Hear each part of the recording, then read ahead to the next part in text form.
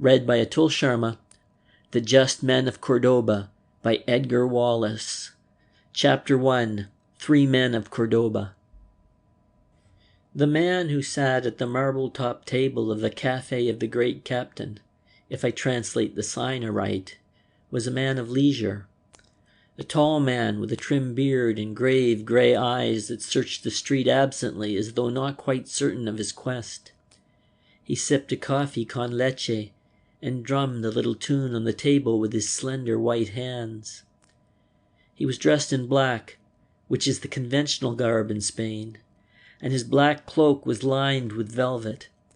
His cravat was of black satin, and his well-fitting trousers were strapped under his pointed boots, in the manner affected by certain caballero. These features of his attire were the most striking, though he was dressed conventionally enough for Cordova. He might have been a Spaniard, for grey eyes are a legacy of the Army of Occupation, and many were the unions between Wellington's rollicking Irishmen and the susceptible ladies of the Estremadura. His speech was flawless. He spoke with the lisp of Andalusia, clipping his words as do the folk of the south. Also, there was evidence of his southern origin in his response to the whining beggar that shuffled painfully to him, holding out crooked fingers for largesse. "In the name of the Virgin and the saints and the God who is above all, I beseech you, Señor, to spare me 10 centimos. The bearded man brought his far-seeing eyes to focus on the palm. "God will provide," he said in the slurred Arabic of Spanish Morocco. "Though I live 100 years," said the beggar monotonously, "I will never cease to pray for your lordship's happiness." He of the velvet-lined cloak looked at the beggar. The mendicant was a man of medium height, sharp-featured, unshaven after the way of his kind, terribly bandaged across his head and one eye. Moreover, he was lame. His feet were shapeless masses of swathed bandages, and his discoloured hands clutched a stick fiercely. "Señor and prince," he whined, "there is between me and the damnable pangs of hunger 10 centimos, and your worship would not sleep this night in comfort thinking of me tossing in famine." "Go in peace," said the other patiently. "Exalted," moaned the beggar, "by the Chico that lay on your mother's knee." He crossed himself. "By the gallery of the saints and the blessed blood of martyrs, I beseech you not to leave me to die by the wayside, when 10 centimos, which is as the paring of your nails, would lead me to a full stomach." The man at the table sipped his coffee, unmoved. "Go with God," he said. Still the man lingered. He looked helplessly up and down the sunlit street. He peered into the cool, dark recess of the café, where an apathetic waiter sat at a table, reading the Heraldo. Then he leant forward, stretching out a slow hand to pick a crumb of cake from the next table. "Do you know Dr. Essley?" he asked in perfect English. The cavalier at the table looked thoughtful. "I do not know him. Why?" he asked in the same language. "You should know him," said the beggar. "He is interesting." He said no more, shuffling a painful progress along the street. The caballero watched him with some curiosity as he made his way slowly to the next café. Then he clapped his hands sharply, and the apathetic waiter, now nodding significantly over his Heraldo, came suddenly to life, collected the bill and a tip which was in proportion to the size of the bill. Though the sky was cloudless and the sun threw blue shadows in the street, those same shadows were immensely cold, for these were the chilly days before the first heat of spring. The gentleman, standing up to his full height, he was well over the 6 feet mark, shook his cloak and lightly threw one end across his shoulder. Then he began to walk slowly in the direction taken by the beggar. The way led him through narrow streets, so narrow that in the walls on either side ran deep recesses to allow the boxes of cartwheels to pass. He overtook the man in the Calle Paraiso, passed him, threading the narrow streets that led to San Fernando. Down this he went, walking very leisurely, then turned to the street of Carrera de Puente, and so came to the shadows of the mosque cathedral, which is dedicated to God and to Allah with delightful impartiality. He stood irresolutely before the gates that opened onto the courtyards, seemed half in doubt, then turned again, going downhill to the bridge of Kalahora. Straight as a die the bridge runs, with its 16 arches that the ancient Moors built. The man with the cloak reached the center of the bridge and leaned over, watching with idle interest the swollen yellow waters of the Guadalquivir. Out of the corner of his eye he watched the beggar come slowly through the gate and walk in his direction. He had a long time to wait, for the man's progress was slow. At last he came sidling up to him, hat in hand, palm outstretched. The attitude was that of a beggar, but the voice was that of an educated Englishman. "Manfred," he said earnestly, "you must see this man, Essley. I have a special reason for asking." "What is he?" The beggar smiled. "I am dependent upon memory to a great extent," he said. "The library at my humble lodgings being somewhat limited, but I have a dim idea that he is a doctor in a suburb of London, rather a clever surgeon." "What is he doing here?" The redoubtable Gonzales smiled again. "There is in Cordova a Dr. Cajallos, from the exalted atmosphere of the Paseo de Gran Capitan, wherein, I understand, you have your luxurious suite. No echo of the underworld of Cordova comes to you.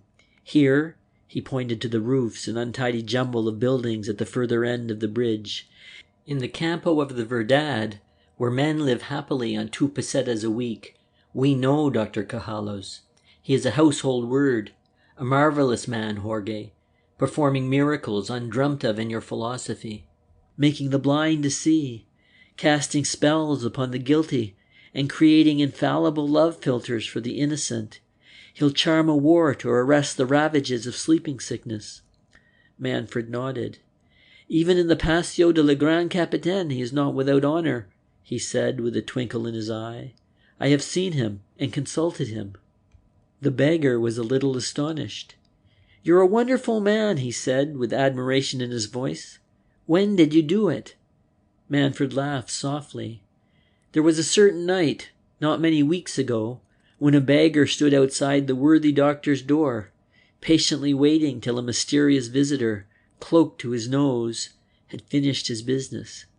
"I remember," said the other, nodding. "He was a stranger from Ronda, and I was curious. Did you see me following him?" "I saw you," said Manfred gravely. "I saw you from the corner of my eye." "It was not you?" asked Gonzales, astonished. "It was I," said the other. "I went out of Cordova to come into Cordova." Gonzales was silent for a moment. "I accept the humiliation," he said. "Now, since you know the doctor, can you see any reason for the visit of a commonplace English doctor to Cordova?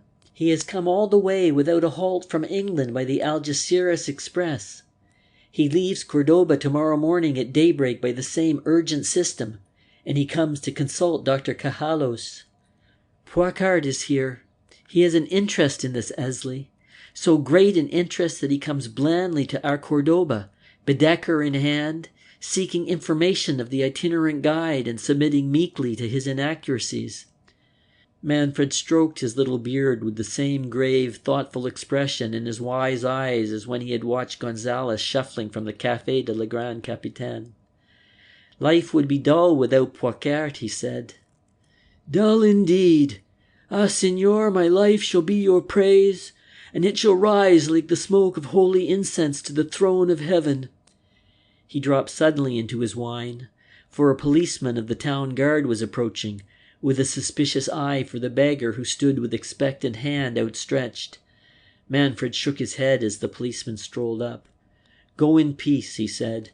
"Dog," said the policeman, his rough hand descending on the beggar's shoulder. "Thief of a thief, be gone lest you offend the nostrils of this illustrious." With arms akimbo he watched the man limp away. Then he turned to Manfred. "If I had seen this scum before, Excellency," he said fiercely, "I should have relieved your presence of his company." "It is not important," said Manfred conventionally. "As for me, the policeman went on, releasing one hand from his hip to curl an insignificant mustache. "I have hard work in protecting rich and munificent caballeros from these swine, and God knows my pay is poor, with 3 hungry mouths to fill, not counting my wife's mother, who comes regularly on feast days and must be taken to the bullfight. Life is hard. More especially, senor, since she is one of those damn proud Andalusian women who must have a seat in the shade at 2 pesetas.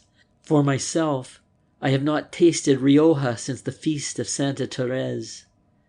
Manfred slipped a peseta into the hand of the uniformed beggar. The man walked by his side to the end of the bridge, retelling his domestic difficulties with the freedom and intimacy which is possible nowhere else in the world.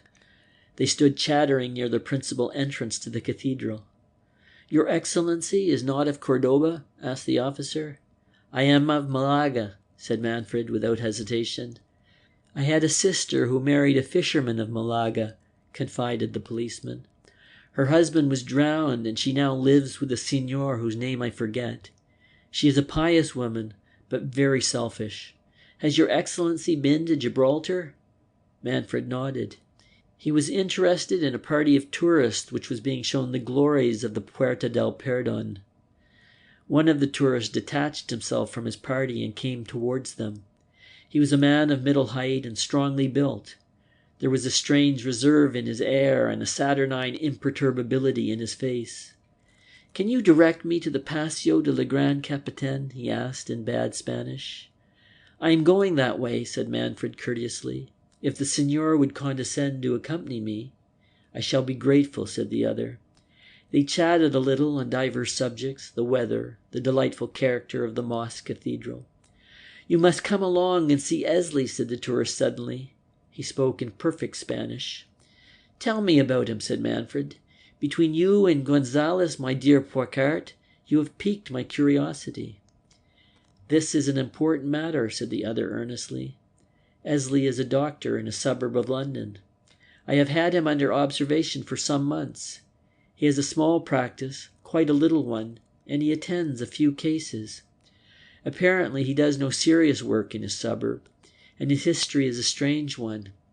He was a student at University College London, and soon after getting his degree left with a youth named Henley for Australia. Henley had been a hopeless failure, and had been badly ploughed in his exams, but the two were fast friends, which may account for their going away together to try their luck in a new country. Neither of them had a relation in the world, except Henley, who had a rich uncle settled somewhere in Canada and whom he had never seen. Arrived in Melbourne, the two started off up country with some idea of making for the new gold diggings, which were in full swing at that time. I don't know where the diggings were. At any rate, it was 3 months before Essley arrived, alone, his companion having died on the road. He does not seem to have started practicing," Poicart went on, "for 3 or 4 years. We can trace his wanderings from mining camp to mining camp, where he dug a little, gambled a lot, and was generally known as Dr. S., probably an abbreviation of Essley. Not until he reached Western Australia did he attempt to establish himself as a doctor. He had some sort of a practice, not a very high-class one, it is true, but certainly lucrative. He disappeared from Coolgardie in 1900. He did not reappear in England until 1908. They had reached the Paseo by now. The streets were better filled than they had been when Manfred had followed the beggar. "I have some rooms here," he said. "Come in and we will have some tea." He occupied a flat over a jeweller's in the Calle Moraria. It was a well-furnished apartment, and especially blessed in the matter of light, explained Manfred as he inserted the key. He put a silver kettle on the electric stove. "The table is laid for 2, questioned Poicart. "I have visitors," said Manfred with a little smile. "Sometimes the begging profession becomes an intolerable burden to our Leon, and he enters Cordova by rail, a most respectable member of society, full of a desire for the luxury of life and stories. Go on with yours, Poicart. I am interested." The tourist seated himself in a deep armchair. "Where was I?" he asked. "Oh, yes. Dr. Essley disappeared from Coolgardie, and after an obliteration of 8 years reappeared in London. In any exceptional circumstances? No, very ordinarily. He seems to have been taken up by the newest kind of Napoleon. A Colonel Black? Asked Manfred, raising his eyebrows. Poicart nodded. The same meteor, he said. At any rate, Essley, thanks to what practice he could steal from other practitioners in his own suburb, somewhere in the neighbourhood of Forest Hill, and what practice Napoleon's recommendation gave him, seems to be fairly well off. He first attracted my attention. There came a tap at the door, and Manfred raised his finger warningly. He crossed the room and opened the door. The concierge stood outside, cap in hand. Behind him and a little way down the stairs was a stranger, obviously an Englishman. "A signor to see your excellency," said the concierge. "My house is at your disposal," said Manfred, addressing the stranger in Spanish. "I am afraid I do not speak good Spanish," said the man on the stairs. "Will you come up?" asked Manfred, in English. The other mounted the stairs slowly. He was a man of 50. His hair was grey and long. His eyebrows were shaggy, and his underjaw stuck out and gave his face an appearance which was slightly repulsive. He wore a black coat and carried a big, soft wide-awake in his gloved hand. He peered round the room from one to the other. "My name," he said, "is Essley." He pronounced the word, lingering upon the double S till it sounded like a long hiss. "Essley," he repeated as though he derived some satisfaction from the repetition. "Dr. Essley." Manfred motioned him to a chair, but he shook his head. "I'll stand," he said harshly. "When I have business, I stand." He looked suspiciously at Poicart. "I have private business," he said pointedly. "My friend has my complete confidence," said Manfred. He nodded grudgingly. "I understand," he said, "that you are a scientist and a man of considerable knowledge of Spain." Manfred shrugged his shoulders. In his present role he enjoyed some reputation as a quasi-scientific litterateur, and under the name of de la Monte had published a book on modern crime. "Knowing this," said the man, "I came to Cordova having other business also, but that will keep." He looked round for a chair, and Manfred offered one, into which he sat, keeping his back to the window. "Mr. de la Monte," said the doctor, leaning forward with his hands on his knees and speaking very deliberately, "you have some knowledge of crime?" "I have written a book on the subject," said Manfred, "which is not necessarily the same thing." "I had that fear," said the other bluntly. "I was also afraid that you might not speak English. Now I want to ask you a plain question, and I want a plain answer. So far as I can give you this, I shall be most willing," said Manfred. The doctor twisted his face nervously then. "Have you ever heard of the 4 just men?" he asked. There was a little silence. "Yes," said Manfred calmly. "I have heard of them." "Are they in Spain?" The question was put sharply. "I have no exact knowledge," said Manfred. "Why do you ask?" "Because—" the doctor hesitated. "Oh, well, I am interested. It is said that they unearth villainy that the law does not punish. They kill, eh?" His voice was sharper. His eyelids narrowed till he peered from one to the other through slits. "Such an organization is known to exist," said Manfred, "and one knows that they do hap upon unpunished crime, and punish." "Even to killing?" "They even kill," said Manfred gravely. "And they go free?" The doctor leapt to his feet with a snarl and flung out his hands in protest. "They go free? All the laws of all nations cannot trap them? A self-appointed tribunal. Who are they to judge and condemn? Who gave them the right to sit in judgment? There is a law. If a man cheats it—" He checked himself suddenly, shook his shoulders, and sank heavily into the chair again. "So far as I can secure information upon the subject," he said roughly, "these men are no longer an active force. They are outlawed. There are warrants for them in every country." Manfred nodded. "That is very true," he said gently. "But whether they are an active force, time must reveal." "There were 3?" The doctor looked up quickly. "And they usually find a 4th? An influential 4th?" Manfred nodded again. "So I understand." Dr. Essley twisted uncomfortably in his chair. It was evident that the information or assurance he expected to receive from this expert in crime was not entirely satisfactory to him. "And they are in Spain?" he asked. "So it is said." "They are not in France, they are not in Italy, they are not in Russia, nor in any of the German states," said the doctor resentfully. "They must be in Spain." He brooded a while in silence. "Pardon me," said Poicart, who had been a silent listener, "but you seem very interested in these men. Would it be offensive to you if I asked you to satisfy my curiosity as to why you should be anxious to discover their whereabouts?" "Curiosity also," said the other quickly. "In a sense, I am a modest student of crime, as her friend de la Monte is." "An enthusiastic student," said Manfred quietly. "I hope that you would be able to give me some help," Essley went on, unmindful of the significant emphasis of the other's tones. "Beyond the fact that they may be in Spain, which after all is conjectural, I have learnt nothing." "They may not even be in Spain," said Manfred as he accompanied his visitor to the door. "They may not even be in existence. Your fears may be entirely groundless." The doctor whipped round, white to the lips. "Fears?" he said, breathing quickly. "Did you say fears?" "I am sorry," laughed Manfred easily. "My English is perhaps not good." "Why should I fear them?" demanded the doctor aggressively. "Why should I? Your words are chosen very unwisely, sir. I have nothing to fear from the 4 just men, or from any other source." He stood panting in the doorway like a man who is suddenly deprived of breath. With an effort he collected himself, hesitated a moment, and then with a stiff little bow left the room. He went down the stairs, out to the street, and turned into the patio. There was a beggar at the corner who raised a languid hand. "Por Dios!" he whined.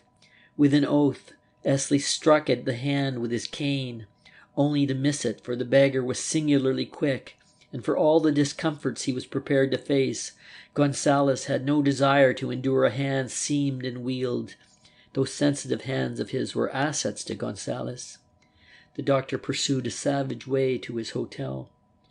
Reaching his room, he locked the door and threw himself into a chair to think. He cursed his own folly. It was madness to have lost his temper even before so insignificant a person as a Spanish dilettante in science. There was the first half of his mission, finished, and it was a failure. He took from the pocket of his overcoat, hanging behind the door, a Spanish Baedeker. He turned the leaves till he came to a map of Cordova. Attached to this was a smaller plan, evidently made by somebody who knew the topography of the place better than he understood the rules of cartography. He had heard of Dr. Cajallo's first from a Spanish anarchist he had met in some of his curious nocturnal prowlings in London.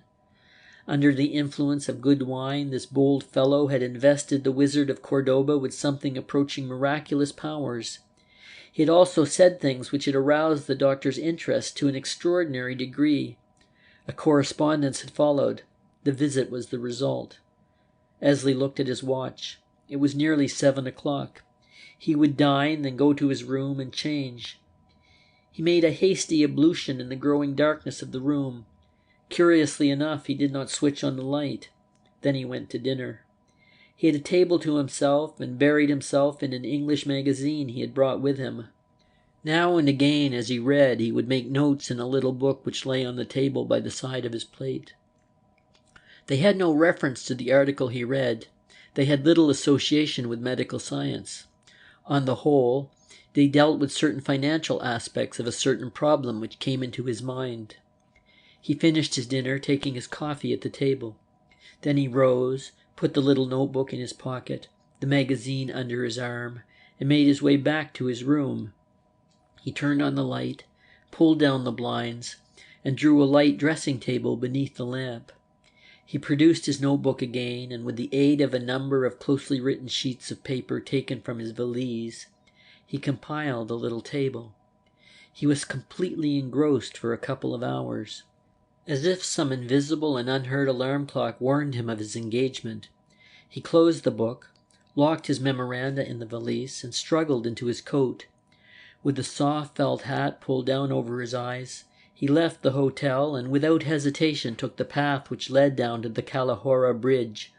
The streets through which he passed were deserted, but he had no hesitation, knowing well the lawful character of these unprepossessing little Spanish suburbs. He plunged into a labyrinth of narrow streets. He had studied his plan to some purpose, and only hesitated when he reached a cul-de-sac which was more spacious than the street from which it opened. One oil lamp at the further end added rather to the gloom. Tall, windowless houses rose on either side, and each was pierced by a door. On the left door the doctor, after a moment's hesitation, knocked twice. Instantly it opened noiselessly. He hesitated. "Enter," said a voice in Spanish. "The señor need not fear." He stepped into the black void, and the door closed behind him. "Come this way," said the voice. In the pitch darkness he could make out the indistinct figure of a little man. The doctor stepped inside and surreptitiously wiped the sweat from his forehead. The old man lit a lamp, and Essley took stock of him. He was very little, scarcely more than 4 feet in height. He had a rough white beard and head as bald as an egg. His face and hands were alike grimy, and his whole appearance bore evidence of his aversion to water. A pair of black twinkling eyes were set deeply in his head, and the puckering lines about them revealed him as a man who found humor in life. This was Dr. Cajallos, a famous man in Spain, though he had no social standing.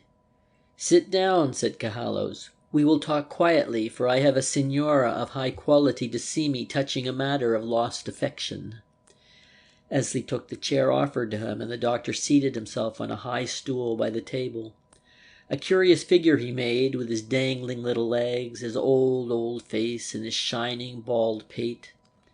"I wrote to you on the subject of certain occult demonstrations," began the doctor, but the old man stopped him with a quick jerk of the hand. "You came to see me, señor, because of a drug I have prepared," he said. "A preparation of—" Essley sprang to his feet. "I did not tell you so," he stammered. "The Green Devil told me," said the other seriously. "I have many talks with the foot-draggers, and they speak very truly. I thought—" "Look," said the old man. He leapt down from his high perch with agility. In the dark corner of one of the rooms were some boxes, to which he went. Essley heard a scuffling, and by the old man came back, holding by the ears a wriggling rabbit. With his disengaged hand he unstoppered a little green bottle on the table. He picked a feather from the table, dipped the point gingerly into the bottle. Then, very carefully, he lightly touched the nose of the rabbit with the end of the feather, so lightly indeed that the feather hardly brushed the muzzle of the animal. Instantly, with no struggle, the rabbit went limp, as though the life essence had been withdrawn from the body. Cajallos replaced the stopper and thrust the feather into a little charcoal fire that burnt dully in the center of the room. "Pay," he said briefly, "but my preparation." He laid the dead animal on the floor at the feet of the other. "Señor," he said proudly, "you shall take that animal and examine it. You shall submit it to tests beyond patience, yet you shall not discover the alkaloid that killed it." "That is not so," said Essley, "for there will be contraction of the pupil, which is an invariable sign." "Search also for that," said the old man triumphantly. Essley made the superficial tests. There was not even this invariable symptom. A dark figure pressed close to the wall outside, listened. He was standing by the shuttered window. He held to his ear a little ebonite tube with a microphonic receiver, and the rubber which covered the bell-like end was pressed against the shutter. For half an hour he stood thus, almost motionless. Then he withdrew silently and disappeared into the shadows of the orange grove that grew in the center of the long garden. As he did so, the door of the house opened, and, with lantern in hand, Cajallos showed his visitor into the street. "The devils are greener than ever," chuckled the old man. "Hey, there will be happenings, my brother." Essley said nothing. He wanted to be in the street again. He stood quivering with nervous impatience as the old man unfastened the heavy door, and when it swung open he almost leaped into the street outside. "Goodbye," he said. "Go with God," said the old man, and the door closed noiselessly. End of Chapter 1.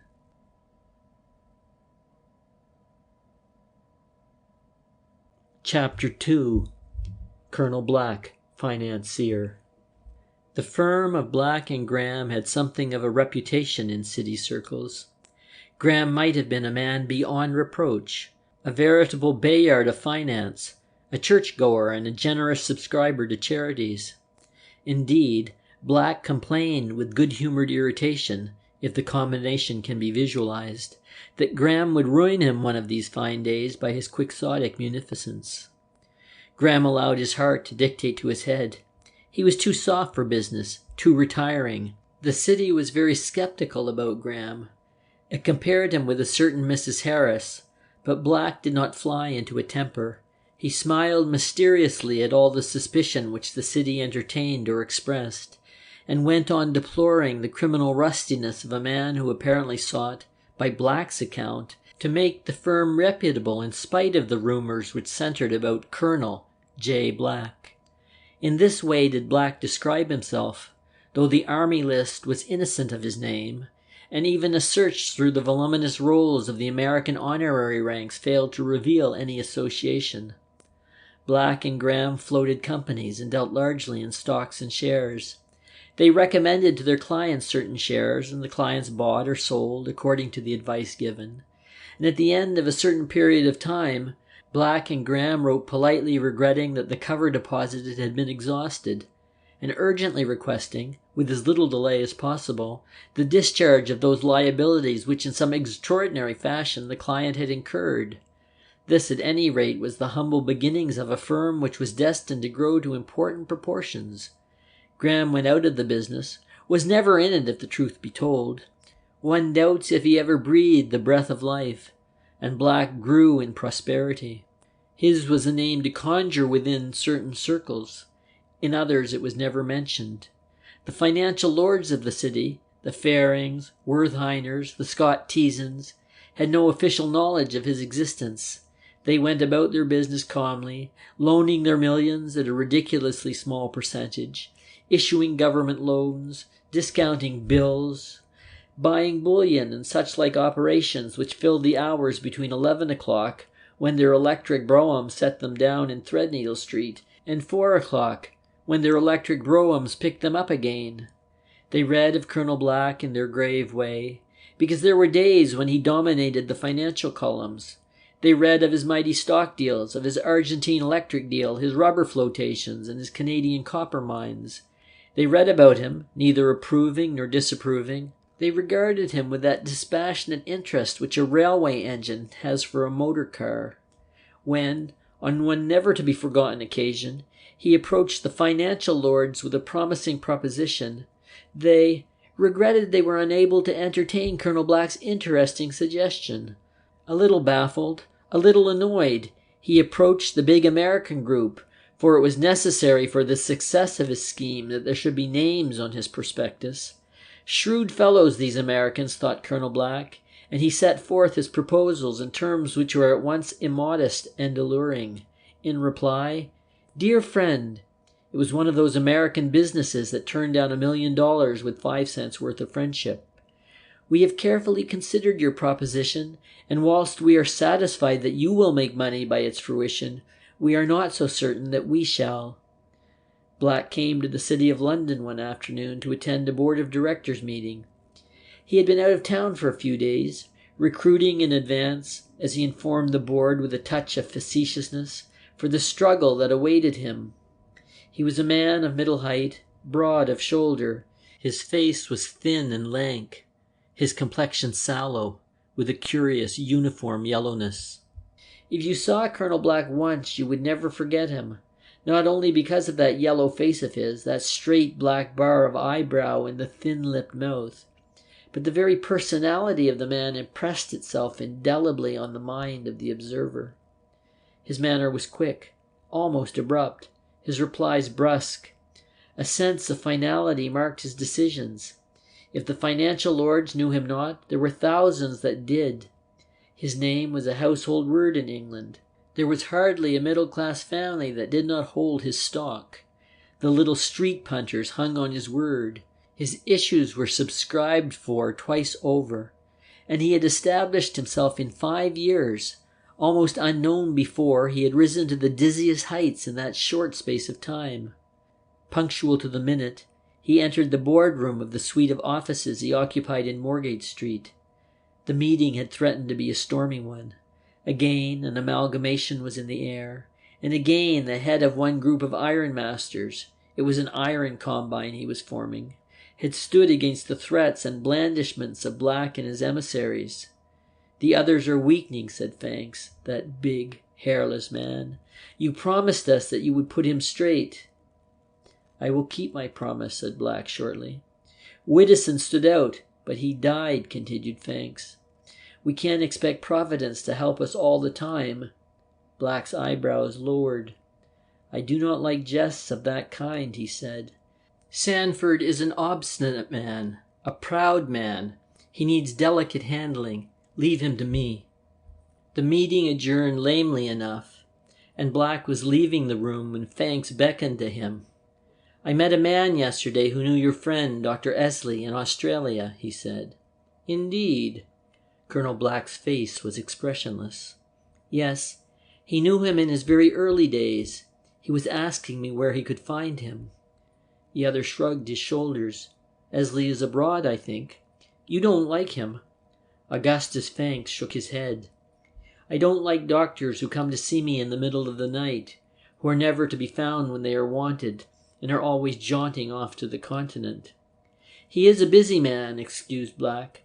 "By the way, where is your friend staying?" "He isn't a friend. He's a sort of prospector, name of Weld, who has come to London with a mining proposition. He is staying at Varlet's Temperance Hotel in Bloomsbury." "I will tell Essley when he returns," said Black, nodding his head. He returned to his private office in a thoughtful mood. All was not well with Colonel Black. Reputedly a millionaire, he was in the position of many a financier who counted his wealth in paper. He had got so far climbing on the shadows. The substance was still beyond his reach. He had organized successful combinations, but the cost had been heavy. Millions had flowed through his hands, but precious little had stuck. He was that curious contradiction, a dishonest man with honest methods. His schemes were financially sound, yet it had needed almost superhuman efforts to get them through. He was in the midst of an unpleasant reverie when a tap on the door aroused him. It opened to admit Fanks. He frowned at the intruder, but the other pulled up a chair and sat down. "Look here, Black," he said. "I want to say something to you." "Say it quickly." Fanks took a cigar from his pocket and lit it. "You've had a marvelous career," he said. "I remember when you started with the little bucket shop. Well, we won't call it a bucket shop," he said hastily as he saw the anger rising in the other's face. "Outside brokers. You had a mug. I mean an inexperienced partner who found the money." "Yes." "Not the mysterious Graham, I think. His successor. There was nothing mysterious about Graham." "A successor named Flint?" "Yes." "He died unexpectedly, didn't he?"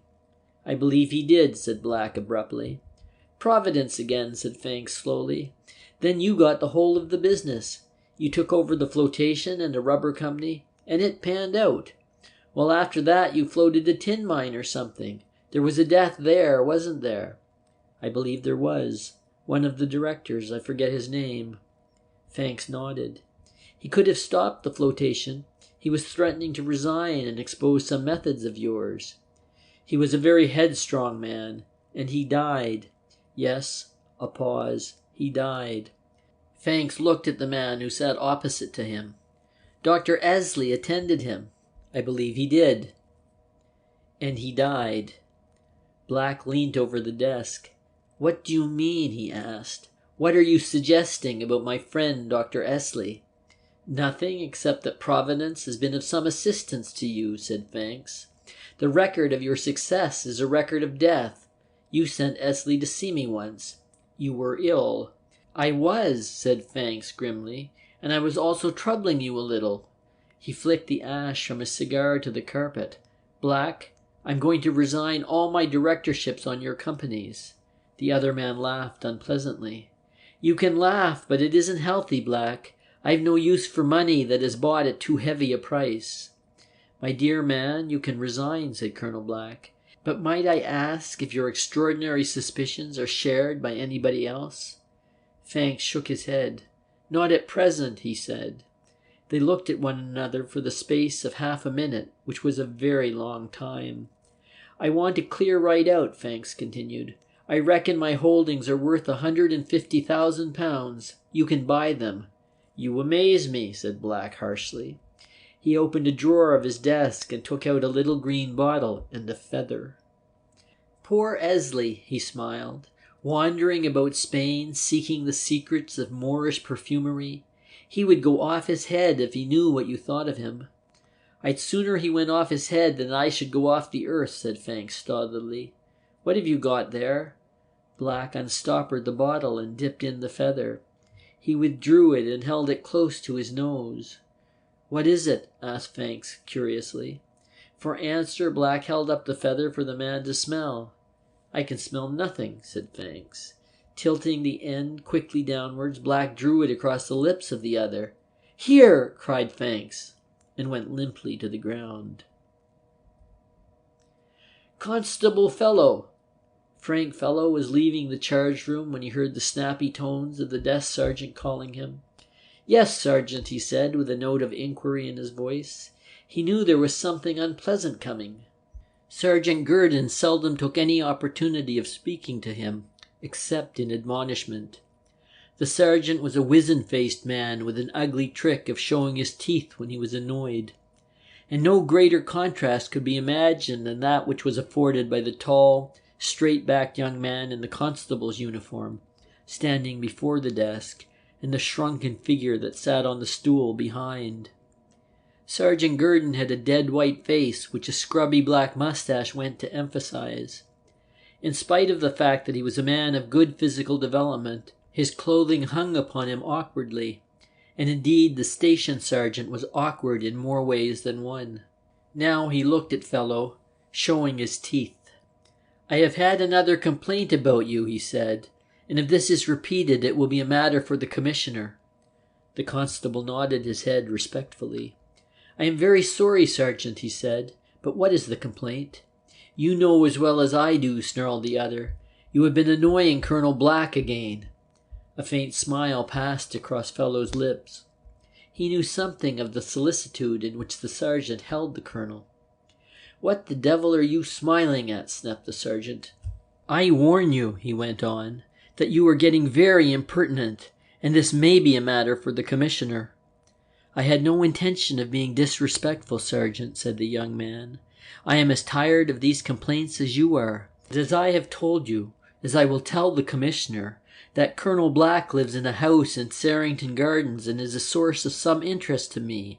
That is my excuse." "He complains that you were always watching the house," said the sergeant, and Constable Fellow smiled.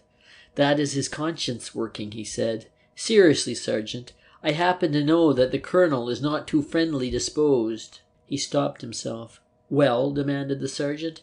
"Well," repeated Constable Fellow, "it might be as well perhaps if I kept my thoughts to myself." The sergeant nodded grimly.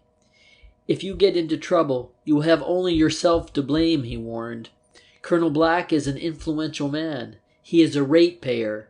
Don't forget that, Constable. The ratepayers pay your salary, find the coat for your back, feed you. You owe everything to the ratepayers."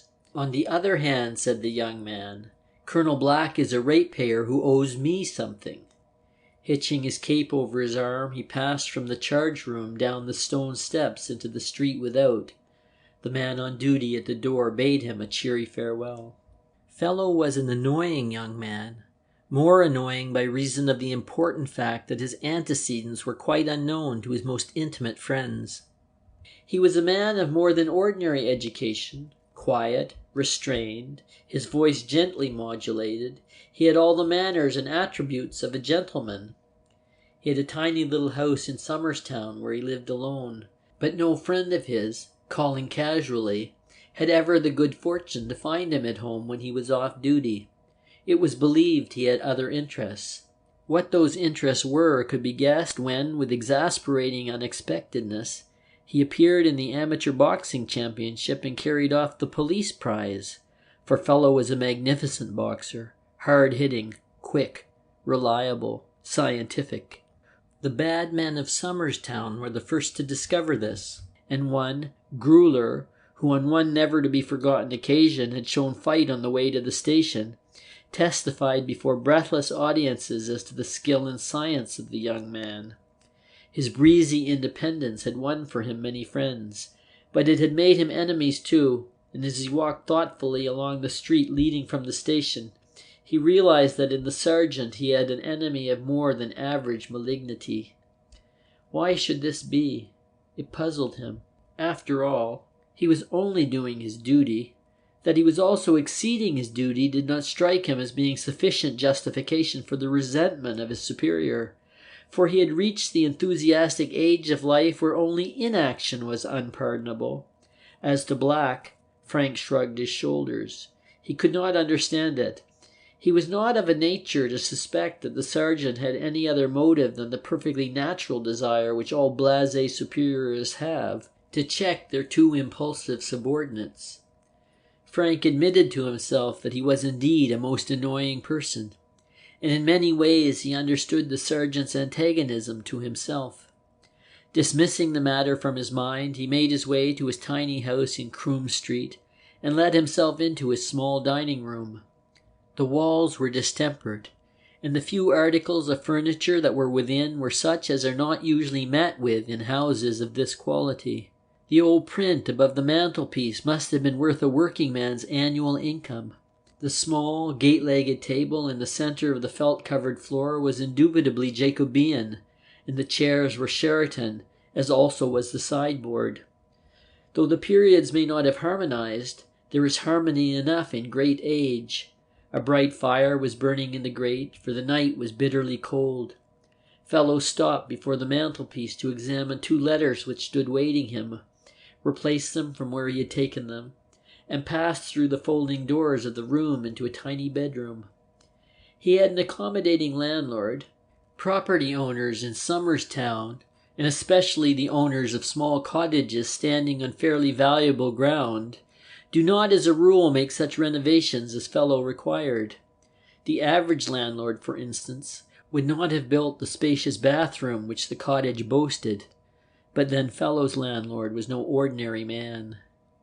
The young man bathed, changed himself into civilian clothing, made himself a cup of tea, and slipping into a long overcoat which reached to his heels, left the house half an hour after he had entered.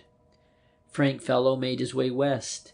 He found a taxicab at King's Cross and gave an address in Piccadilly. Before he had reached that historic thoroughfare, he tapped at the window glass and ordered the cabman to drop him. At 11 o'clock that night, Sergeant Gurdon, relieved from his duty, left the station house. Though outwardly taciturn and calm, he was boiling internally with wrath. His antipathy to Fellow was a natural one, but it had become intensified during the past few weeks by the attitude which the young man had taken up toward the sergeant's protégé. Gurdon was as much of a mystery to the men in his division as Fellow, and even more so because the secrecy which surrounded Gurdon's life had a more sinister import than the reservation of the younger man. Gurdon was cursed with ambition. He had hoped at the outset of his career to have secured distinction in the force, but a lack of education, coupled with an address which was apt to be uncouth and brusque, had militated against his enthusiasm. He had recognized the limitations placed upon his powers by the authorities over him. He had long since come to realize the hope of promotion, first to an inspectorship, and eventually to that bright star which lures every policeman onward, and which is equivalent to the baton popularly supposed to be in every soldier's knapsack. A superintendentship was not for him. Thwarted ambition had to find a new outlet, and he concentrated his attention upon acquiring money. It became a passion for him, an obsession. His parsimony, his meanness, and his insatiable greed were bywords throughout the metropolitan police force. It had become a mania with him, this collecting of money, and his bitterest enmity was reserved for those who placed the slightest obstacle between the officer and the gratification of his ambitions. It must be said of Colonel Black that he had been most kind. Cupidity takes a lenient view of its benefactor's morals, and though Sergeant Gurdon was not the kind of man willingly to help the lawless, no person could say that an outside broker, undetected of fraud, was anything but a desirable member of society. Black had made an appointment with him. He was on his way now to keep it. The colonel lived in one of those one-time fashionable squares in Camden Town. He was obviously well off, ran a car of his own, and had furnished number 60 Sarrington Gardens with something like lavish comfort.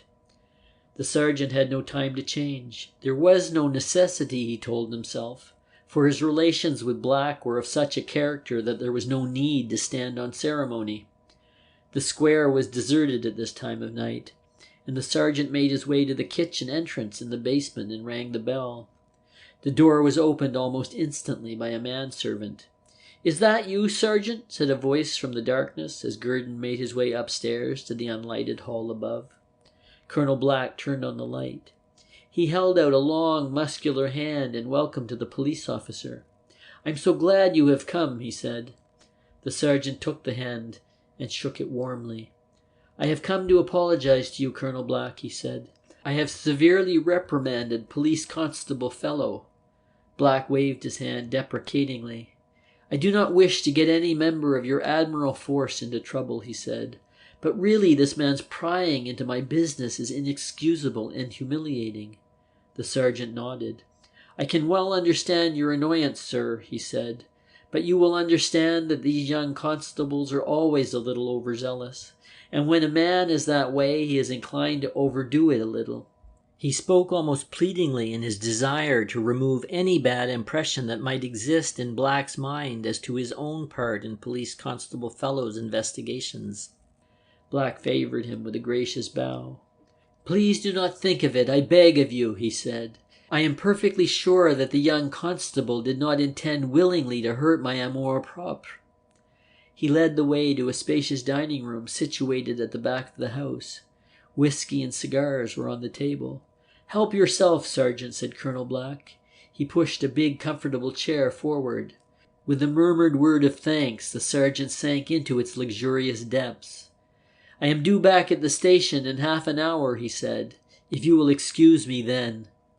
Black nodded. "We shall be able to do our business in that time," he said. "But before we go any further, let me thank you for what you have already done." From the inside pocket of his coat he took a flat pocketbook, opened it and extracted 2 banknotes. He laid them on the table at the sergeant's elbow. The sergeant protested feebly, but his eyes twinkled at the sight of the crinkling paper. "I don't think I have done anything to deserve this," he muttered. Colonel Black smiled and his big cigar tilted happily. "I pay well for little services, Sergeant," he said. "I have many enemies, men who will misrepresent my motives, and it is essential that I should be forewarned." He strode up and down the apartment thoughtfully, his hands thrust into his trousers pockets. "It is a hard country, England," he said, "for men who have had the misfortune to dabble in finance." Sergeant Gurdon murmured sympathetically. "In our business, Sergeant," the aggrieved colonel went on, "it frequently happens that disappointed people who have not made the profits which they anticipated, bring extraordinary accusations against those responsible for the conduct of those concerns in which their money is invested. I had a letter today," he shrugged his shoulders, "accusing me, of running a bucket shop." The sergeant nodded. He could well understand that aspect of speculation. "And one has friends," Black went on, striding up and down the apartment. "One has people one wants to protect against similar annoyances. Take my friend, Dr. Essley. Essley, E-S-S-L-E-Y. He spelt the name carefully. You have heard of him?" The sergeant had not heard of any such body, but was willing to admit that he had. "There is a man," said the colonel. "A man absolutely at the head of his profession. I shouldn't be surprised to learn that even he is no safer from the voice of slander." The sergeant thought it very likely and murmured to the effect. "There is always a possibility that malignity will attach itself to the famous," the colonel continued. "And because I know that you would be one of the first to hear such slander, and that you would moreover afford me an opportunity, a private opportunity, of combating such slander, that I feel such security. God bless you, Sergeant." He patted the other's shoulder, and Gurdon was genuinely affected. "I can quite understand your position, sir," he said, "and you may be sure that when it is possible to render you any assistance, I shall be most happy and proud to render it." Again Colonel Black favoured his visitor with a little pat. "Or to Dr. Essley," he said. "Remember the name. Now, Sergeant," he went on, "I sent for you tonight." He shrugged his shoulders. "When I say sent for you, that, of course, is an exaggeration. How can a humble citizen like myself command the services of an officer of the police?" Sergeant Gurdon fingered his mustache self-consciously. "It is rather," the colonel went on, "that I take advantage of your inestimable friendship to seek your advice." He stopped in his walk, drew a chair opposite to where the sergeant was sitting, and seated himself. "Constable Fellow, the man of whom I have complained, had the good fortune to render a service to the daughter of Mr. Theodore Sandford. I see you know the gentleman." The sergeant nodded. He had heard of Mr. Theodore Sandford, as who had not?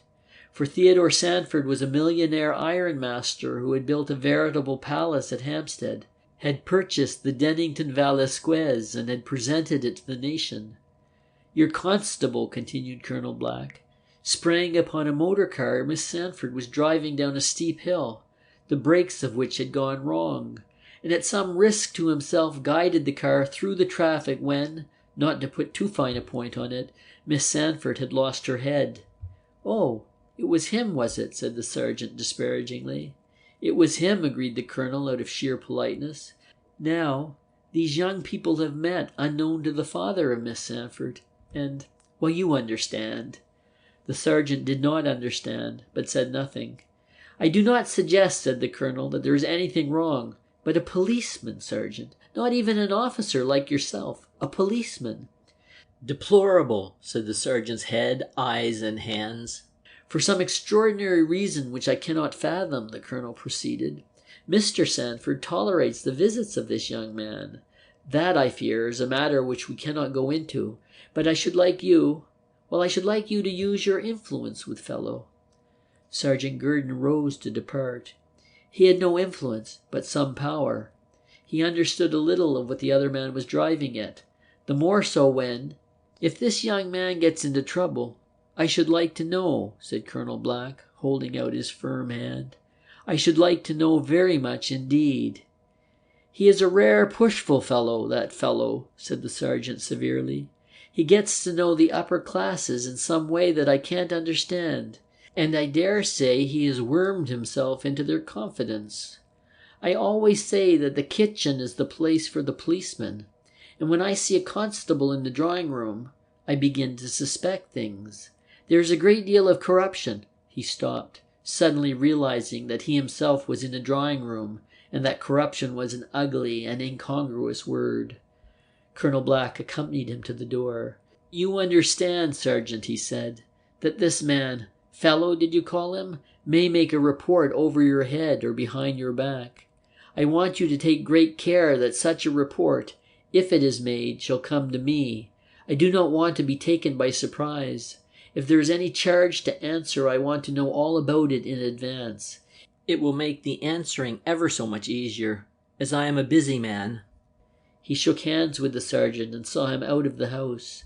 Sergeant Gurdon went back to the station with a brisk step and a comforting knowledge that the evening had been well spent. End of Chapter 2.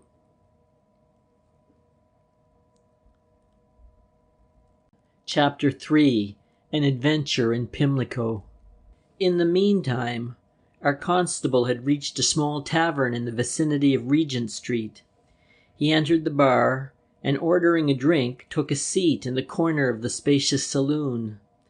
There were 2 or 3 people about. There were 2 or 3 men drinking at the bar and talking, men in loud suits who cast furtive glances at every newcomer. He knew them to be commonplace criminals of the first type. They did not engage his attention. He flew higher.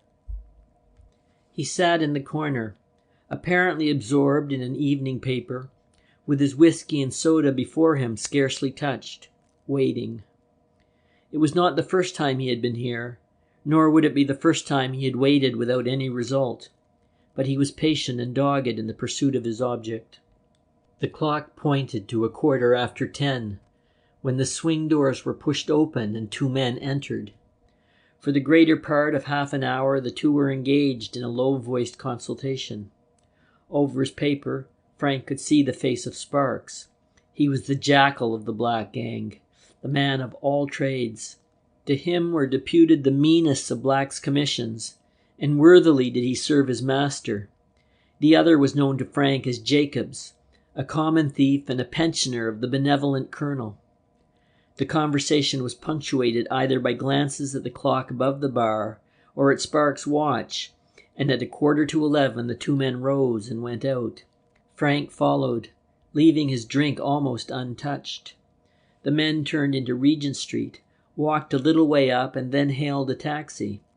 Another cab was passing. Frank beckoned it. "Follow that yellow cab," he said to the driver, "and keep a reasonable distance behind, and when it sets down, pass it and drop me further along the street." The man touched his cap. The two cabs moved on. They went in the direction of Victoria, passed the great station on the left, turned down Grosvenor Road on the right, and were soon in the labyrinth of streets that constitute Pimlico. The first cab pulled up at a big, gaunt house in a street which had once been fashionable, but which now hovered indescribably between slums and shabby gentility. Frank saw the two men get out and descended himself a few hundred yards further along on the opposite side of the street. He had marked the house. There was no difficulty in distinguishing it. A brass plate was attached to the door announcing it to be an employment agency, as indeed it was. His quarry had entered before he strode across towards the house. He crossed the road and took a position from whence he could watch the door. The half hour after 12 had chimed from a neighbouring church before anything happened. A policeman on his beat had passed Frank with a resentful sidelong glance, and the few pedestrians who were abroad at that hour viewed him with no less suspicion. The chime of the neighbouring church had hardly died away when a private car came swiftly along the road and pulled up with a jerk in front of the house. A man descended. From where he stood, Frank had no difficulty in recognizing Black. That he was expected was evident from the fact that the door was immediately open to him. 3 minutes later, another car came down the street and stopped a few doors short of the house, as though the driver was not quite certain as to which was his destination. The newcomer was a stranger to Frank.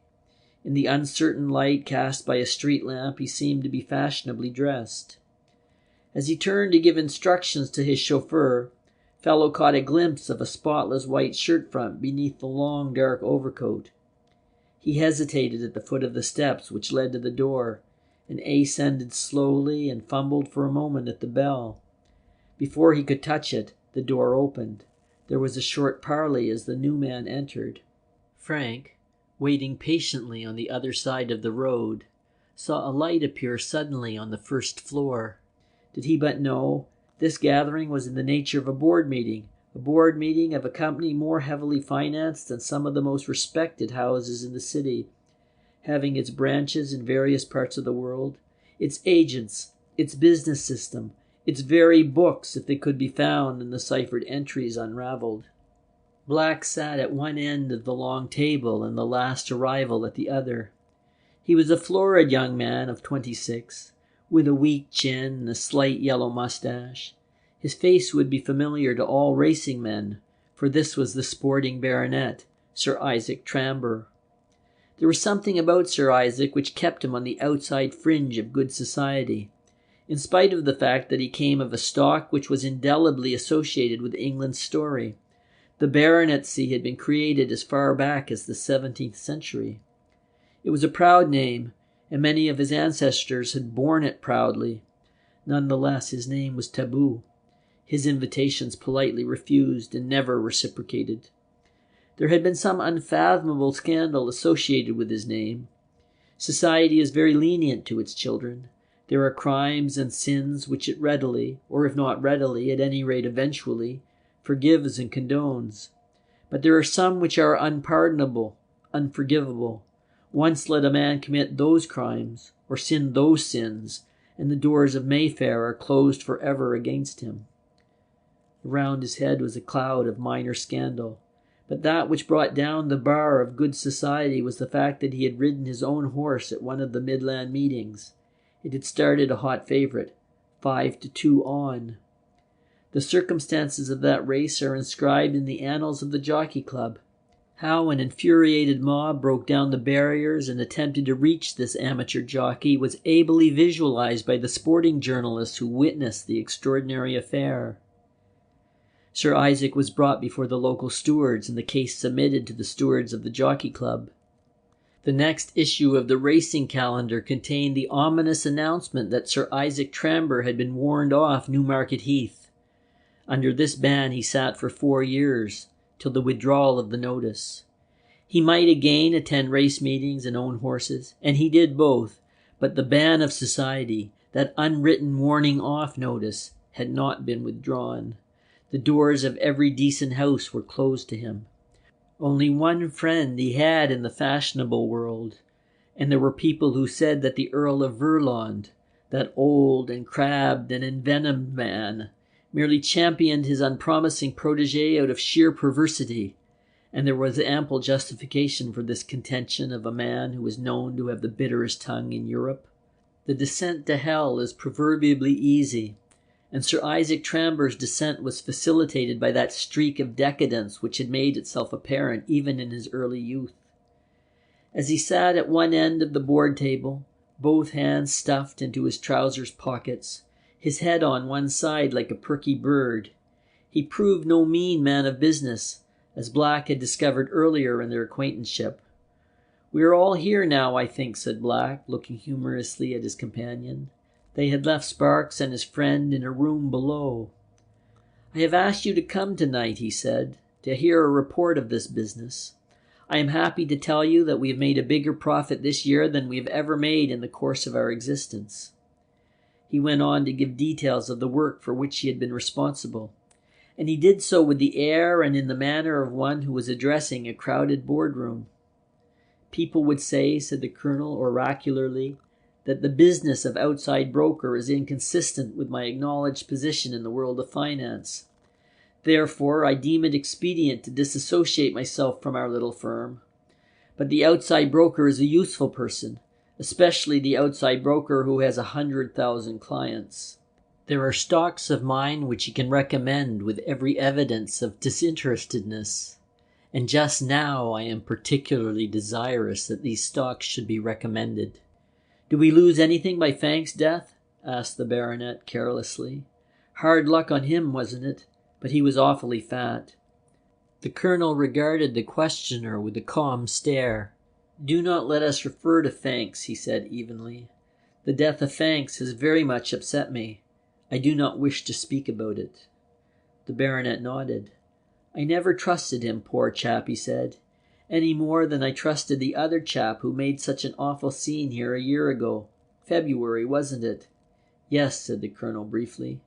"It's lucky for us he died too," said the tactless aristocrat, "because—" "We'll get on with business." Colonel Black almost snarled the words.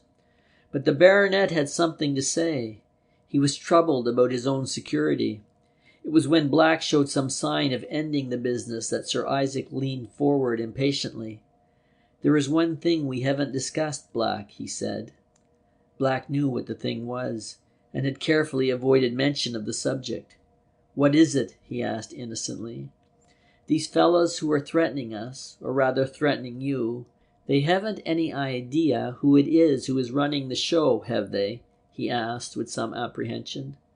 Black shook his head smilingly. "I think not," he said. "You are speaking, of course, of the 4 just men." Sir Isaac gave a short nod. "Yes," Black went on with an assumption of indifference. "I have had an anonymous letter from these gentlemen. As a matter of fact, my dear Sir Isaac, I haven't the slightest doubt that the whole thing is a bluff." "What do you mean by a bluff?" demanded the other. Black shrugged his shoulders.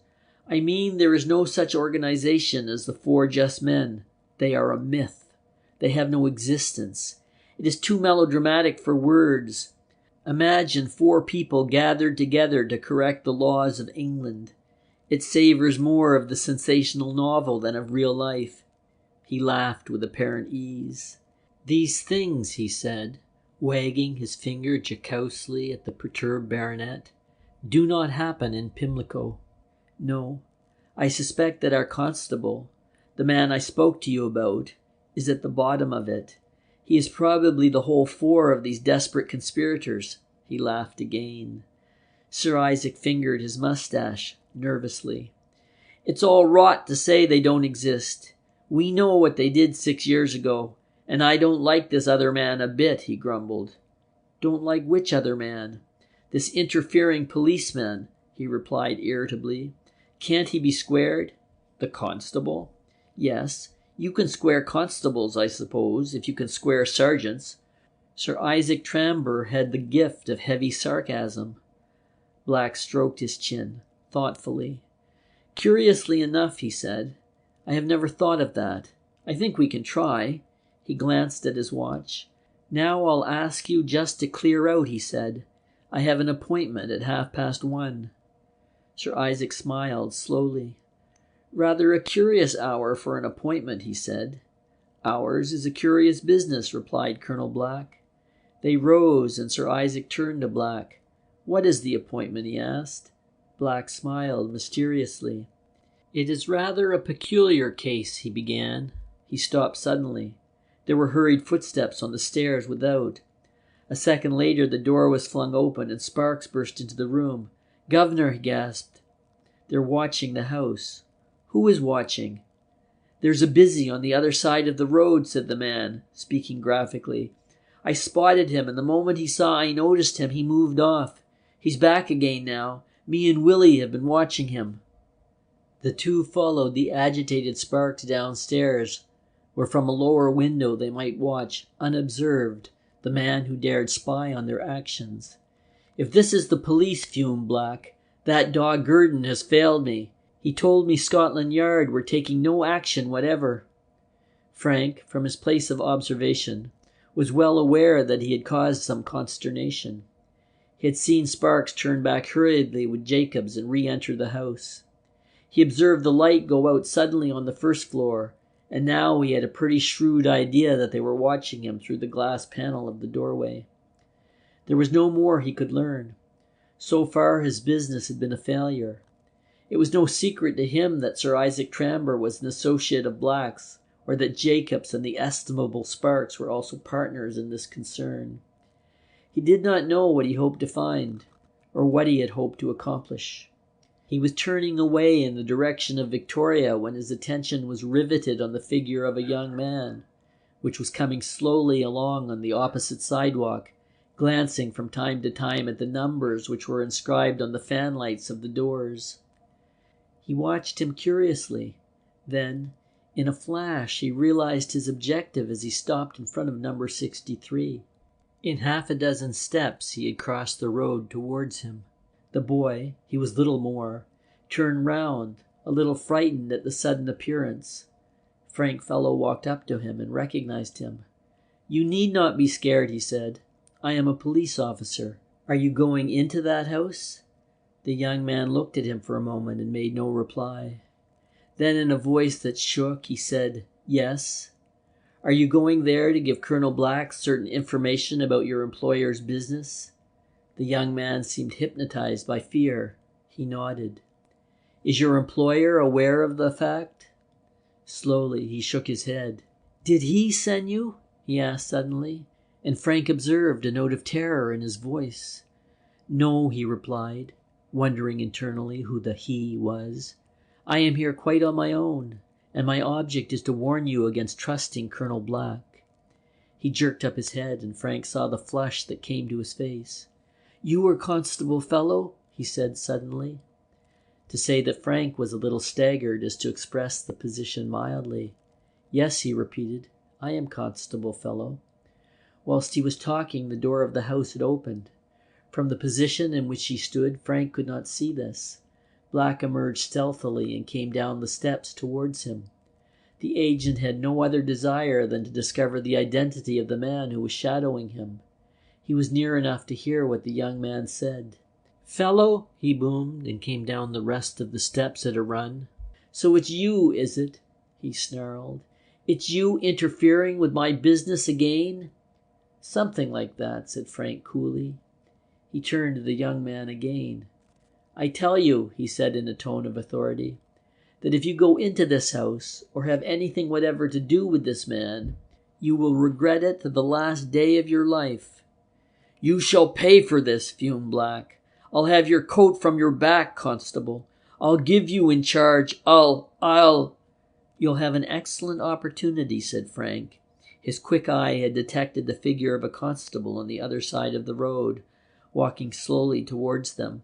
"There's a policeman over there. Call him now and give me in charge. There's no reason why you shouldn't. No reason why you should want to avoid publicity of the act." "Oh, no, no." It was the youth who spoke. "Colonel Black, I must come another time." He turned furiously on Frank. "As to you," he began, gaining courage from Black's presence. "As to you," retorted Frank, "avoid bad company." He hesitated, then turned and walked quickly away, leaving the two men alone on the pavement. The three watchers in the hall eyed the scene curiously, and two of them at least anticipated instructions from Black which would not be followed by pleasant results for Frank. With an effort, however, Black controlled his temper. He too had seen the shadow on the other side of the road. "Look here, constable fellow," he said with forced geniality. "I know you're wrong, and you think you're right. Just come inside and let's argue this matter out." He waited, his nimble mind evolving a plan for dealing with this dangerous enemy. He did not imagine that Frank would accept the invitation, and he was genuinely astounded when, without another word, the constable turned and slowly ascended the steps to the door. End of Chapter 3.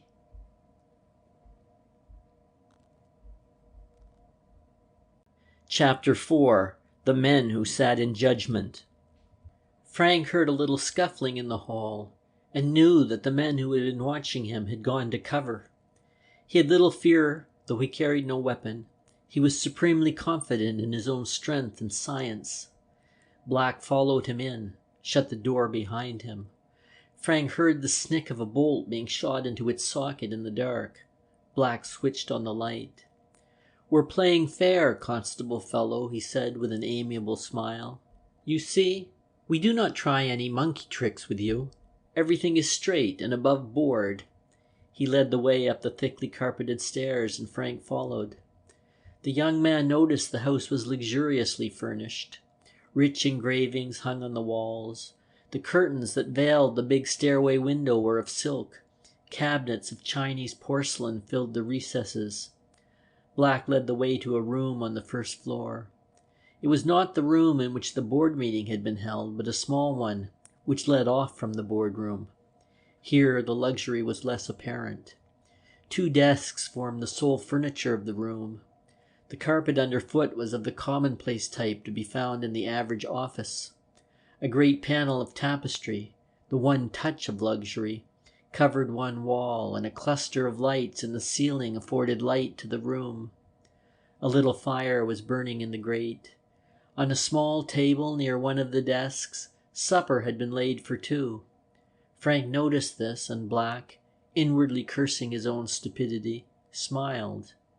"It looks as though I expected you," he said easily. "Though as a matter of fact I have some friends here tonight, and one of them is staying to supper."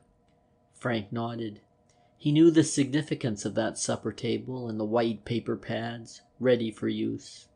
"Sit down," said Black, and himself sat at one of the desks. Frank seated himself slowly at some distance from the other, half turning to face the man whom he had set himself to ruin.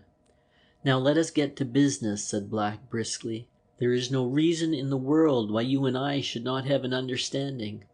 I'm a businessman, you're a businessman, and a smart young man too," he said approvingly. Frank made no reply. He knew what was coming. "Now suppose," Black continued reflectively, "suppose we make an arrangement like this. You imagine that I am engaged in a most obnoxious type of business. Oh, I know," he went on deprecatingly. "I know. You're under the impression that I'm making huge profits, that I'm robbing people by bucket shop methods. I needn't tell you, Constable, that I am most grieved and indignant that you should have entertained so low an opinion of my character." His voice was neither grieved nor indignant. Indeed, the tone he employed was a cheerful admission of fault. "Now I am quite content you should investigate my affairs first hand. You know we receive a large number of accounts from all over the continent, and that we pay away enormous sums to clients who, well, shall we say, gamble on margins." "You can say what you like," said Frank. "Now," said Black, "suppose you go to Paris, Constable. You can easily get leave. Or go into the provinces, to any of the big towns in Great Britain where our clients reside, and interview them for yourself as to our honesty. Question them. I'll give you a list of them. I don't want you to do this at your own expense." His big hands were outstretched in protest. "I don't suppose you have plenty of money to waste on that variety of excursion. Now, I will hand you tonight, if you like, a couple of £100, and you shall use this just as you like to further your investigations. How does that strike you?" Frank smiled. "It strikes me as devilish ingenious," he said. "I take the couple of £100, and I can either use it for the purpose you mentioned, or I can put it to my own account, and no questions will be asked. Do I understand aright?" Colonel Black smiled and nodded. His strong yellow face puckered in internal amusement. "You are a singularly sharp young man," he said. Frank rose. "There's nothing doing," he said. Colonel Black frowned. "You mean you refuse?" he said. Frank nodded. "I refuse," he said. "Absolutely. You can't bribe me with £200 or with £2,000, Black. I am not to be bought. I believe you are one of the most dangerous people society knows. I believe that both here and in the city you are running on crooked lines. I shall not rest until I have you in prison." Black rose slowly to his feet. "So that's it, is it?" he said. There was menace and malignity in his tones. A look of implacable hatred met Fellowes' steady gaze. "You will regret this," he went on gratingly. "I have given you a chance that most young men would jump at. I could make that 300. If you were to make it 3,300 or 33,000, said Frank impatiently, there would be no business done. I know you too well, Black. I know more about you than you think I know." He took up his hat and examined the interior thoughtfully. "There is a man wanted in France, an ingenious man who initiated get-rich-quick banks all over the country, particularly in Lyon and the south. His name is Olaroff," he said carefully. "There's quite a big reward offered for him. He had a partner who died suddenly." Black's face went white.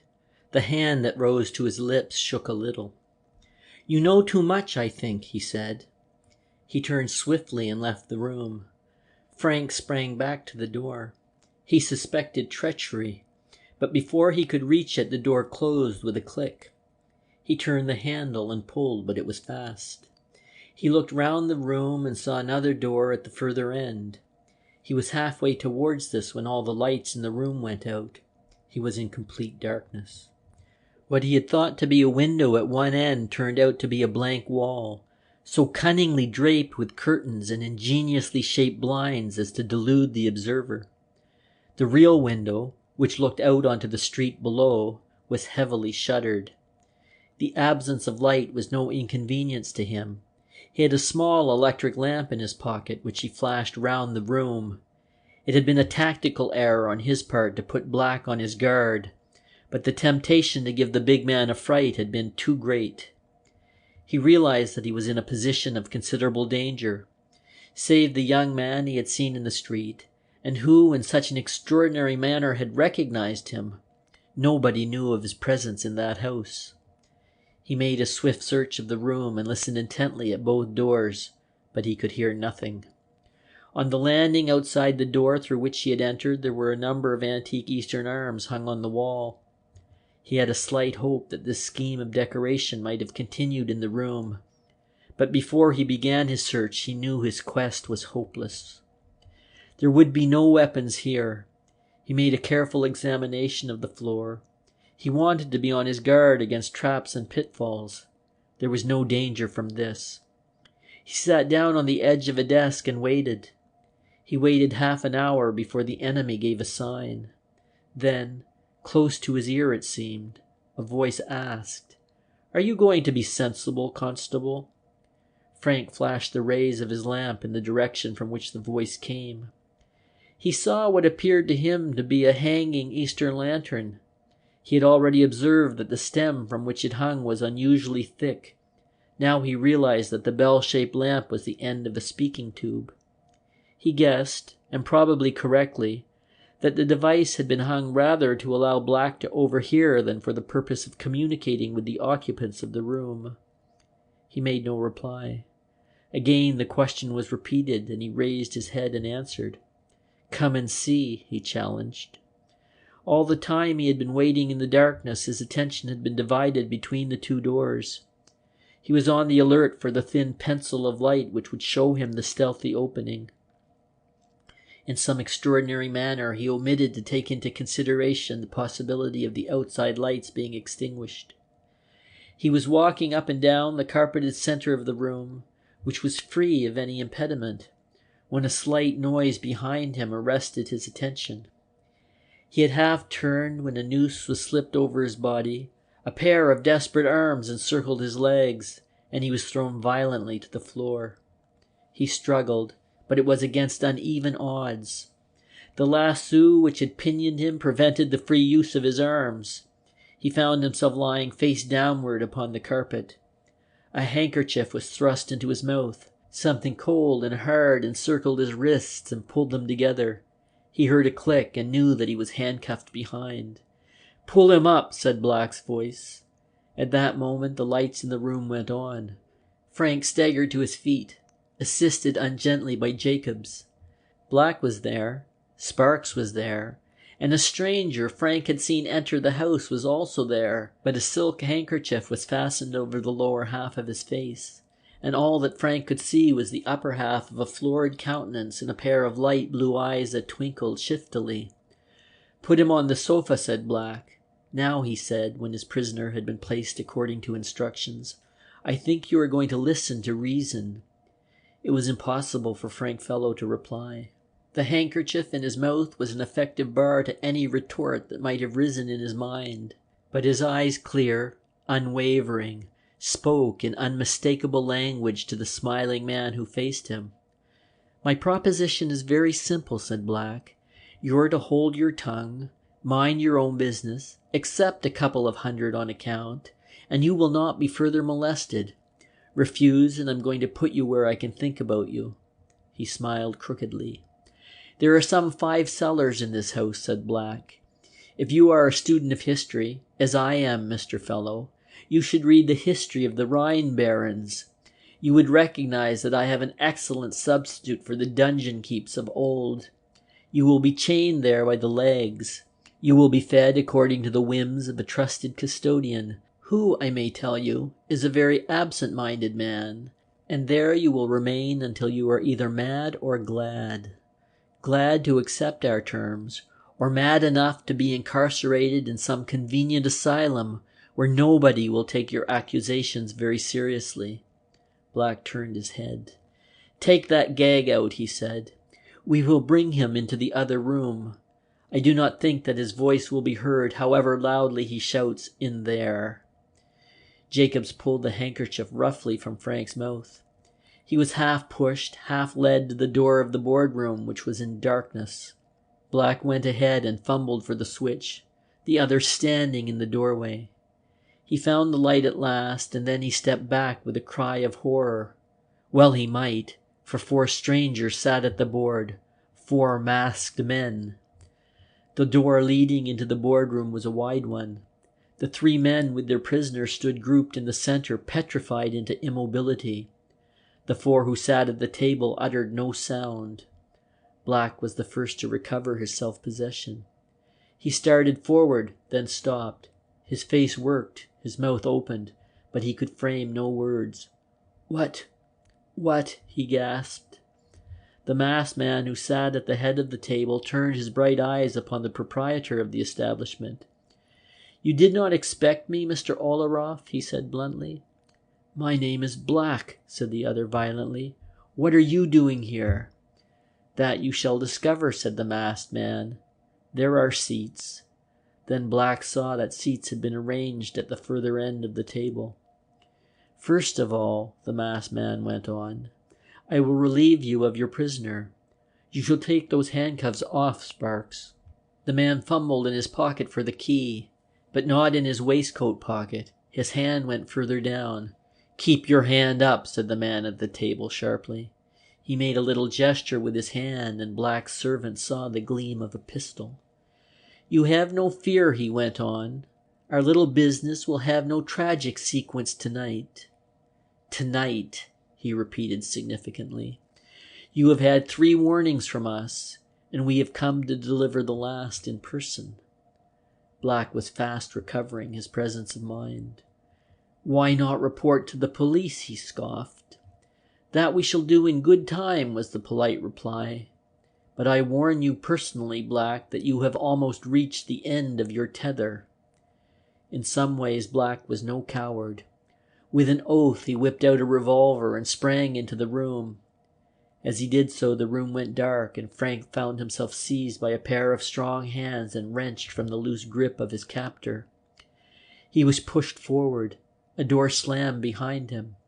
He found himself tumbling down the carpeted stairs into the hall below. Quick hands removed the handcuffs from his wrists. The street door was opened by somebody who evidently knew the ways of the house, and he found himself, a little bewildered, in the open street, with 2 men in evening dress by his side. They still wore their masks. There was nothing to distinguish either of them from the ordinary man in the street. "This is your way, Mr. Fellow," said one, and he pointed up the street in the direction of Victoria. Frank hesitated. He was keen to see the end of this adventure. Where were the other 2 of this vigilant 4? Why had they been left behind? What were they doing? His liberators must have guessed his thoughts, for one of them said, "Our friends are safe. Do not trouble about them. You will oblige us, Constable, by going very quickly." With a word of thanks, Frank Fellow turned and walked quickly up the street. He looked back once, but the 2 men had disappeared into the darkness. End of Chapter 4.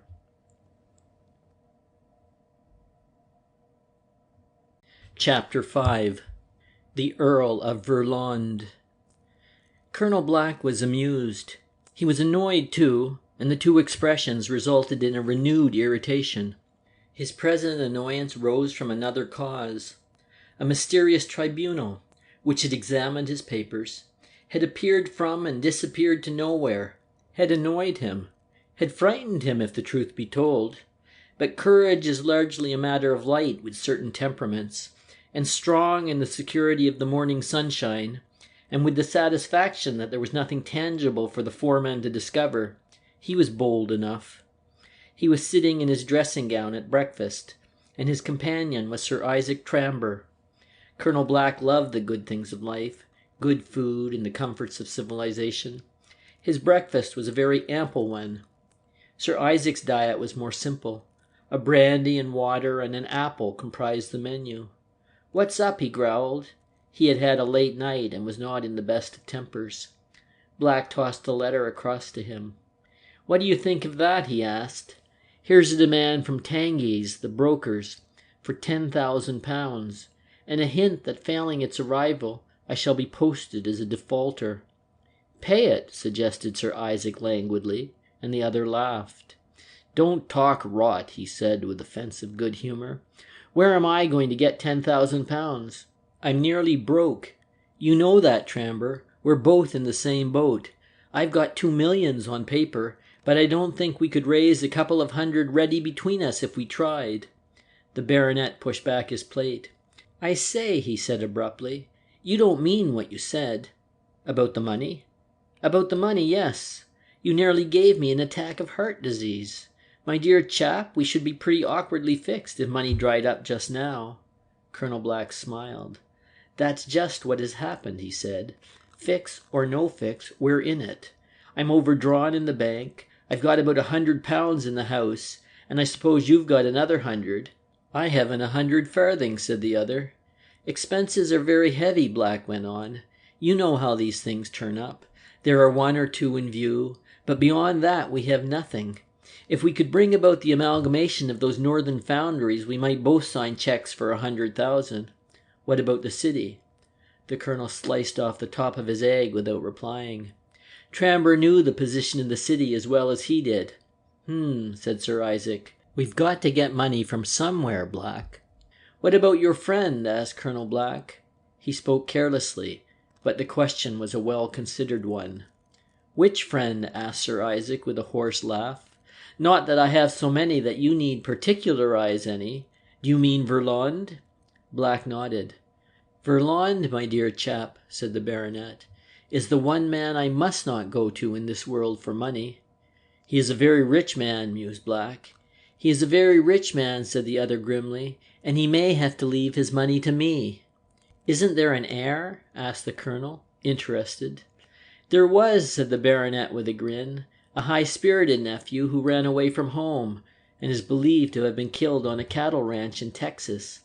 At any rate, Lord Verlond intends applying to the court to presume his death." "That was a blow for the old man," said Black. The statement seemed to amuse Sir Isaac. He leant back in his chair and laughed, loud and long. "A blow," he said. "My dear fellow, he hated the boy worse than poison. You see, the Verlond stock, he's a member of the cadet branch of the family. The boy was a real Verlond. That's why the old man hated him. I believe he made his life a little hell. He used to have him up for weekends to bully him, until at last the kid got desperate, collected all his pocket money, and ran away. Some friends of the family traced him.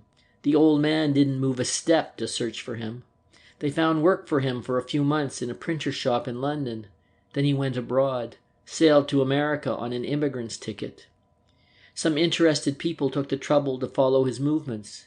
He went out to Texas and got onto a pretty bad ranch. Later, a man after his description was shot in a street fight. It was one of those little ranching towns that you see so graphically portrayed in cinema palaces. "Who is the heir?" asked Black. "To the title, nobody. To the money, the boy's sister. She is quite a nice girl." Black was looking at him through half-closed eyes. The baronet curled his mustache thoughtfully and repeated as if to himself, "Quite a nice girl." "Then you have, prospects?" asked Black slowly. "What the devil do you mean, Black?" asked Sir Isaac, sitting up stiffly. "Just what I say," said the other. "The man who marries the girl gets a pretty large share of the swag. That's the position, isn't it?" "Something like that," said Sir Isaac sullenly. The colonel got up and folded his napkin carefully. Colonel Black needed money so badly that it mattered very little what the city said. If Sandford objected, that would be another matter. But Sandford was a good sportsman, though somewhat difficult to manage.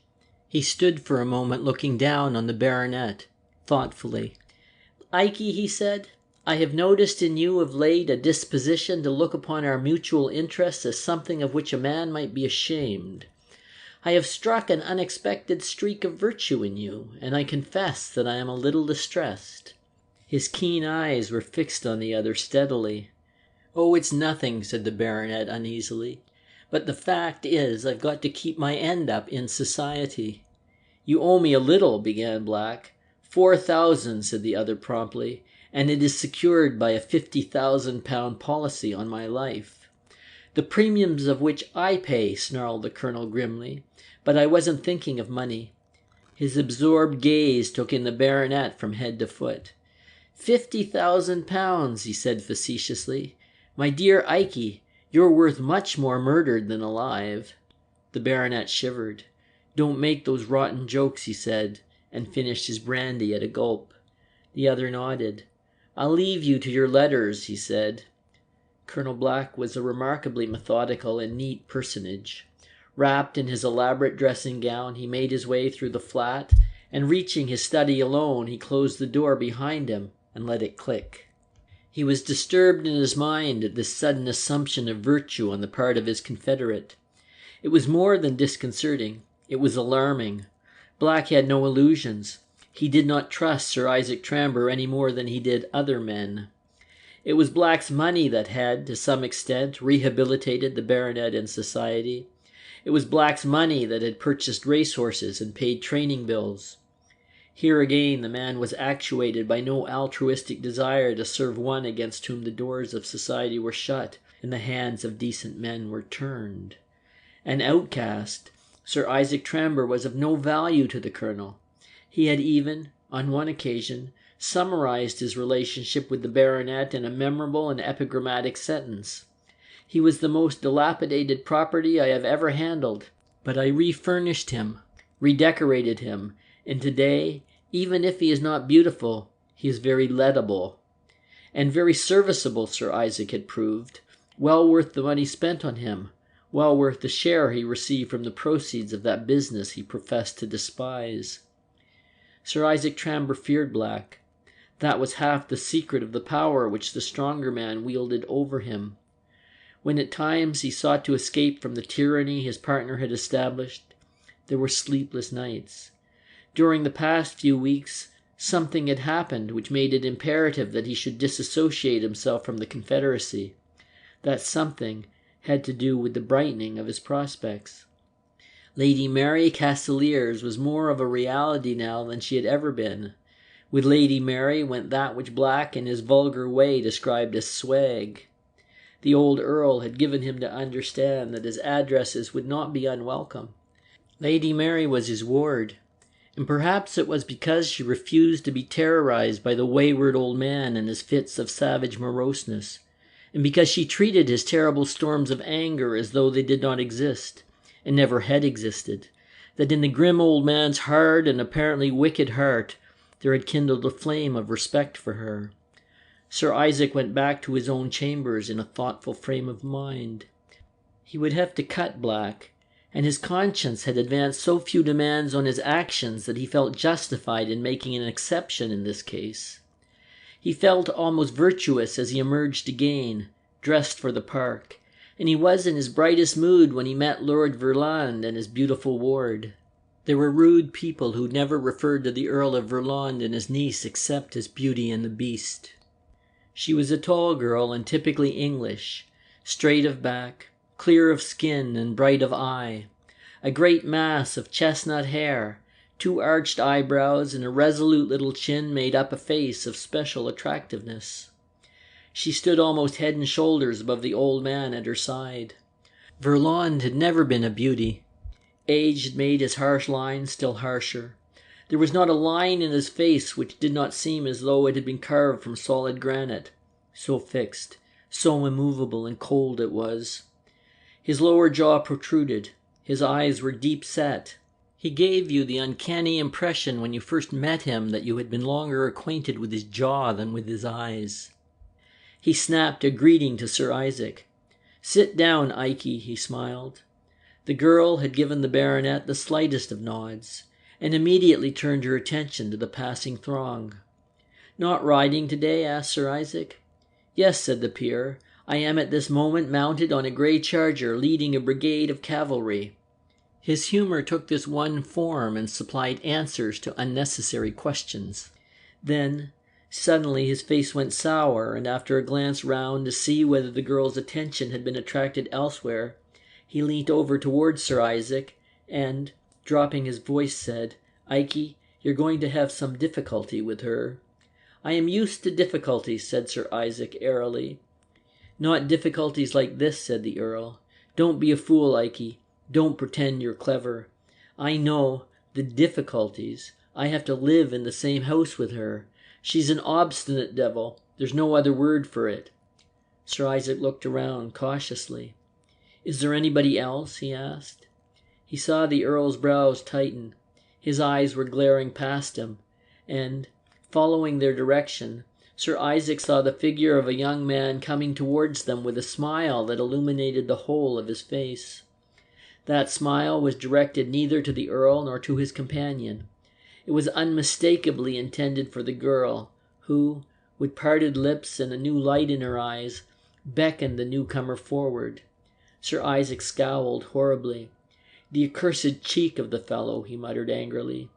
"Good morning," said Horace Gresham to the Earl. "Taking the air?" "No," growled the old man. "I am bathing. I am deep-sea fishing. I am aeroplaning. Can't you see what I am doing? I am sitting here, at the mercy of every jackass that comes along to address his insane questions to me." Horace laughed. He was genuinely amused. There was just this touch of perverse humor in the old man which saved him from being absolutely repulsive. Without further ceremony he turned to the girl. "I expected to find you here," he said. "How is that great horse of yours?" she asked. He shot a smiling glance at Tramber. "Oh, he'll be fit enough on the day of the race," he said. "We shall make Timbolina gallop." "Mine will beat yours, wherever they finish, for 1,000, said Sir Isaac angrily. "I should not like to take your money," said the young man. "I feel that it would be unfair to you, and unfair to your friend." The last words were said carelessly, but Sir Isaac Tramber recognized the undertone of hostility, and read in the little pause which preceded them the suggestion that this cheery young man knew much more about his affairs than he was prepared for the moment to divulge. "I am not concerned about my friend," said the baronet angrily.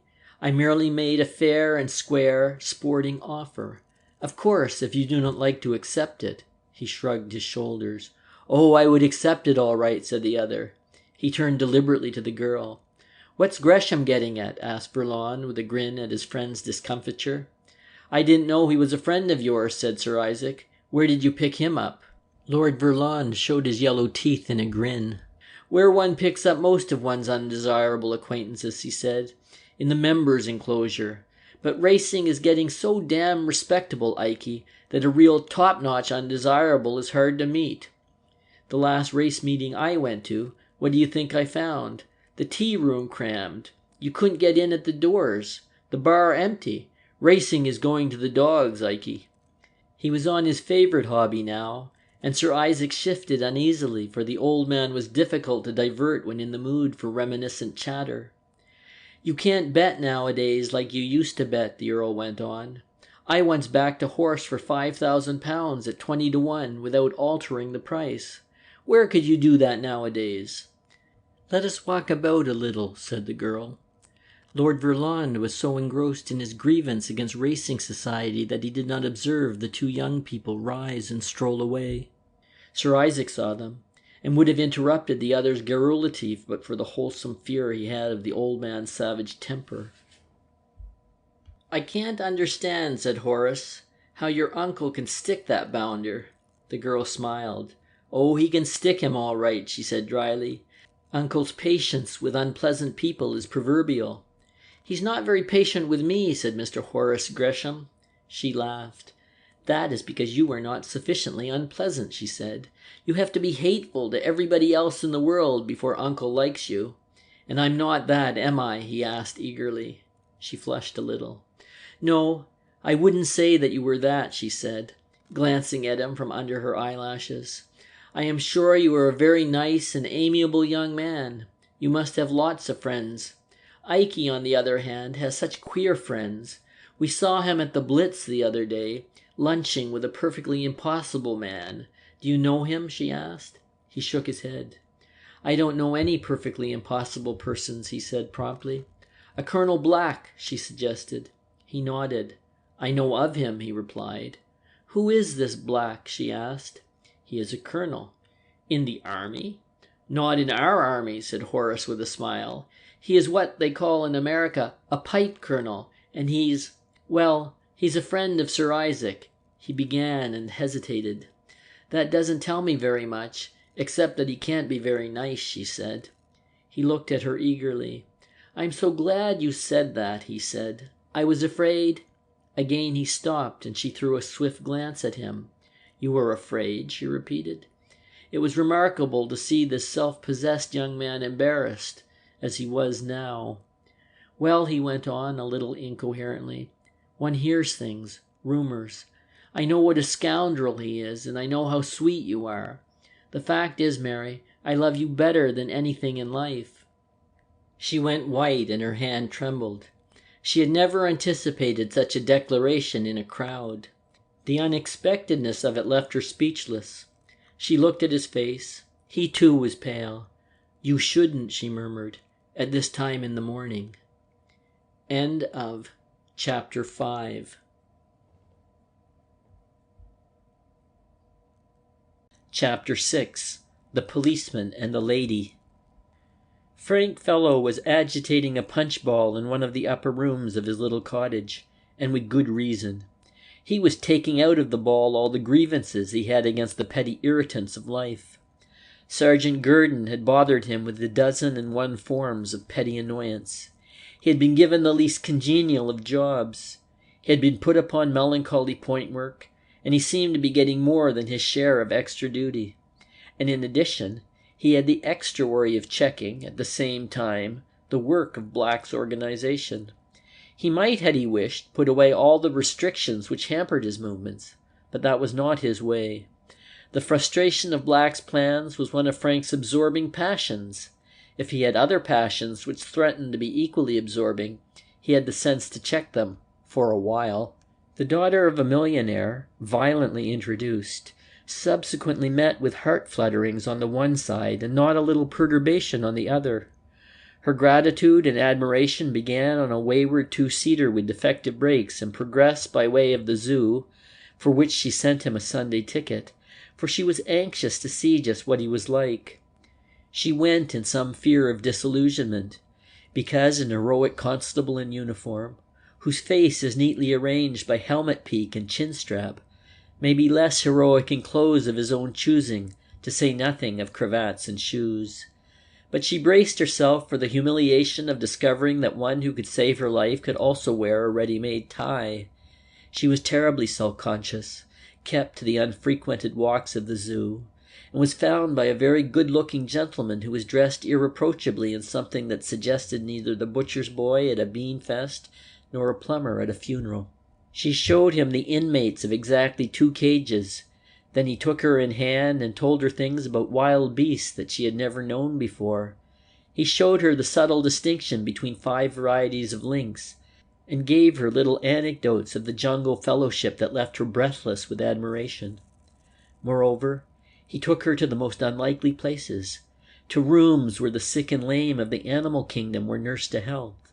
It would appear that there was no need to have sent him the ticket, because he was a fellow of the society. There was too much to be seen on one day. She went again and yet again, rode with him over Hampstead Heath in the early hours of the morning. She gathered that he jobbed his horse, yet it was not always the same animal he rode. "How many horses have you in your stable?" she asked banteringly one morning. "6, he said readily. "You see," he added hastily, "I do a lot of hunting in the season." He stopped, realizing that he was further in the mire. "But you are a constable, a policeman," she stammered. "I mean, forgive me if I'm rude." He turned in his saddle and there was a twinkle in his eye. "I have a little money of my own," he said. "You see, I have only been a constable for 12 months. Previous to that, I wasn't a constable." He was not very lucid. By this time he was apparently embarrassed, and she changed the subject, wondering and absurdly pleased. It was inconsistent of her to realize after the ride that these meetings were wrong. They were wrong before, surely. Was it worse to ride with a man who had revealed himself to be a member of one's own class than with a policeman? Nevertheless, she knew it was wrong and met him, and that is where Constable Fellow and Miss Sandford became May and Frank to one another. There had been nothing clandestine in their meetings. Theodore Sandford, a hard-headed man, was immensely democratic. He joked about May's policeman, made ponderous references to stolen visits in his palatial kitchen in search of rabbit pie. And then there arose from a jesting nothing the question of Frank's remaining in the force. He had admitted that he had independent means. Why remain a ridiculous policeman? From jest it had passed into a very serious discussion and the presentation of an ultimatum, furiously written, furiously posted, and as furiously regretted. Theodore Sandford looked up from his writing table with an amused smile. "So you're really angry with your policeman, are you?" he asked. But it was no joke to the girl. Her pretty face was set determinedly. "Of course, She shrugged her pretty shoulders. "Mr. Fellow can do as he wishes. I have no authority over him." This was not true, but one is entitled to ask of one's friends. There were tears of mortification in her eyes, and Sandford dropped his banter. He looked at the girl searchingly, anxiously. Her mother had died when May was a child. He was ever on the lookout for some sign of the fell disease which carried off the woman who had been his all. "Dearest," he said tenderly, "you mustn't be worried or bothered by your policeman. I'm sure he'd do anything in the world for you, if he is only half a human man. You aren't looking well," he said anxiously. She smiled. "I'm tired tonight, Daddy," she said, putting her arm about his neck. "You're always tired nowadays," he said. "Black thought so the other day when he saw you. He recommended a very clever doctor. I've got his address somewhere." She shook her head with vigor. "I don't want to see doctors," she said decidedly. "But, please, please, please," she pleaded, laughing now, "you mustn't." There was a knock at the door and a footman came in. "Mr. Fellow, madam," he announced. The girl looked round quickly. "Where is he?" she asked. Her father saw the pink in her cheeks and shook his head doubtingly. "He's in the drawing-room," said the man. "I'll go down, Daddy," she turned to her father. He nodded. "I think you'll find he's rather tractable. By the way, the man is a gentleman." "A gentleman, Daddy?" she answered with lofty scorn. "Of course he's a gentleman." "I'm sorry I mentioned it," said Mr. Theodore Sandford humbly. Frank was reading her letter, the letter which had brought him to her when she came in. He took her hand and held it for a fraction of a second. Then he came straight to the point. It was hard enough, for never had she so appealed to him as she did this night. There are some women whose charms are so elusive, whose beauty is so unordinary in character, as to baffle adequate description. May Sandford was one of these. No one feature goes to the making of a woman, unless indeed it be her mouth. There is something in the poise of the head, in the method of arranging the hair, in the clearness and peach-like bloom of the complexion, in the carriage of the shoulders, the suppleness of the body, the springy tread. Each characteristic furnished something to the beautiful whole. May Sandford was a beautiful girl. She had been a beautiful child and had undergone none of the transition from prettiness to plainness, from beauty to awkwardness. It was as though the years had each contributed their quota to the creation of the perfect woman. "Surely," he said, "you do not mean this. This is not your view." He held out her letter. She bent her head. "I think it would be best," she said in a low tone. "I don't think we shall agree very well on things. You've been rather horrid lately, Mr. Fellow." His face was very pale. "I don't remember that I have been particularly horrid," he said quietly. "It is impossible for you to remain a policeman," she went on tremulously. She went up to him and laid her hands upon his shoulders. "Don't you see? Even Papa jokes about it, and it's horrid. I'm sure the servants talk, and I'm not a snob, really." Frank threw back his head and laughed. "Can't you see, dearie, that I should not be a policeman if there was not excellent reason? I am doing this work because I have promised my superior that I would do it." But, she said bewildered, "if you left the force, you would have no superior." "I cannot give up my work," he said, simply. He thought a moment, then shook his head slowly. "You ask me to break my word," he said. "You ask me to do greater mischief than that which I am going to undo. You couldn't impose that demand upon me." She drew back a little, her head raised, pouting ever so slightly. "I see," she said. "You would not." She held out her hand. "I shall never ask you to make another sacrifice." He took her hand, held it tightly a moment, then let it drop. Without another word, the girl left the room. Frank waited a moment, hoping against hope that she would repent. The door remained closed. He left the house with an overwhelming sense of depression. End of chapter 6.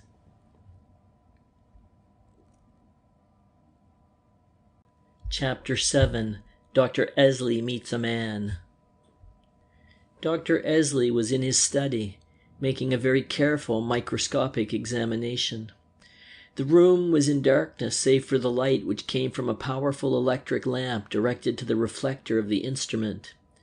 What he found on the slide was evidently satisfactory, for by and by he removed the strip of glass, threw it into the fire, and turned on the lights. He took up a newspaper cutting from the table and read it. It interested him, for it was an account of the sudden death of Mr. Augustus Fanks.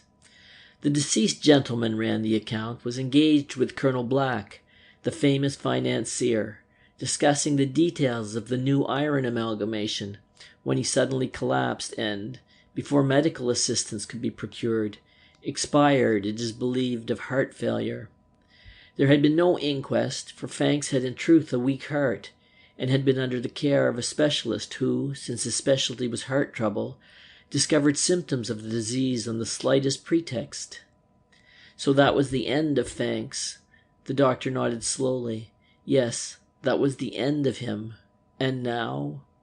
He took a letter from his pocket. It was addressed to him in the round, sprawling calligraphy of Theodore Sanford. Essley had met him in the early days when Sanford was on friendly terms with Black. He had been recommended to the ironmaster by the financier and had treated him for divers ills. My suburban doctor, Sanford had called him. Though I'm not seeing eye to eye with our friend Black, he wrote, and we are for the moment at daggers drawn, I trust that this will not affect our relationships, the more so since I wish you to see my daughter. Essley remembered having seen her once, a tall girl with eyes that danced with laughter and a complexion of milk and roses.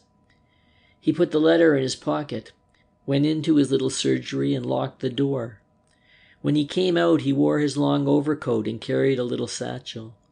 He had just time to catch a train for the city, and at 11 o'clock he found himself in Sanford's mansion. "You are a weird man, Doctor," said the ironmaster with a smile as he greeted his visitor. "Do you visit most of your patients by night?" "My aristocratic patients," said the other coolly. "A bad job about poor Fanks," said the other. "He and I were only dining together a few weeks ago. Did he tell you that he met a man who knew you in Australia?" A shadow of annoyance passed over the other's face. "Let us talk about your daughter," he said brusquely. "What is the matter with her?" The ironmaster smiled sheepishly. "Nothing, I fear. Yet you know, Essley, she is my only child, and I sometimes imagine that she is looking ill. My doctor in Newcastle tells me that there is nothing wrong with her." "I see," said Essley. "Where is she?" "She is at the theatre," confessed the father. "You must think I am an awful fool to bring you up to town to discuss the health of a girl who is at the theatre. But something upset her pretty badly last night, and I was today glad to see her take enough interest in life to visit a musical comedy." "Most fathers are fools," said the other. "I will wait till she comes in." He strolled to the window and looked out. "Why have you quarrelled with Black?" he asked suddenly. The older man frowned. "Business," he said shortly. "He is pushing me into a corner. I helped him 4 years ago." "He helped you too," interrupted the doctor.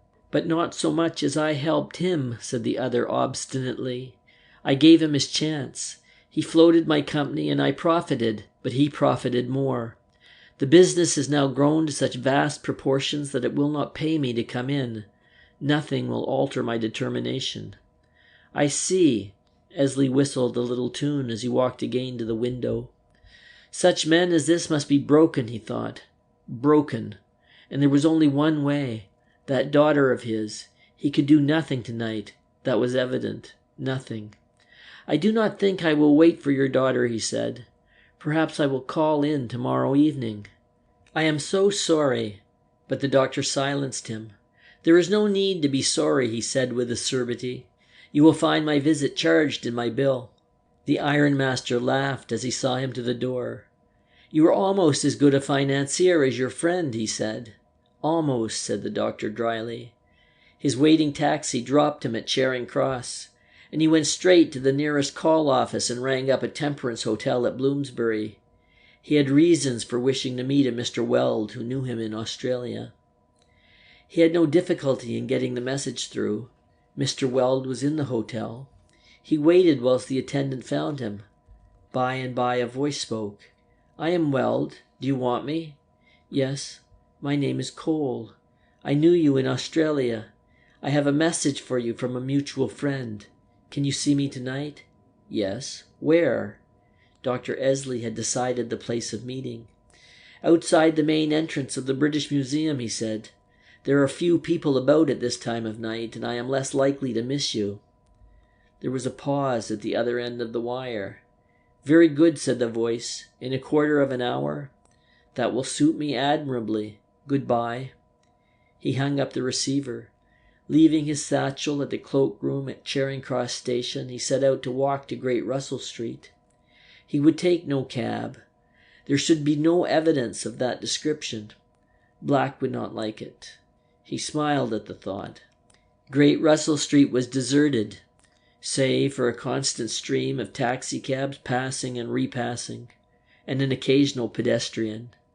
He found his man waiting, rather tall and slight, with an intellectual, refined face. Dr. Essley, he asked, coming forward as the other halted. That is my... Essley stopped. My name is Cole, he said harshly. What made you think I was Essley? Your voice, said the other calmly. After all, it does not matter what you call yourself. I want to see you. And I you, said Essley. They walked along side by side until they came to a side street. What do you want of me? Asked the doctor. The other laughed. I wanted to see you. You were not a bit like the Essley I knew. He was slighter and had not your coloring. And I was always under the impression that the Essley who went up into the bush died. It is possible, said Essley in an absent way. He wanted to gain time. The street was empty. A little way down there was a gateway in which a man might lie unobserved until a policeman came. In his pocket he had an impregnated feather, carefully wrapped up in lint and oiled silk. He drew it from his pocket furtively, and with his hands behind him, he stripped it of its covering. In fact, Dr. Essley, the man was saying, I am under the impression that you are an impostor. Essley faced him. You think too much, he said in a low voice, and after all, I do not recognize. Turn your face to the light.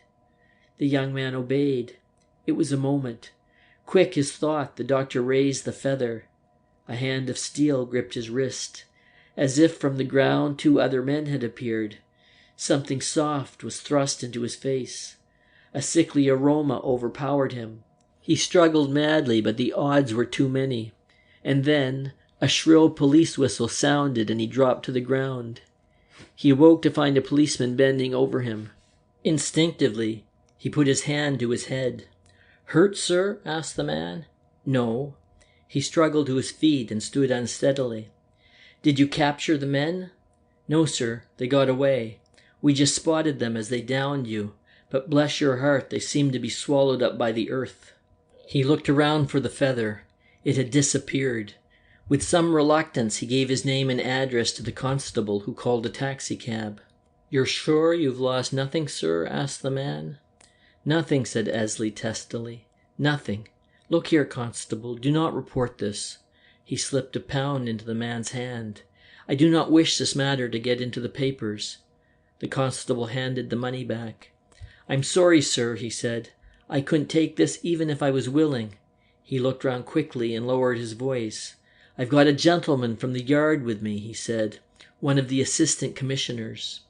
Essley followed the direction of the policeman's eyes.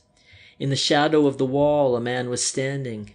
He was the chap who saw you first, said the policeman, young and criminally loquacious. Obeying some impulse he could not define, Essley walked towards the man in the shadow. I owe you a debt of gratitude, he said. I can only hope that you will add to your kindness by letting the matter drop. I should hate to see the thing referred to in the newspapers. I suppose you would, said the unknown. He was in evening dress, and the red glow of his cigar rather concealed than defined his face. But this is a matter, Dr. Essley, where you must allow us full discretion. How do you know my name? Asked the doctor suspiciously. The other smiled in the darkness and turned away. One moment. Essley took a stride forward and peered into the other's face. I seem to recognize your voice, he said. That is possible, said the other, and pushed him gently but firmly away. Essley gasped. He himself was no weakling, but this man had an arm like steel. "I think you had better go, sir," said the police constable anxiously. He desired neither to offend an obviously influential member of the public, nor his superior, that mysterious commissioner who appeared and disappeared in the various divisions, and who left behind him innumerable casualties amongst the different members of the force. "I'll go," said the doctor, "but I should like to know this gentleman's name." "That cannot possibly interest you," said the stranger, and Essley shrugged his shoulders. With that he had to be content. He drove home to Forest Hill, thinking. Who are these three? What object had they? Who was the man who had stood in the shadows? Was it possible that his assailants were acting in collusion with the police? He was no nearer the solution when he reached his home. He unlocked the door and let himself in. There was nobody in the house but himself and the old woman upstairs. His comings and goings were so erratic that he had organized a system which allowed him the most perfect freedom of movement. There must be an end to Dr. Essley, he decided. Essley must disappear from London. He need not warn Black. Black would know.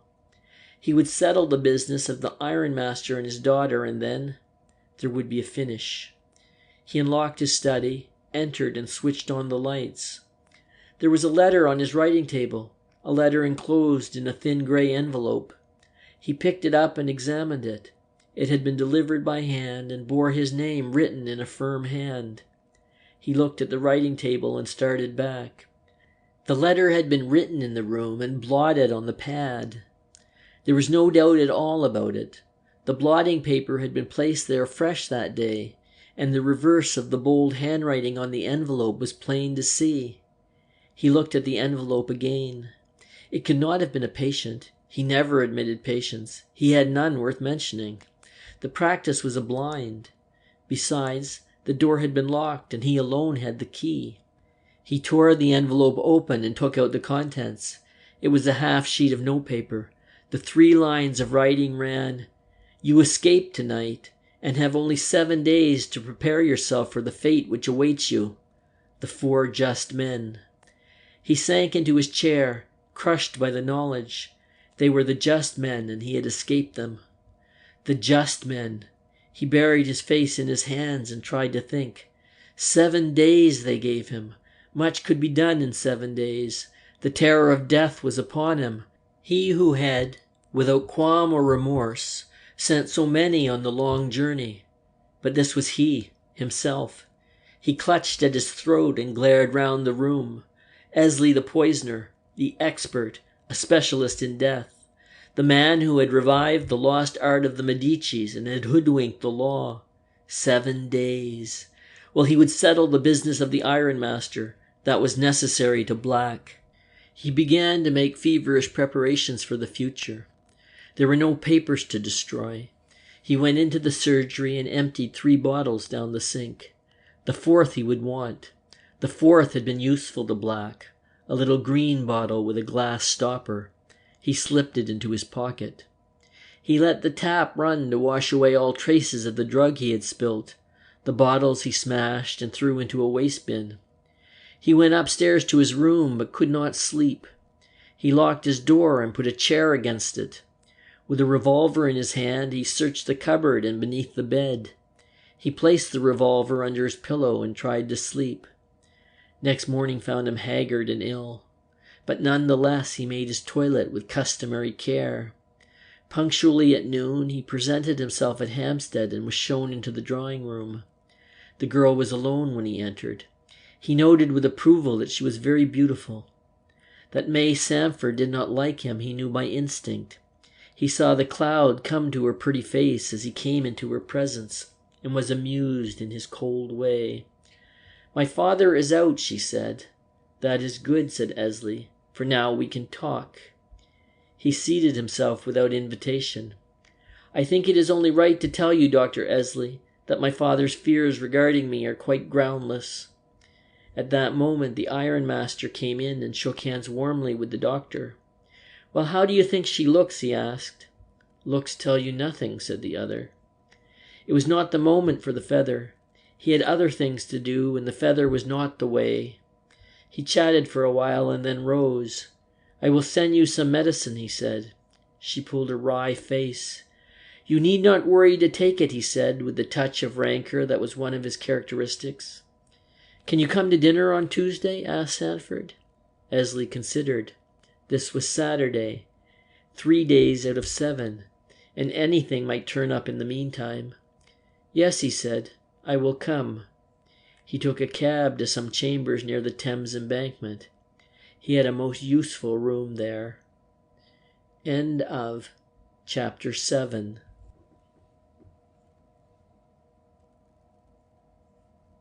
Chapter 8. Colonel Black has a shock. Mr. Sanford had an appointment with Colonel Black. It was the final interview before the break. The city was busy with rumors. A whisper had circulated. All was not well with the financier. The amalgamation on which so much depended had not gone through. Black sat at his desk that afternoon, idly twiddling a paper knife. He was more sallow than usual. The hand that held the knife twitched nervously. He looked at his watch. It was time Sanford came. He pushed a bell by the side of his desk, and a clerk appeared. "Has Mr. Sanford arrived?" he asked. "He has just come, sir," said the man. "Show him in." The two men exchanged formal greetings, and Black pointed to a chair. "Sit down, Sanford," he said curtly. "Now exactly how do we stand?" "Where we did," said the other, uncompromisingly. "You will not come into my scheme?" "I will not," said the other. Colonel Black tapped the desk with his knife, and Sanford looked at him. He seemed older than when he had last seen him. His yellow face was seamed and lined. "It means ruin for me," he said suddenly. "I have more creditors than I can count. If the amalgamation went through, I should be established. There are lots of people in with me, too. Ikey Tramber. You know Sir Isaac? He's a friend of, the Earl of Verlond." But the elder man was not impressed. "It is your fault if you're in a hole," said he. "You have taken on too big a job. More than that, you have taken too much for granted." The man at the desk looked up from under his straight brows. "It is all very well for you to sit there and tell me what I should do," he said, and the shakiness of his voice told the other something of the passion he concealed. "I do not want advice or homily. I want money. Come into my scheme and amalgamate, or, repeated the ironmaster quietly.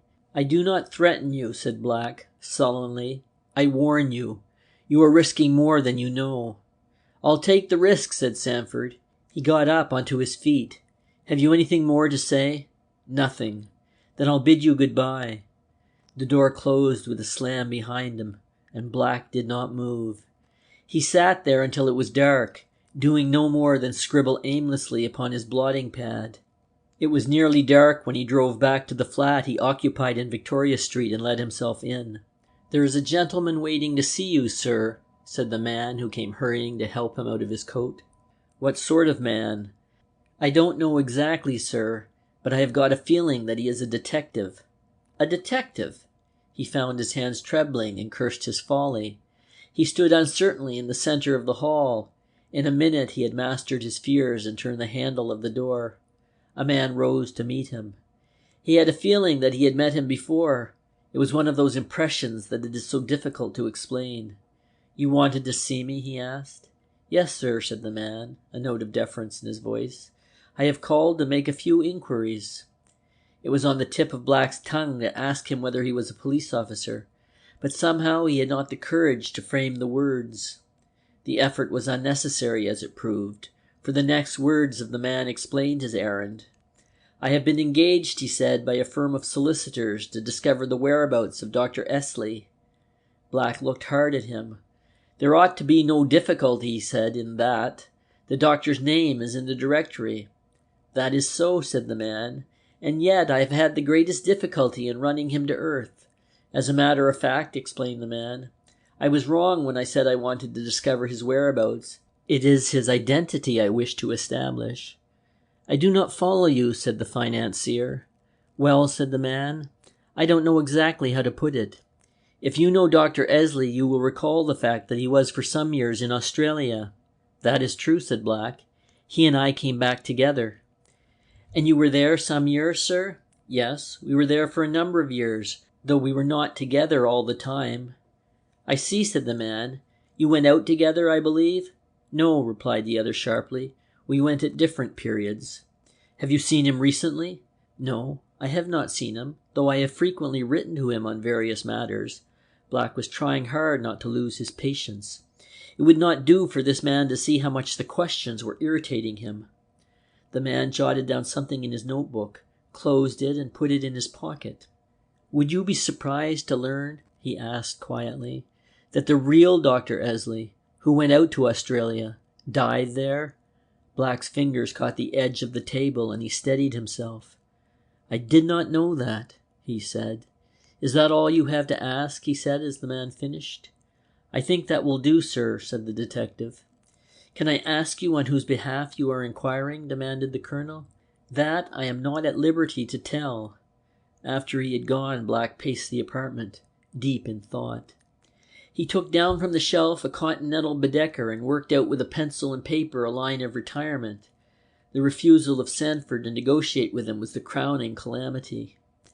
He crossed the room to the safe which stood in the corner and opened it. In the inside drawer were 3 flat packets of notes. He picked them out and laid them on the table. They were notes on the Bank of France, each for 1,000 francs. It would be well to take no risks. He put them in the inside pocket of his coat. If all things failed, they were the way to freedom. As for Essley, he smiled. He must go anyway. He left his flat and drove eastward to the city. 2 men followed him, though this he did not know. Black boasted that his corporation kept no books, maintained no record, and this fact was emphasized the night that the 4 had visited him unbidden. Their systematic search for evidence, which they had intended to use against him at a recognized tribunal, had failed to disclose the slightest vestige of documentary evidence which might be employed. Yet, if the truth be told, Black kept a very complete set of books, only they were in a code of his own devising, the key of which he had never put on paper, and which he only could understand. He was engaged on the evening of the detective's visit in placing even these ledgers beyond the reach of the 4. He had good reason for his uneasiness. The 4 had been very active of late, and they had thought fit to issue another challenge to Colonel Black. He was busy from 9 o'clock to 11, tearing up apparently innocent letters and burning them. When that hour struck, he looked at his watch and confirmed the time. He had very important business that night. He wrote a note to Sir Isaac Tramber, asking him to meet him that night. He had need of every friend, every pull, and every bit of help that could come to him. End of Chapter 8.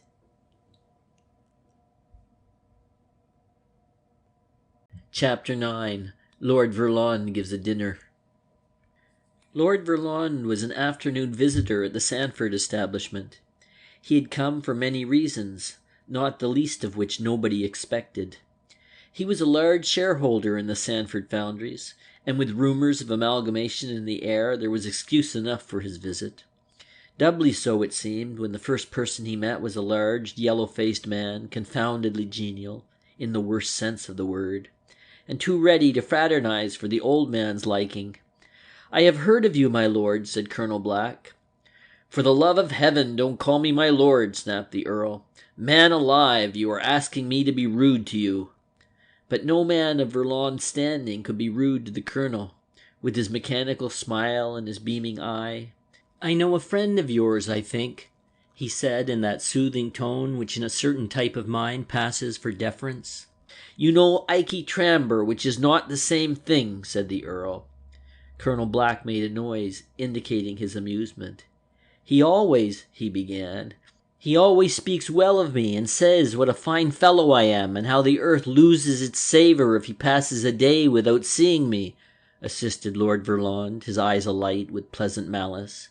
"And he tells you what a good sportsman I am, and what a true and kindly heart beats beneath my somewhat unprepossessing exterior, and how, if people only knew me, they would love me. He says all this, doesn't he?"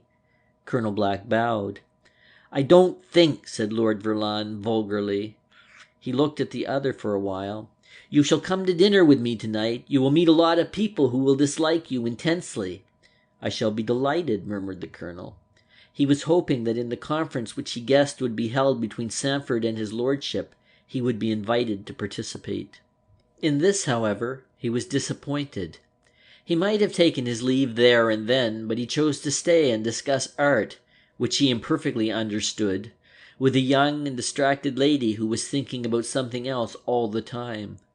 She badly wanted to bring the conversation round to the Metropolitan Police Force, in the hope that a rising young constable might be mentioned. She would have asked after him, but her pride prevented her. Colonel Black himself did not broach the subject. He was still discussing lost pictures when Lord Verlond emerged from the study with Sandford. "Let your daughter come," the Earl was saying. Sandford was undecided. "I am greatly obliged. I should not like her to go alone." Something leapt inside Colonel Black's bosom. A chance. "If you are talking of the dinner tonight," he said with an assumption of carelessness, "I shall be happy to call in my car for you." Still, Sandford was not easy in his mind. It was May who should make the decision. "I think I'd like to, Daddy," she said. She did not greatly enjoy the prospect of going anywhere with the colonel, but it would only be a short journey. "If I could stand in loco parentis to the young lady," said Black, nearly jocular, "I should esteem it an honour." He looked round and caught a curious glint in Lord Verlond's eyes. The Earl was watching him closely, eagerly almost, and a sudden and unaccountable fear gripped the financier's heart. "Excellent, excellent," murmured the old man, still watching him through lowered lids. "It isn't far to go, and I think you'll stand the journey well." The girl smiled, but the grim, fixed look on the Earl's face did not relax. "As you are an invalid, young lady," he went on, despite May's laughing protest, "as you're an invalid, young lady, I will have Sir James Bower and Sir Thomas Bigland to meet you. You know those eminent physicians, Colonel. Your Dr. Essley will, at any rate. Experts both on the action of vegetable alkaloids." Great beads of sweat stood on Black's face, but his features were under perfect control. Fear and rage glowed in his eyes, but he met the other's gaze defiantly. He smiled even, a slow, labored smile. "That puts an end to any objection," he said almost gaily. The old man took his leave and was grinning to himself all the way back to town. The Earl of Verlond was a stickler for punctuality, a grim, bent old man with a face that, so society said, told eloquently the story of his life. His bitter tongue was sufficient to maintain for him the respect, or if not the respect, the fear that so ably substitutes respect, of his friends. Friends is a word which would never ordinarily apply to any of the Earl's acquaintances. He had apparently no friends save Sir Isaac Tramber. "I have people to dine with me," he said cynically when this question of friendship was once discussed by one who knew him sufficiently well to deal with so intimate a subject. That night he was waiting in the big library of Carnarvon Place. The Earl was one of those men who observed a rigid timetable every day of his life. He glanced at his watch. In 2 minutes he would be on his way to the drawing-room to receive his guests. Horace Gresham was coming. A curious invitation, Sir Isaac Tramber had thought, and had ventured to remark as much, presuming his friendship. "When I want your advice as to my invitation list, Ikey," said the Earl, "I will send you a prepaid telegram." "I thought you hated him," grumbled Sir Isaac. "Hate him? Of course I hate him. I hate everybody. I should hate you, but you are such an insignificant devil," said the Earl. "Have you made your peace with Mary?" "I don't know what you mean by making my peace," said Sir Isaac complainingly. "I tried to be amiable to her, and I only seemed to succeed in making a fool of myself."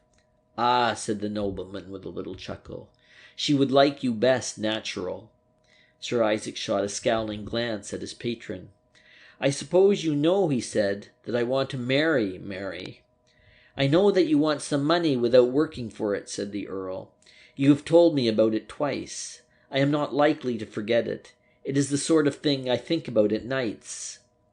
"I wish you wouldn't pull my leg," growled the baronet. "Are you waiting for any other guests?" "No," snarled the Earl. I am sitting on the top of Mont Blanc, eating rice pudding." There was no retort to this. "I've invited quite an old friend of yours," said the Earl suddenly, "but it doesn't look as if he was turning up." Ikey frowned. "Old friend?" The other nodded. "Military gent," he said laconically. "A colonel in the army, though nobody knows the army." Sir Isaac's jaw dropped. "Not black?" Lord Verlond nodded. He nodded several times, like a gleeful child confessing a fault of which it was inordinately proud. "Black it is," he said, but made no mention of the girl. He looked at his watch again and pulled a little face. "Stay here," he commanded. "I'm going to telephone. Can I—" "You can't," snapped the Earl. He was gone some time, and when he returned to the library there was a smile on his face. "Your pal's not coming," he said, and offered no explanation either for the inexplicable behavior of the colonel or for his amusement. At dinner, Horace Gresham found himself seated next to the most lovely woman in the world. She was also the kindest and the easiest to amuse. He was content to forget the world and such of the world who were gathered about the Earl, but Lord Verlond had other views. "Met a friend of yours today," he said abruptly, and addressing Horace. "Indeed, sir," the young man was politely interested. "Sandford, that terribly prosperous gentleman from Newcastle." Horace nodded cautiously. "Friend of yours too, ain't he?" The old man turned swiftly to Sir Isaac. "I asked his daughter to come to dinner. Father couldn't come. She ain't here." He glared round the table for the absent girl. "In a sense, Sandford is a friend of mine," said Sir Isaac, no less cautiously, since he must make a statement in public without exactly knowing how the elder man felt on the subject of the absent guest. "At least he's a friend of a friend." "Black," snarled Lord Verlond. "Bucket shop swindler. Are you in it?" "I have practically severed my connection with him," Sir Isaac hastened to say. Verlond grinned. "That means he's broke," he said, and turned to Horace. "Sandford's full of praise for a policeman who's mad keen on his girl. Friend of yours?" Horace nodded. "He's a great friend of mine," he said quietly. "Who is he?" "Oh, he's a policeman," said Horace. "And I suppose he's got 2 legs and a head and a pair of arms," said the Earl. "You're too full of information. I know he's a policeman. Everybody seems to be talking about him. Now what does he do? Where does he come from? What the devil does it all mean?" "I'm afraid I can't give you any information," said Horace. "The only thing that I am absolutely certain about in my own mind is that he is a gentleman." "A gentleman and a policeman?" asked the Earl incredulously. Horace nodded. "A new profession for the younger son, eh?" remarked Lord Verlond sardonically.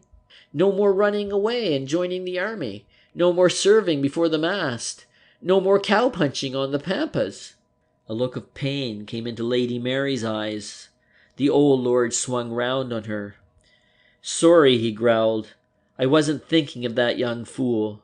No more dashing away to the ends of the earth for the younger son. No dying picturesquely on the Cape Mounted Rifles, or turning up at an appropriate hour with a bag of bullion under each arm to save the family from ruin. Join the police force, that's the game. You ought to write a novel about the man. A man who can write letters to the sporting papers can write anything. By the way," he added, "I'm coming down to Lincoln on Tuesday to see that horse of yours lose." "You will make your journey in vain," said Horace. "I have arranged for him to win."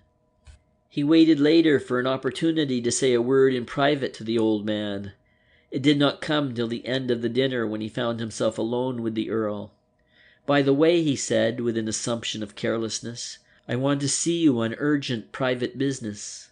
"Want money?" asked the Earl, looking at him suspiciously from underneath his shaggy brows. Horace smiled. "No, I don't think I am likely to borrow money," he said. "Want to marry my niece?" asked the old man with brutal directness. "That's it," said Horace coolly. He could adapt himself to the old man's mood. "Well, you can't," said the Earl. "You have arranged for your horse to win." "I have arranged for her to marry Ikey. At least," he corrected himself, "Ikey has arranged with me." "Suppose she doesn't care for this plan?" asked Horace. "I don't suppose she does," said the old man with a grin. I can't imagine anybody liking Ikey, can you? I think he's a hateful devil. He doesn't pay his debts. He has no sense of honor, very little sense of decency. His associates, including myself, are the worst men in London." He shook his head suspiciously. "He's being virtuous now," he growled. "Told me so confidentially. Informed me that he was turning over a new leaf. What a rotten confession for a man of his caliber to make. I mistrust him in his penitent mood." He looked up suddenly.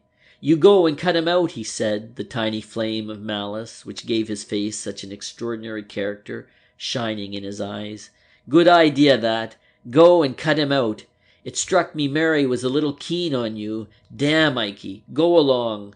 He pushed the astonished youth from him. Horace found the girl in the conservatory. He was bubbling over with joy. He had never expected to make so easy a conquest of the old man. So easy that he almost felt frightened. It was as if the Earl of Verlond, with that sardonic humor of his, was devising some method of humiliating him.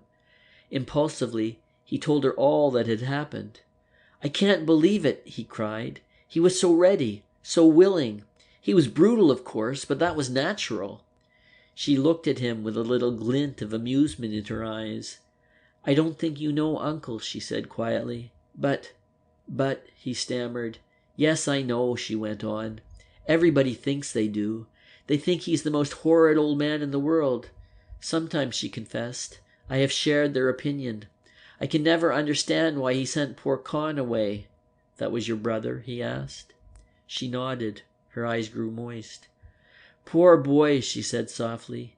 "He didn't understand Uncle. I didn't then. I sometimes think Uncle doesn't understand himself very well," she said with a sad little smile. "Think of the horrid things he says about people. Think of the way he makes enemies." "And yet I am ready to believe he is a veritable Gabriel," said Horace fervently. "He is a benefactor of the human race, a king among men, the distributor of great gifts." "Don't be silly," she said, and laying her hand on his arm, she led him to the further end of the big palm court. Whatever pleasure the old lord brought to Horace, it found no counterpart in his dealings with Sir Isaac. He alternately patted and kicked him until the baronet was writhing with rage. The old man seemed to take a malicious pleasure in ruffling the other. That the views he expressed at 10 o'clock that night were in absolute contradiction to those that he had put into words at 8 o'clock on the same night did not distress him. He would have changed them a dozen times during the course of 24 hours if he could have derived any pleasure from so doing. Sir Isaac was in an evil frame of mind when a servant brought him a note. He looked round for a quiet place in which to read it. He half suspected its origin. But why had Black missed so splendid an opportunity of meeting Lord Verlond? The note would explain, perhaps. He crossed the room and strolled toward the conservatory, reading the letter carefully. He read it twice. Then he folded it up and put it into his pocket. He had occasion to go to that pocket again almost immediately, for he pulled out his watch to see the time. When he had left the little retreat on his way to the hall, he left behind him a folded slip of paper on the floor. This an exalted Horace, deliriously happy, discovered on his way back to the card-room. He handed it to Lord Verlond, who, having no scruples, read it, and reading it in the seclusion of his study, grinned. End of chapter 9.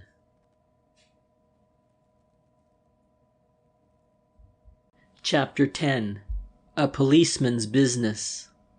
There was living at Somers Town at that time a little man named Jakobs.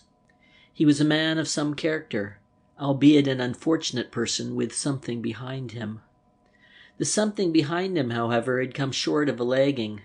Carpets, 3 months' hard labour, almost innumerable had fallen to his share, but a lagging had never come his way. A little wizened-faced man with sharp black eyes, very alert in his manner, very neatly dressed, he conveyed the impression that he was enjoying a day off, but so far as honest work was concerned, Jacob's day was an everlasting one. Mr. Jakobs had been a pensioner of Colonel Black's for some years. During that period of time, Willie Jakobs had lived the life of a gentleman. That is to say, he lived in the manner which he thought conformed more readily to the ideal than that which was generally accepted by the wealthier classes. There were moments when he lived like a lord. Again, he had his own standard. But these periods occurred at rare intervals, because Willie was naturally abstemious. But he certainly lived like a gentleman, as all Somers Town agreed. For he went to bed at whatsoever hour he chose, arose with such larks as were abroad at the moment, or stayed in bed reading his favourite journal.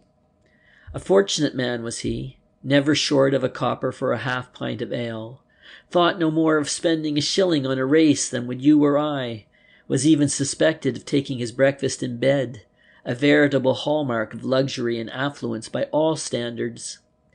To him, every Saturday morning came postal orders to the value of £2 sterling from a benefactor who asked no more than that the recipient should be happy, and forget that he ever saw a respected dealer in stocks and shares in the act of rifling a dead man's pockets.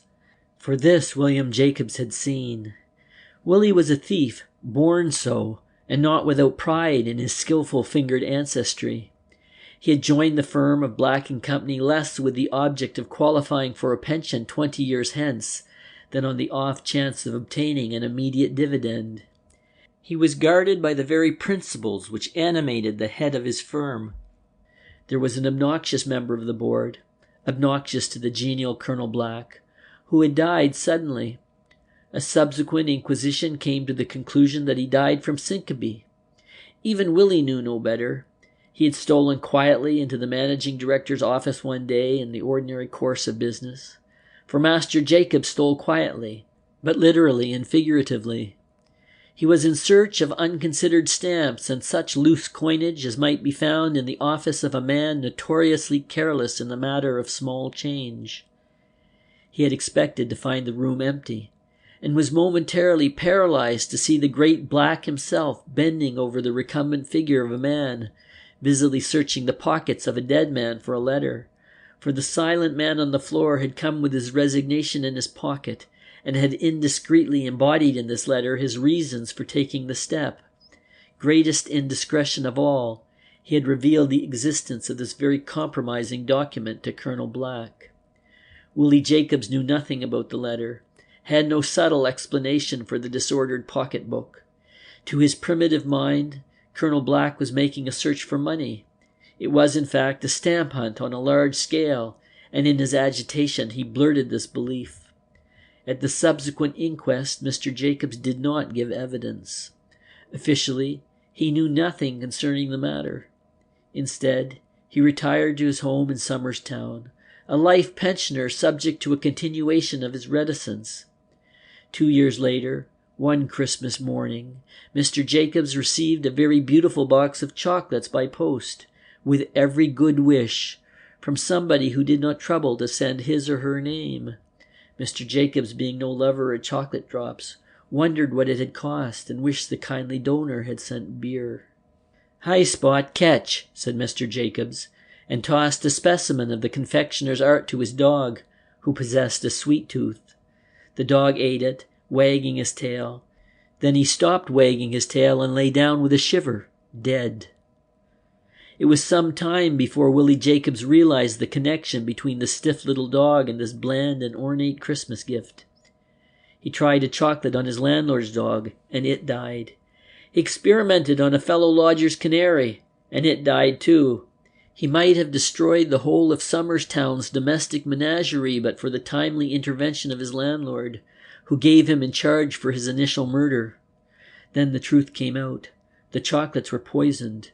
Willie Jakobs found his photograph in the public press as the hero of a poisoning mystery, an embarrassment for Willie, who was promptly recognized by a Canning Town tradesman he had once victimized, and was arrested for the second time in a week. Willie came out of jail, it was a carpet, expecting to find an accumulation of £1 postal orders awaiting him. Instead, he found one £5 note and a typewritten letter on perfectly plain, uncompromising paper to the effect that the sender regretted that further supplies need not be expected. Willie wrote to Colonel Black and received in reply a letter in which Colonel Black could not grasp the content of yours of the 4th. He has never sent money, and fails to understand why the writer should have expected, etc., etc. Willie, furious and hurt at the base ingratitude and duplicity of his patron, carried the letter and the story to a solicitor, and the solicitor said one word: blackmail. Here, then, was a disgruntled Willie Jakobs forced to work, to depend upon chance bookings and precarious liftings. Fortunately, his right hand had not lost its cunning, nor, for that matter, had his left. He clicked to good stuff, fenced it with the new man in Eveswell Road. He was lagged eventually because he was only an amateur and gave too much for the stuff, and did well, so well indeed that he was inclined to take a mild view of Black's offences. On the evening of Lord Verlond's dinner party, though to do him justice it must be confessed that Jakobs knew nothing of his lordship's plans, he sallied forth on business intent. He made his way through the tiny court and narrow streets which separated him from Stibbington Street, there turning southwards to the Euston Road, and taking matters leisurely he made his way to Tottenham Court Road en route to Oxford Street. Tottenham Court Road on that particular night was filled with interested people. They were interested in shop windows, interested in one another, interested in boarding and alighting from buses. It was an ideal crowd from Jakobs' point of view. He liked people who concentrated, who fixed their minds on one thing and had no thought for any other. In a sense, he was something of a psychologist, and he looked sound to find some opulent person whose powers of concentration might be of service to himself. Gathered round the steps of an omnibus, impatiently waiting for other passengers to disembark, was a little crowd of people, and Jakobs, with his quick, keen eye, spotted a likely client. He was a stout man of middle age. His hat was placed at such an angle on his head that the Somers Towner diagnosed him as canned. He may or may not have been right in his surmise. It is sufficient that he appeared comfortably off, and that not only was his coat of good material, but he had various indications of an ostentatious character, testifying to his present affluence. Willie Jakobs had no intention of taking a bus ride. I doubt very much whether he changed his plans even now, but certain it is that he began to elbow his way into the little throng which surrounded the bus, by this time surging forward to board it. He elbowed his way with good effect, for suddenly ceasing his efforts, as though he had remembered some very important engagement, he began to back out. He reached the outskirts of the little knot, then turned to walk briskly away. At that moment a firm hand dropped on his shoulder in quite a friendly way. He looked round quickly.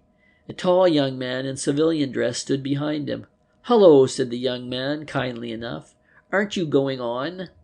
"No, Mr. Fellow," he said. "I was going down for a blow, but I remember I left the gas burning at home." "Let's go back and put it out," said Constable Fellow, who was on a very special duty that night. "On second thoughts," said Jakobs reflectively, "I don't think it's worthwhile. After all, it's one of those penny-in-the-slot machines, and it can only burn itself out." "Then come along and see if my gas is burning," said Frank humorously.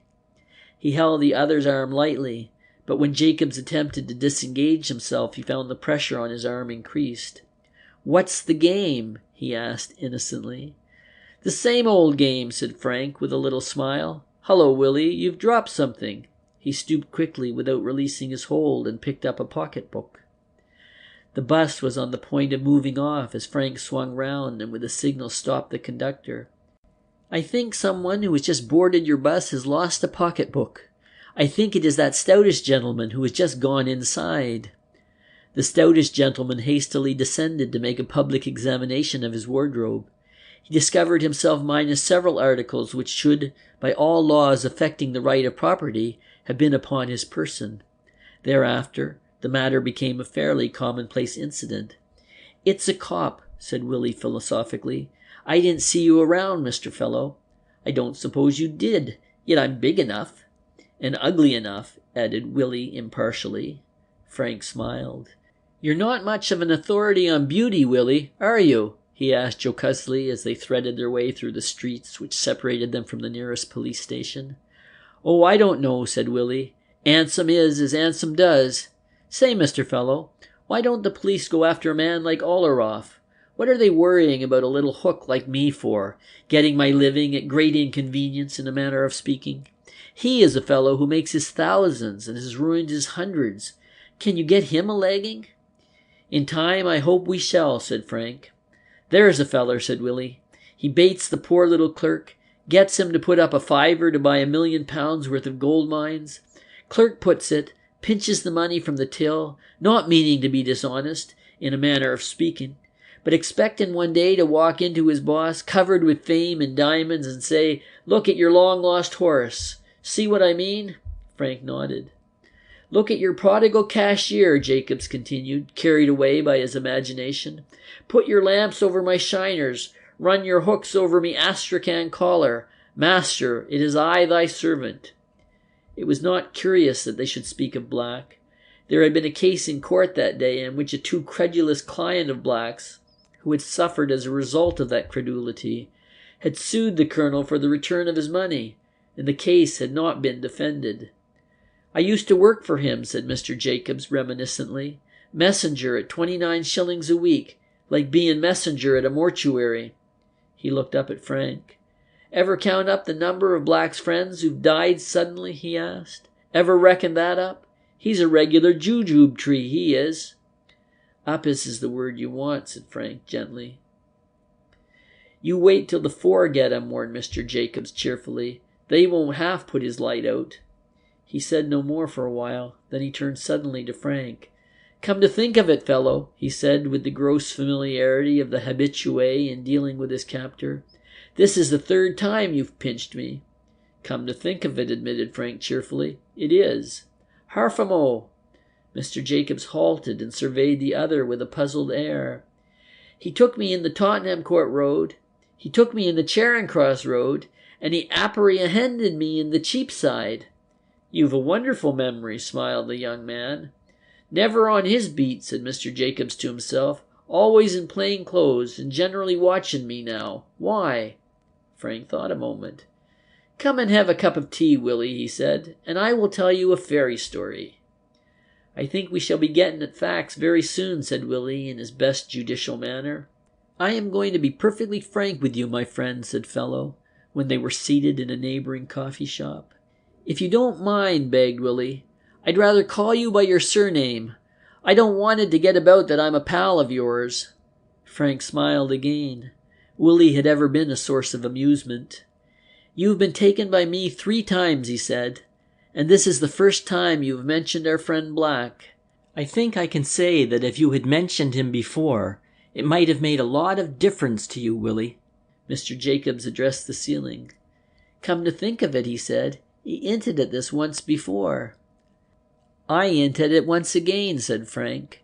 "Will you tell me why Black pays you £2 a week?" "Because he don't," said Willie promptly. "Because he's a sneaking hook, and because he's a twister, because he's a liar." "If there's any reason you haven't mentioned, give it a run," said Constable Fellow in the vernacular. Willie hesitated. "What's the good of my telling you?" he asked. "Sure as death you'll tell me I'm only lying." "Try me," said Frank, and for an hour they sat talking, policeman and thief. At the end of that time they went different ways. Frank to the police station, where he found an irate owner of property awaiting him, and Mr. Jakobs, thankfully yet apprehensively, to his Somerstown home. His business completed at the station, and a station sergeant alternately annoyed and mystified by the erratic behavior of a plain-clothes constable who gave orders with the assurance of an assistant commissioner. Frank found a taxi and drove first to the house of Black, and later, with instructions to the driver to break all the rules laid down for the regulation of traffic, to Hampstead. May Sanford was expecting the colonel. She stood by the drawing-room fire, buttoning her glove and endeavoring to disguise her pleasure that her sometimes friend had called. "Where are you going?" was his first blunt greeting, and the girl stiffened. "You have no right to ask in that tone," she said quietly, "but I will tell you. I am going to dinner." "With whom?" The color came to her face, for she was really annoyed. "With Colonel Black," she said, with an effort to restrain her rising anger. He nodded. "I'm afraid I cannot allow you to go," he said coolly. The girl stared. "Once and for all, Mr. Fellow," she said with quiet dignity, "you will understand that I am my own mistress. I shall do as I please. You have no right to dictate to me. You have no right whatever." She stamped her foot angrily. "To say what I may do and what I may not do. I shall go where and with whom I choose." "You will not go out tonight at any rate," said Frank grimly. An angry flush came to her cheeks. "If I chose to go tonight, I should go tonight," she said. "Indeed, you will do nothing of the sort." He was quite cool now, master of himself, completely under control. "I shall be outside this house," he said, "for the rest of the night. If you go out with this man, I shall arrest you." She started and took a step back. "I shall arrest you," he went on determinedly. "I don't care what happens to me afterward.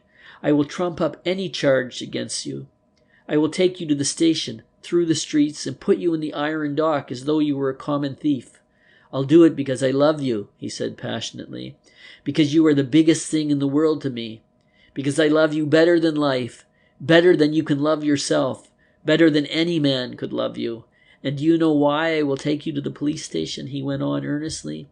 "Because you will be safe there, and the women who look after you will allow no dog like this fellow to have communication with you, because he dare not follow you there, whatever else he dare.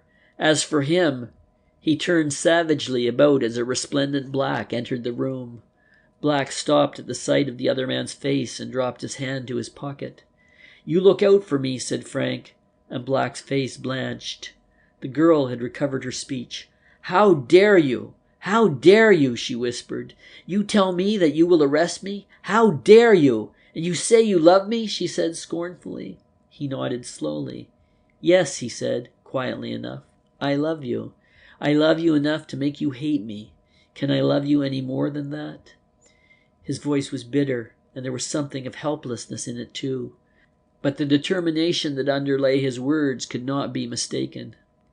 He did not leave her until Black had taken his leave, and in his pardonable perturbation he forgot that he intended searching the Colonel for a certain green bottle with a glass stopper. Colonel Black returned to his flat that night to find unmistakable evidence that the apartment had been most systematically searched. There existed, however, no evidence as to how his visitors had gained admission. The doors had been opened, despite the fact that they were fastened by a key which had no duplicate, and with locks that were apparently unpickable. The windows were intact, and no attempt had been made to remove money and valuables from the desk which had been ransacked. The only proof of identity they had left behind was the seal which he found attached to the blotting pad on his desk. They had gone methodically to work, dropped a neat round splash of sealing wax, and had as neatly pressed the seal of the organization upon it. There was no other communication, but in its very simplicity, this plain four was a little terrifying. It seemed that the members of the four defied all his efforts at security, laughed to scorn his patent locks, knew more about his movements than his most intimate friends, and chose their own time for their visitations. This would have been disconcerting to a man of less character than Black, but Black was one who had lived through a score of years, each year punctuated at regular intervals with threats of the most terrible character. He had ever lived in the shadow of reprisal, yet he had never suffered punishment. It was his most fervent boast that he never lost his temper, that he never did anything in a flurry. Now, perhaps for the first time in his life, he was going to work actuated by a greater consideration than self-interest, a consideration of vengeance. It made him less careful than he was wont to be. He did not look for shadowers that evening, yet shadowers there had been, not one but many. End of Chapter 10.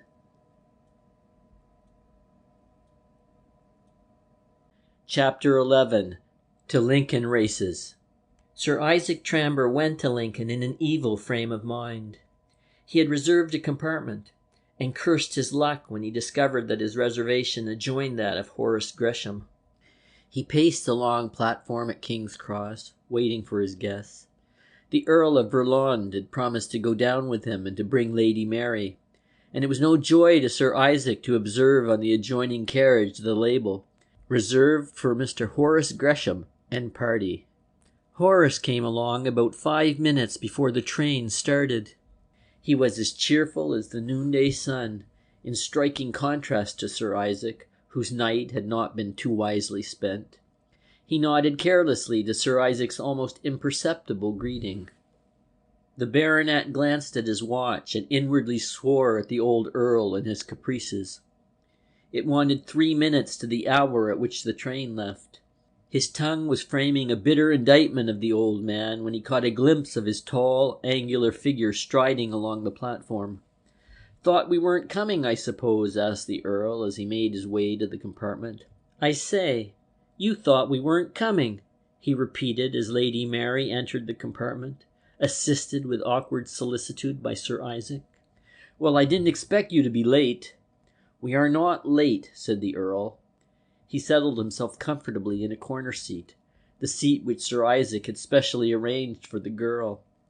Friends of his and of the old man who passed nodded. An indiscreet few came up to speak. "Going up to Lincoln, Lord Verlond?" asked one idle youth.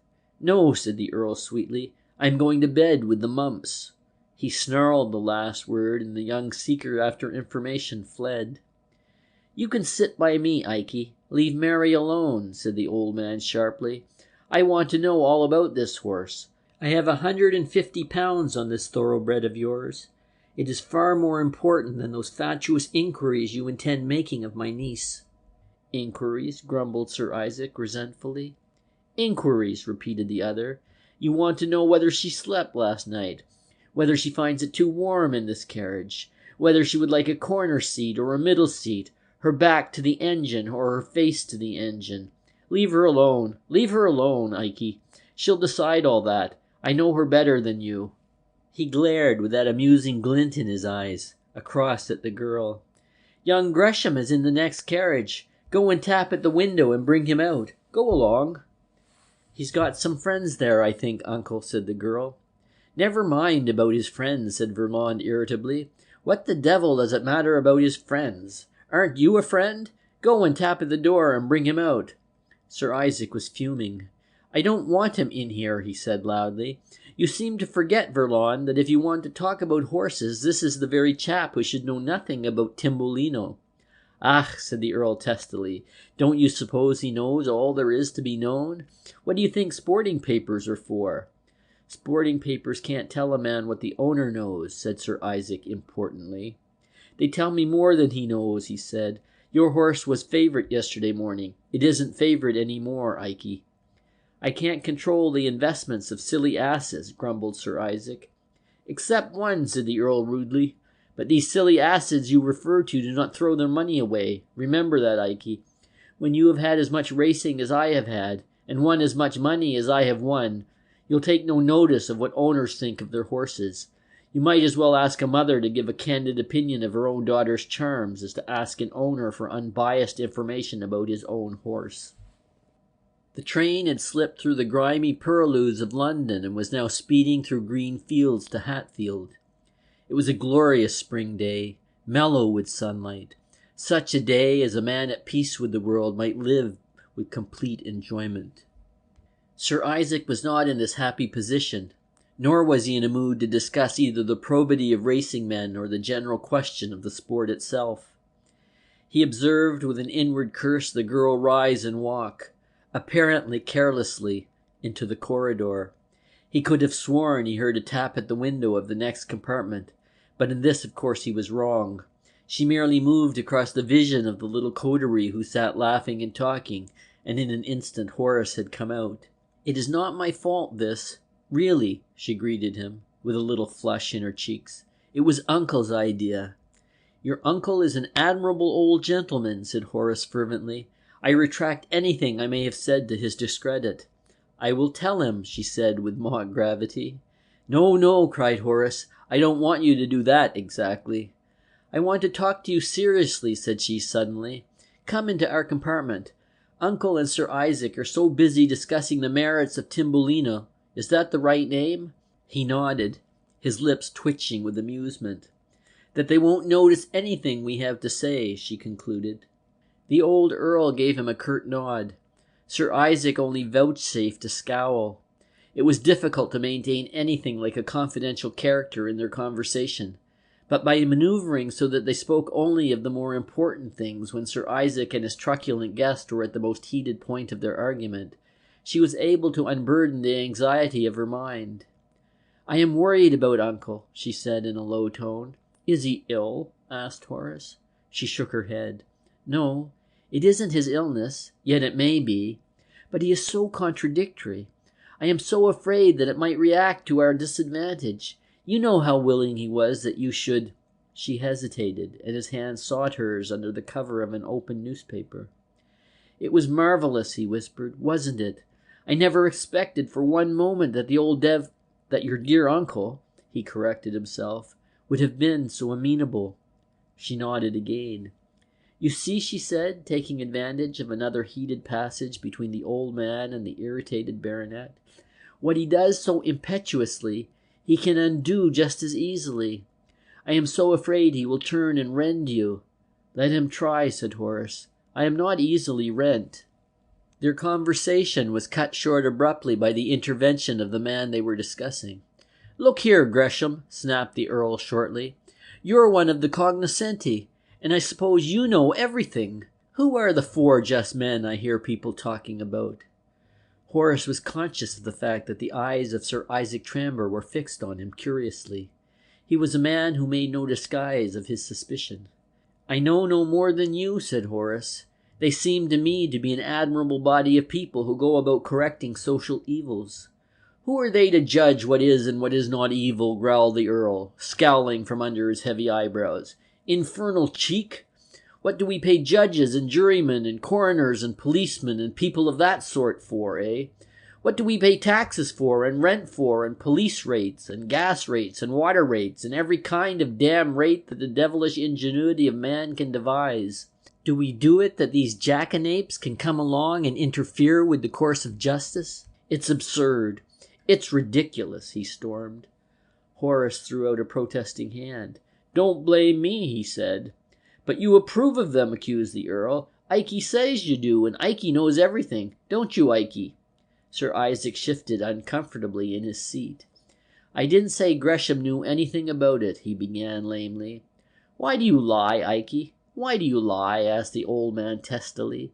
"You just told me that you were perfectly sure that Gresham was one of the leading spirits of the gang."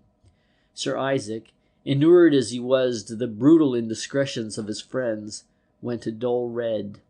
"Oh, I didn't mean that exactly," he said awkwardly and a little angrily. "Dash it, Lord Verlond, don't embarrass a fellow by rendering him liable to heavy damages and all that sort of thing." Horace was unperturbed by the other's confusion. "You needn't bother yourself," he said coolly. "I should never think of taking you to a court of justice." He turned again to the girl, and the Earl claimed the baronet's attention. The old man had a trick of striking off at a tangent. From one subject to another he leapt like a will-o'-the-wisp. Before Horace had framed half a dozen words, the old man was dragging his unwilling victim along a piscatorial road, and Sir Isaac was floundering out of his depths in a morass, if the metaphor be excused, of salmon fishing, trout poaching, pike fishing, a sport on which Sir Isaac Tramber could by no means deem himself an authority. It was soon after lunch that the train pulled into Lincoln. Horace usually rented a house outside the town, but this year he'd arranged to go and return to London on the same night. At the station he parted with the girl. "I shall see you on the course," he said. "What are your arrangements? Do you go back to town tonight?" She nodded. "Is this a very important race for you to win?" she asked, a little anxiously. He shook his head. "Nobody really bothers overmuch about the Lincolnshire Handicap," he said. "You see, it's too early in the season for even the gamblers to put their money down with any assurance. One doesn't know much, and it is almost impossible to tell what horses are in form. I verily believe that Nemesis will win, but everything is against her. You see, the Lincoln," continued Horace doubtfully, "is a race which is not usually won by a filly. And then, too, she is a sprinter. I know sprinters have won the race before, and every year have been confidently expected to win it again, but the averages are all against a horse like Nemesis. But I thought," she said in wonder, "that you were so confident about her." He laughed a little. "Well, you know, one is awfully confident on Monday, and full of doubts on Tuesday. That is part of the game. The form of the horses is not half as inconsistent as the form of the owners.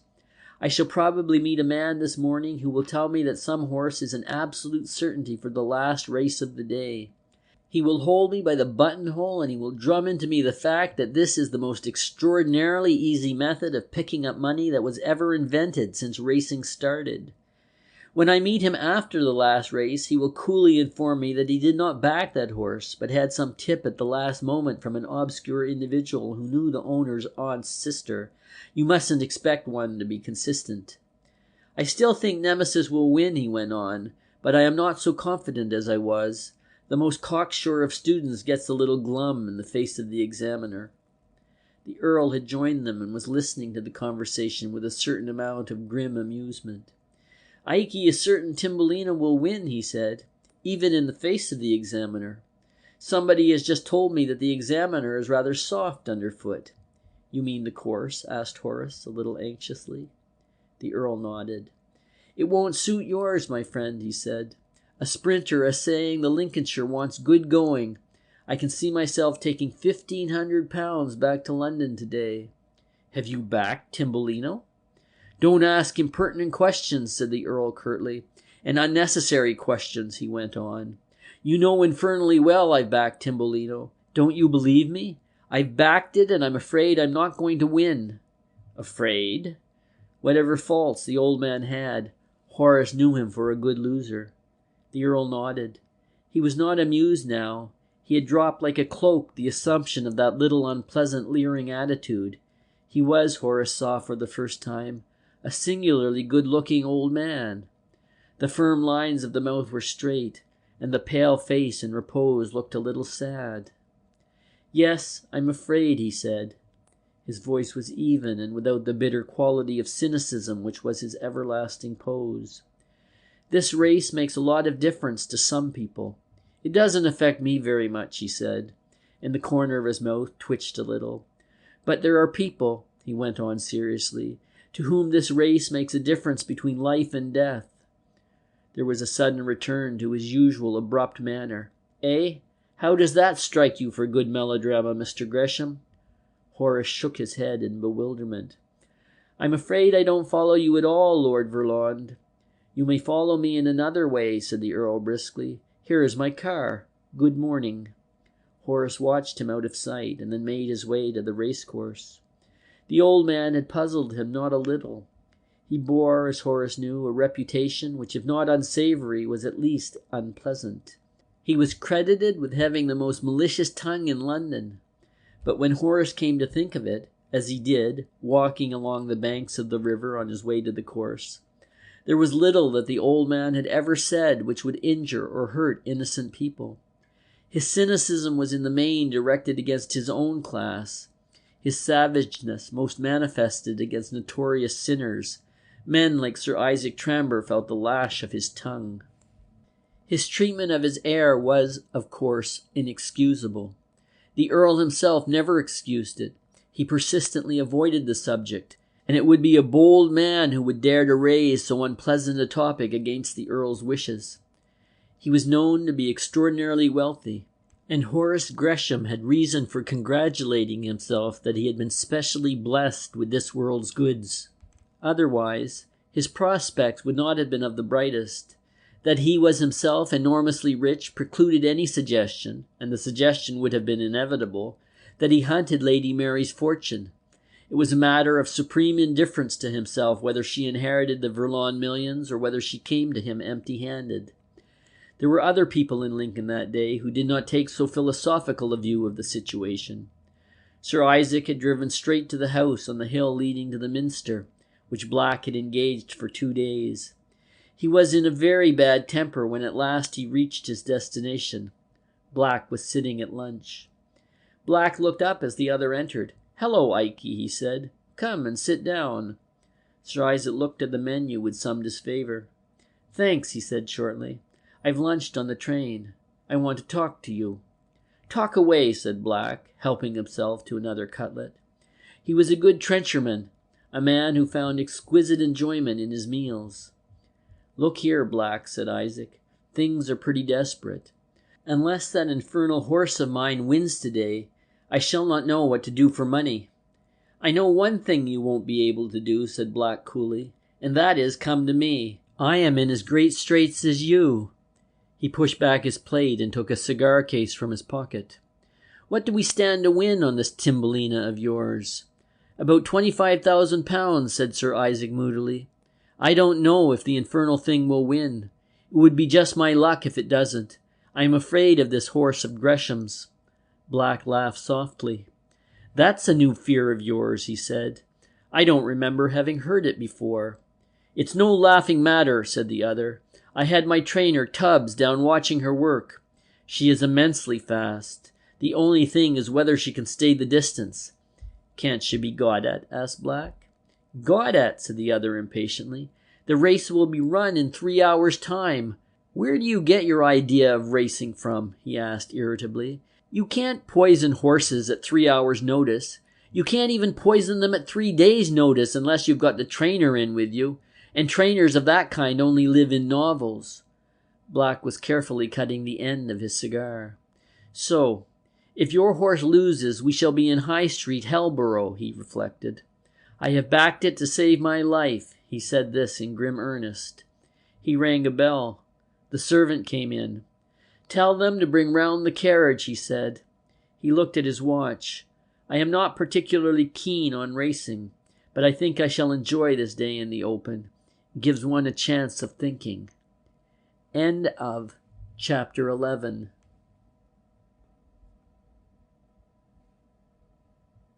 Chapter 12. The Race.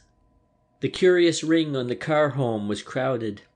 Unusually interested in the Lincoln handicap was the sporting world, and this, together with the glorious weather, had drawn sportsmen from north and south to meet together on this great festival of English racing.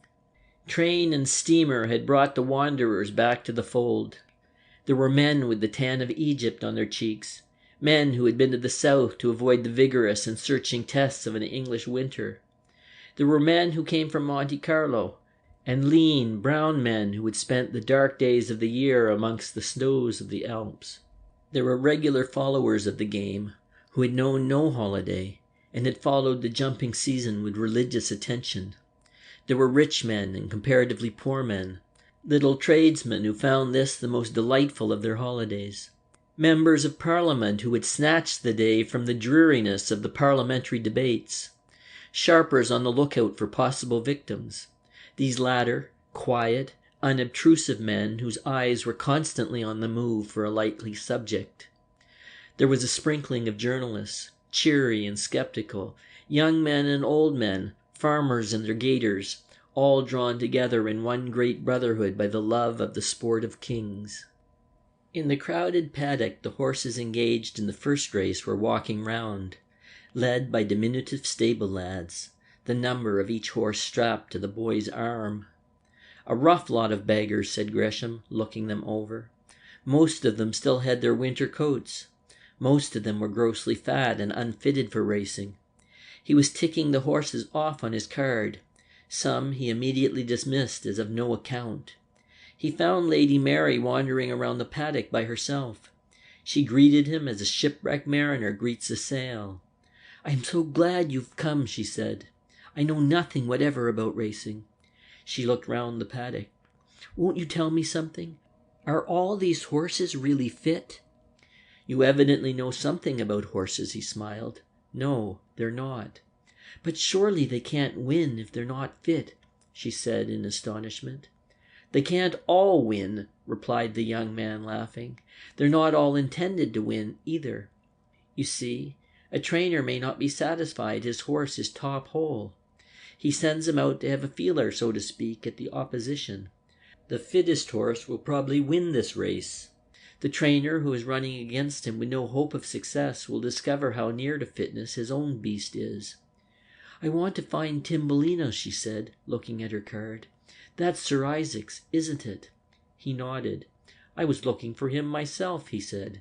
"Come along and let's see if we can find him." In a corner of the paddock they discovered the horse, a tall, upstanding animal, well muscled, so far as horse could judge, for the horse was still in his cloths. "A nice type of horse for the Lincoln," he said thoughtfully. "I saw him at Ascot last year. I think this is the fellow we've got to beat." "Does Sir Isaac own many horses?" she asked. "A few," he said. "He is a remarkable man." "Why do you say that?" she asked. He shrugged his shoulders. "Well, one knows." Then he realized that it wasn't playing cricket to speak disparagingly of a possible rival, and she rightly interpreted his silence. "Where does Sir Isaac make his money?" she asked abruptly. He looked at her. "I don't know," he said. "He's got some property somewhere, hasn't he?" She shook her head. "No," she said. "I am not asking," she went on quickly, "because I have any possible interest in his wealth or his prospects. All my interest is centered elsewhere." She favored him with a dazzling little smile. Although the paddock was crowded and the eyes of many people were upon him, the owner of the favorite had all his work to restrain himself from taking her hand. She changed the subject abruptly. "So now let's come and see your great horse," she said gaily. He led her over to one of the boxes, where Nemesis was receiving the attention of an earnest groom. There was not much of her. She was of small build, clean of limb, with a beautiful head and a fine neck not usually seen in so small a thoroughbred. She had run a good fourth in the Cambridgeshire of the previous year, and had made steady improvement from her 3-year-old to her 4-year-old days. Horace looked her over critically. His practiced eye could see no fault in her condition. She looked very cool, ideally fit for the task of the afternoon. He knew that her task was a difficult one. He knew, too, that he had in his heart really very little fear that she could fail to negotiate the easy mile of the car home. There were many horses in the race who were also sprinters, and they would make the pace a terrifically fast one. If stamina was a weak point, it would betray her. The previous day, on the opening of the racing season, his stable had run a horse in a selling plate, and it was encouraging that this animal, though carrying top weight, beat his field easily. It was this fact that had brought Nemesis to the position of a short-priced favorite. Gresham himself had very little money upon her. He did not bet very heavily, though he was credited with making and losing fabulous sums each year. He gained nothing by contradicting these rumors. He was sufficiently indifferent to the opinions of his fellows not to suffer any inconvenience from their repetition. But the shortening of price on Nemesis was a serious matter for the connection of Timbolino. They could not cover their investments by saving on Nemesis without a considerable outlay. Horace was at lunch when the second race was run. He had found Lord Verlond wonderfully gracious. To the young man's surprise, his lordship had accepted his invitation with such matter-of-fact heartiness as to suggest he had expected it. "I suppose," he said, with a little twinkle in his eye, "you haven't invited Ikey?" Gresham shook his head smilingly. "No, I do not think Sir Isaac quite approves of me." "I do not think he does," agreed the other. "Anyway, he's got a guest of his own, Colonel Black. I assure you it is through no act of mine.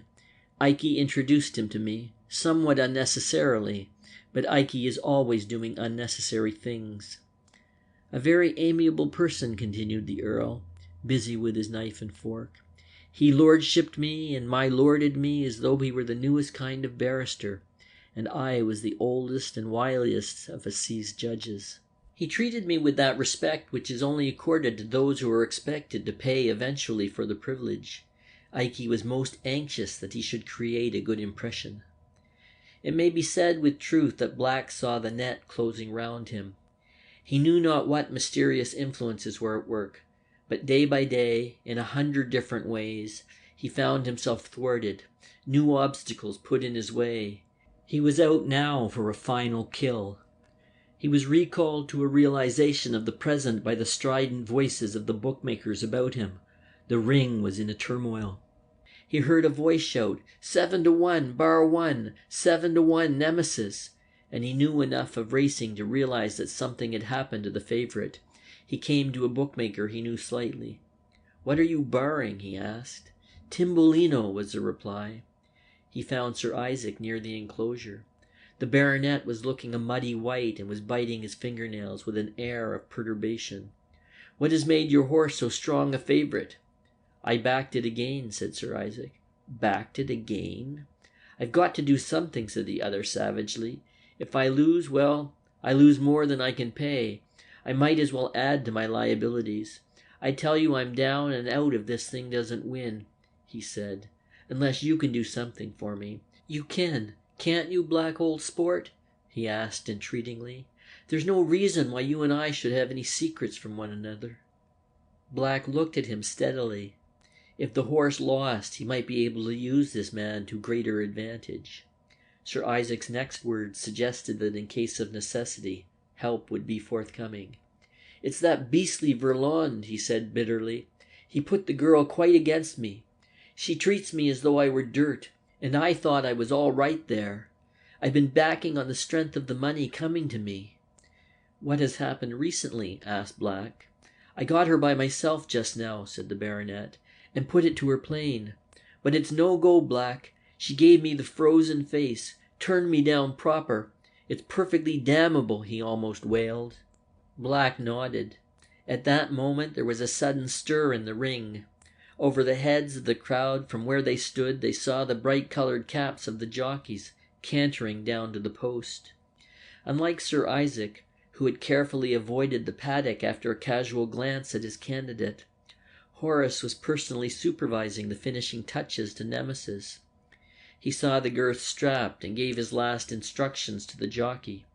Then, as the filly was led to the course, with one final backward and approving glance at her, he turned towards the ring. "One moment, Gresham." Lord Verlond was behind him. "Do you think your horse," said the old man with a nod toward Nemesis, "is going to win?" Horace nodded. "I do now," he said. "In fact, I am rather confident." "Do you think," the other asked slowly, "that if your horse doesn't, Timbolino will?" Horace looked at him curiously. "Yes, Lord Verlond, I do," he said quietly. Again there was a pause, the old man fingering his shaven chin absently. "Suppose, Gresham," he said without raising his voice, "suppose I asked you to pull your horse." The face of the young man went suddenly red. "You're joking, Lord Verlond," he answered stiffly. "I'm not joking," said the other. "I'm speaking to you as a man of honour, and I am trusting to your respecting my confidence. Suppose I asked you to pull Nemesis, would you do it?" "No, frankly I would not," said the other. "But I can't." "Never mind what you can't understand," said Lord Verlond with a return of his usual sharpness.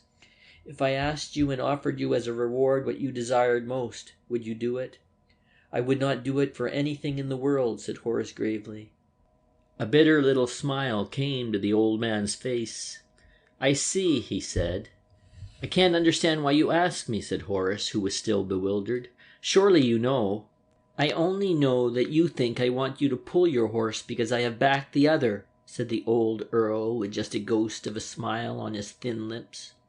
"I would advise you not to be too puffed up with pride at your own rectitude," he said unpleasantly, though the little smile still lingered, "because you may be very sorry one of these days that you did not do as I asked."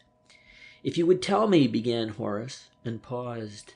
This sudden request from the Earl, who was, with all his faults, a sportsman, left him almost speechless. "I will tell you nothing," said the Earl, "because I have nothing to tell you," he added suavely. Horace led the way up the stairs to the county stand.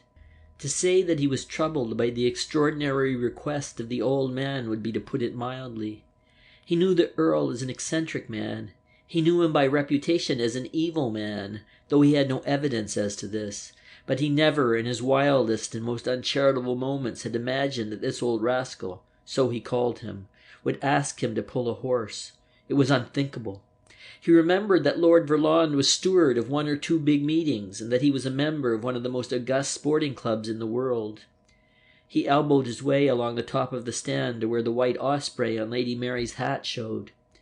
"You look troubled," she said as he reached her side. "Has uncle been bothering you?"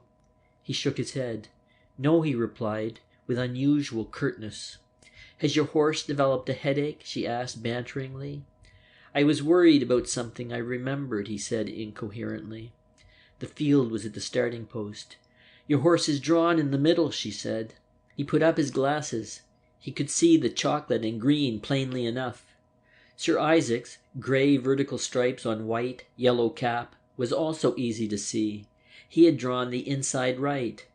The field was giving the starter all the trouble that 24 high-spirited thoroughbreds could give to any man.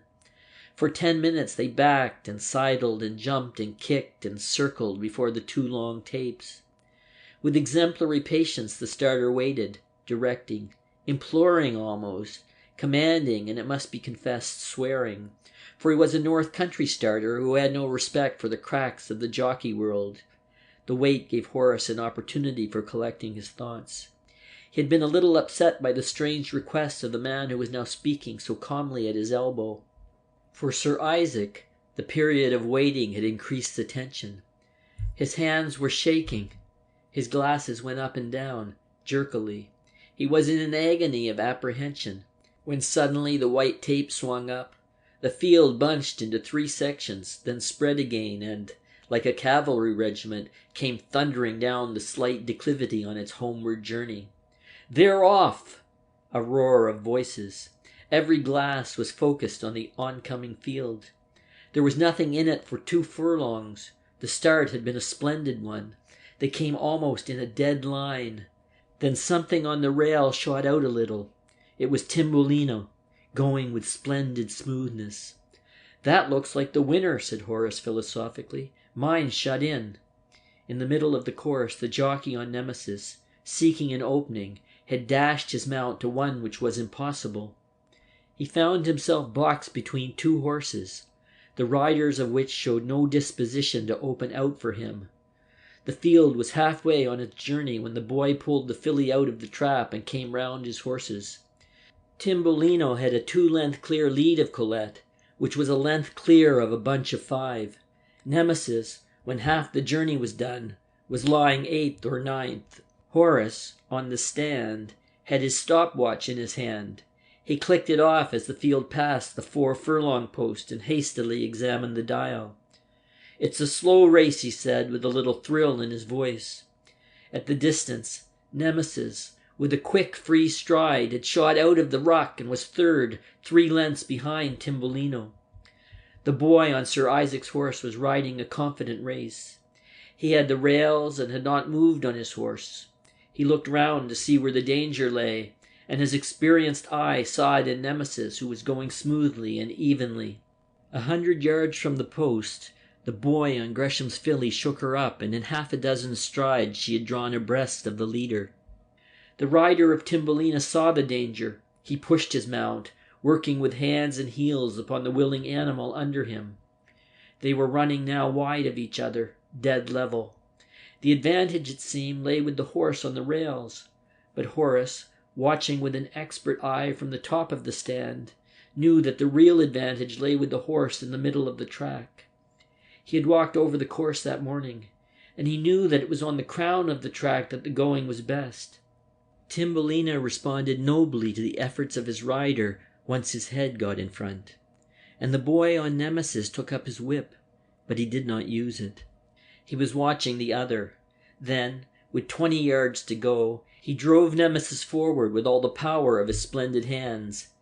Timbolino made one more effort, and as they flew past the judge's box there was none save the judge who might separate them. Horace turned to the girl at his side with a critical smile. "Oh, you've won," she said. "You did win, didn't you?" Her eyes were blazing with excitement. He shook his head, smilingly. "I'm afraid I can't answer that," he said. "It was a very close thing." He glanced at Sir Isaac. The baronet's face was livid. The hand that he raised to his lips trembled like an aspen leaf. "There's one man," thought Horace, "who's more worried about the result than I am." Down below in the ring there was a babble of excited talk. It rose up to them in a dull roar. They were betting fast and furiously on the result, for the numbers had not yet gone up. Both horses had their partisans. Then there was a din amounting to a bellow. The judge had hoisted 2 knots in the frame. It was a dead heat. "By Jove," said Horace. It was the only comment he made. He crossed to the other side of the enclosure as quickly as he could, Sir Isaac following closely behind. As the baronet elbowed his way through the crowd, somebody caught him by the arm. He looked round. It was Black. "Run it off," said Black in a hoarse whisper. "It was a fluke that horse got up. Your jockey was caught napping. Run it off." Sir Isaac hesitated. "I shall get half the bets and half the stakes," he said. "Have the lot," said Black. "Go along. There's nothing to be afraid of. I know this game. Run it off. There's nothing to prevent you winning." Sir Isaac hesitated, then walked slowly to the unsaddling enclosure. The steaming horses were being divested of their saddles. Gresham was there, looking cool and cheerful. He caught the baronet's eye. "Well, Sir Isaac," he said pleasantly, "what are you going to do?" "What do you want to do?" asked Sir Isaac suspiciously. It was part of his creed that all men were rogues. He thought it would be safest to do the opposite to what his rival desired. Like many another suspicious man, he made frequent errors in his diagnosis. "I think it would be advisable to divide," said Horace. "The horses have had a very hard race, and I think mine was unlucky not to win." That decided Sir Isaac. "We'll run it off," he said. "As you will," said Horace coldly. "But I think it is only right to warn you that my horse was boxed in halfway up the course, and but for that would have won very easily. He had to make up half a dozen—" "I know all about that," interrupted the other rudely. "But none the less I'm going to run it off." Horace nodded. He turned to consult with his trainer. If the baronet decided to run the dead heat off, there was nothing to prevent it, the laws of racing being that both owners must agree to divide. Sir Isaac announced his intention to the stewards, and it was arranged that the run-off would take place after the last race of the day. He was shaking with excitement when he rejoined Black. "I'm not so sure that you're right," he said dubiously. "This chap Gresham says his horse was boxed in. I didn't see the beast in the race, so I can't tell. Ask somebody." "Don't worry," said Black, patting him on the back. "There's nothing to worry about. You'll win this race just as easily as I shall walk from this ring to the paddock." Sir Isaac was not satisfied. He waited till he saw a journalist whom he knew by sight returning from the telegraph office. "I say," he said, "did you see the race?" The journalist nodded. "Yes, Sir Isaac," he said with a smile. "I suppose Gresham insisted on running it off." "No, he didn't," said Sir Isaac, "but I think I was unlucky to lose." The journalist made a little grimace. "I'm sorry I can't agree with you," he said. "I thought that Mr. Gresham's horse ought to have won easily, but that he was boxed in the straight." Sir Isaac reported this conversation to Black. "Take no notice of these racing journalists," said Black contemptuously. "What do they know? Haven't I got eyes as well as they?" But this did not satisfy Sir Isaac. "These chaps are jolly good judges," he said. "I wish to heaven I had divided." Black slapped him on the shoulder. "You're losing your nerve, Ikey," he said. "Why, you'll be thanking me at dinner tonight for having saved you thousands of pounds. He didn't want to run it off?" "Who?" asked Sir Isaac. "Gresham?" "Yes. Did he?" asked Black. "No, he wasn't very keen. He said it wasn't fair to the horses." Black laughed. "Rubbish," he said scornfully. "Do you imagine a man like that cares whether his horse is hard raced or whether it isn't? No, he saw the race as well as I did. He saw that your fool of a jockey had it won and was caught napping. Of course he didn't want to risk a run-off. I tell you that Timbolino will win easily." Somewhat reassured by his companion's optimism, Sir Isaac awaited the conclusion of the run-off in better spirits. It added to his assurance that the ring took a similar view to that which Black held. They were asking for odds about Timbolino. You might have got 2-1 against Nemesis, but only for a little while. Gresham had gone into the tea-room with the girl, and was standing at the narrow entrance of the county stand when the cry, "2-1 Nemesis!" caught his ear. "They're not laying against my horse," he exclaimed in astonishment. He beckoned a man who was passing. "Are they laying against Nemesis?" he asked. The man nodded. He was a commission agent who did whatever work the young owner required. "Go in and back her for me. Put in as much money as you possibly can get. "Back it down to evens," said Gresham decidedly. He was not a gambling man. He was shrewd and businesslike in all his transactions, and he could read a race. He knew exactly what had happened. His money created some sensation in a market which was not over-strong. Timbolino went out, and Nemesis was a shade odds-on. Then it was that money came in for Sir Isaac's horse. Black did not bet to any extent, but he saw a chance of making easy money. The man honestly believed all he had said to Sir Isaac. He was confident in his mind that the jockey had ridden a jolly race. He had sufficient credit amongst the best men in the ring to invest fairly heavily. Again, the market experienced an extraordinary change. Timbolino was favoured again. Nemesis went out, first 6-4, then 2-1, then 5-2. But now the money began to come in from the country. The results of the race and its description had been published in the stop press editions in hundreds of evening papers up and down England, Ireland, and Scotland. Quick to make their decisions, the little punters of Great Britain were reinvesting, some to save their stakes, others to increase what they already regarded as their winnings. And here the money was for Nemesis. The reporters, unprejudiced, had no other interest but to secure for the public accurate news, and to describe things as they saw them. And the race as they saw it was the race which Sir Isaac would not believe, and at which Black openly scoffed. The last event was set for 4:30, and after the field had come past the post and the winner was being led to the unsaddling enclosure, the two dead heaters of the memorable Lincolnshire handicap came prancing from the paddock onto the course. The question of the draw was immaterial. There was nothing to choose between the jockeys, two experienced horsemen, and there was little delay at the post. It does not follow that a race of two runners means an equable start, though it seemed that nothing was likely to interfere with the tiny field getting off together. When the tapes went up, however, Nemesis half turned and lost a couple of lengths.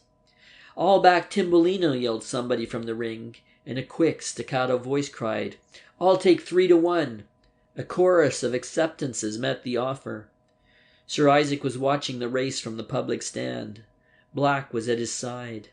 "What did I tell you?" asked the latter exultantly. "The money is in your pocket, Ikey, my boy. Look, 3 lengths in front. You'll win at a walk." The boy on Nemesis had her well balanced. He did not drive her out. He seemed content to wait those 3 lengths in the rear. Gresham, watching them through his glasses, nodded his approval. "They're going no pace," he said to the man at his side. She was further behind at this point in the race itself. Both horses were running smoothly. At the 5 furlong post, the lad on Nemesis let the filly out just a little. Without any apparent effort, she improved her position. The jockey knew now exactly what were his resources, and he was content to wait behind. The rest of the race needs very little description. It was a procession until they had reached the distance. Then the boy on Timbolino looked round. "He's beaten," said Gresham, half to himself. He knew that some jockeys looked round when they felt their mount failing under them. 200 yards from the post, Nemesis, with scarcely an effort, drew level with the leader. Out came the other jockey's whip. 1, 2, he landed his mount, and the horse went ahead till he was a neck in front. Then coming up with one long run, Nemesis first drew up, then passed the fast-stopping Timbolino, and won with consummate ease by 1.5 lengths. Sir Isaac could not believe his eyes. He gasped, dropped his glasses, and stared at the horses in amazement. It was obvious that he was beaten long before the winning post was reached. "He's pulling the horse," he cried, beside himself with rage and chagrin. "Look at him! I'll have him before the stewards. He is not riding the horse." Black's hand closed on his arm. "Drop it, you fool," he muttered. "Are you going to give away the fact that you are broke to the world, before all these people? You're beaten fairly enough. I've lost as much as you have. Get out of this." Sir Isaac Tramber went down the stairs of the grandstand in the midst of a throng of people, all talking at once in different keys. He was dazed. He was more like a man in a dream. He could not realize what it meant to him. He was stunned, bewildered. All he knew was that Timbolino had lost. He had a vague idea at the back of his mind that he was a ruined man, and only a faint ray of hope that Black would in some mysterious way get him out of his trouble. "Horse was pulled," he repeated dully. "He couldn't have lost. Black, wasn't it pulled?" "Shut up," snarled the other. "You're going to get yourself into pretty bad trouble unless you control that tongue of yours." He got the shaking man away from the course and put a stiff glass of brandy and water in his hand. The baronet awoke to his tragic position. "I can't pay, Black," he wailed. "I can't pay. What an awful business for me. What a fool I was to take your advice. What a fool. Curse you. You were standing in with Gresham. Why did you advise me? What did you make out of it?" "Dry up," said Black shortly. "You're like a babe, Ikey. What are you worrying about? I told you I've lost as much money as you. Now we've got to sit down and think out a plan for making money. What have you lost?" Sir Isaac shook his head weakly. "I don't know," he said listlessly. 6 or 7,000 pounds. I haven't got 6 or 7,000 pence, he added plaintively. "It's a pretty bad business for me, Black. A man in my position. I shall have to sell off my horses." "Your position," Black laughed harshly. "My dear good chap, I shouldn't let that worry you." "Your reputation," he went on. "You're living in a fool's paradise, my man," he said with savage banter. "Why, you've no more reputation than I have. Who cares whether you pay your debts of honor or whether you don't? It would surprise people more if you paid than if you defaulted. Get all that nonsense out of your head and think sensibly. You will make all you've lost and much more. You've got to marry, and quick, and then she's got to inherit my lord's money, almost as quickly." Ikey looked at him in despairing amazement. "Even if she married me," he said pettishly, "I should have to wait years for the money." Colonel Black smiled. They were moving off the course when they were overtaken by a man who touched the baronet on the arm. "Excuse me, Sir Isaac," he said, and handed him an envelope. "For me?" asked Ikey wonderingly, and opened the envelope. There was no letter, only a slip of paper and 4 banknotes for 1,000 pounds each. Sir Isaac gasped and read, "Pay your debts and live cleanly. Avoid Black like the devil and work for your living." The writing was disguised, but the language was obviously Lord Verlond's. End of chapter 12.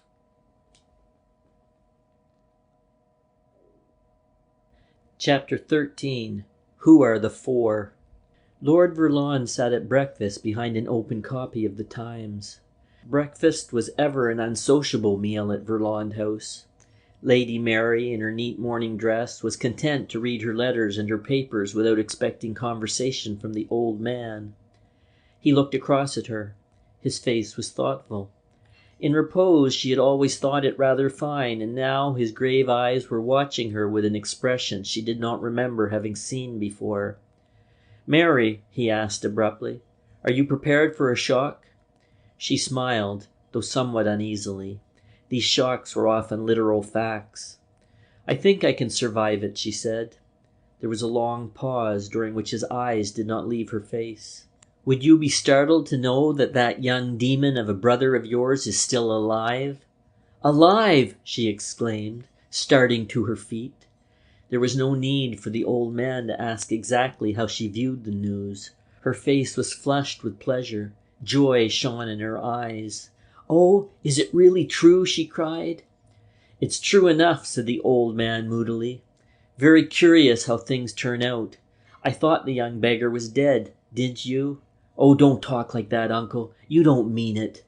"I mean it all right," snapped the Earl. "Why shouldn't I? He was infernally rude to me. Do you know what he called me before he left?" "But that was 16 years ago," said the girl.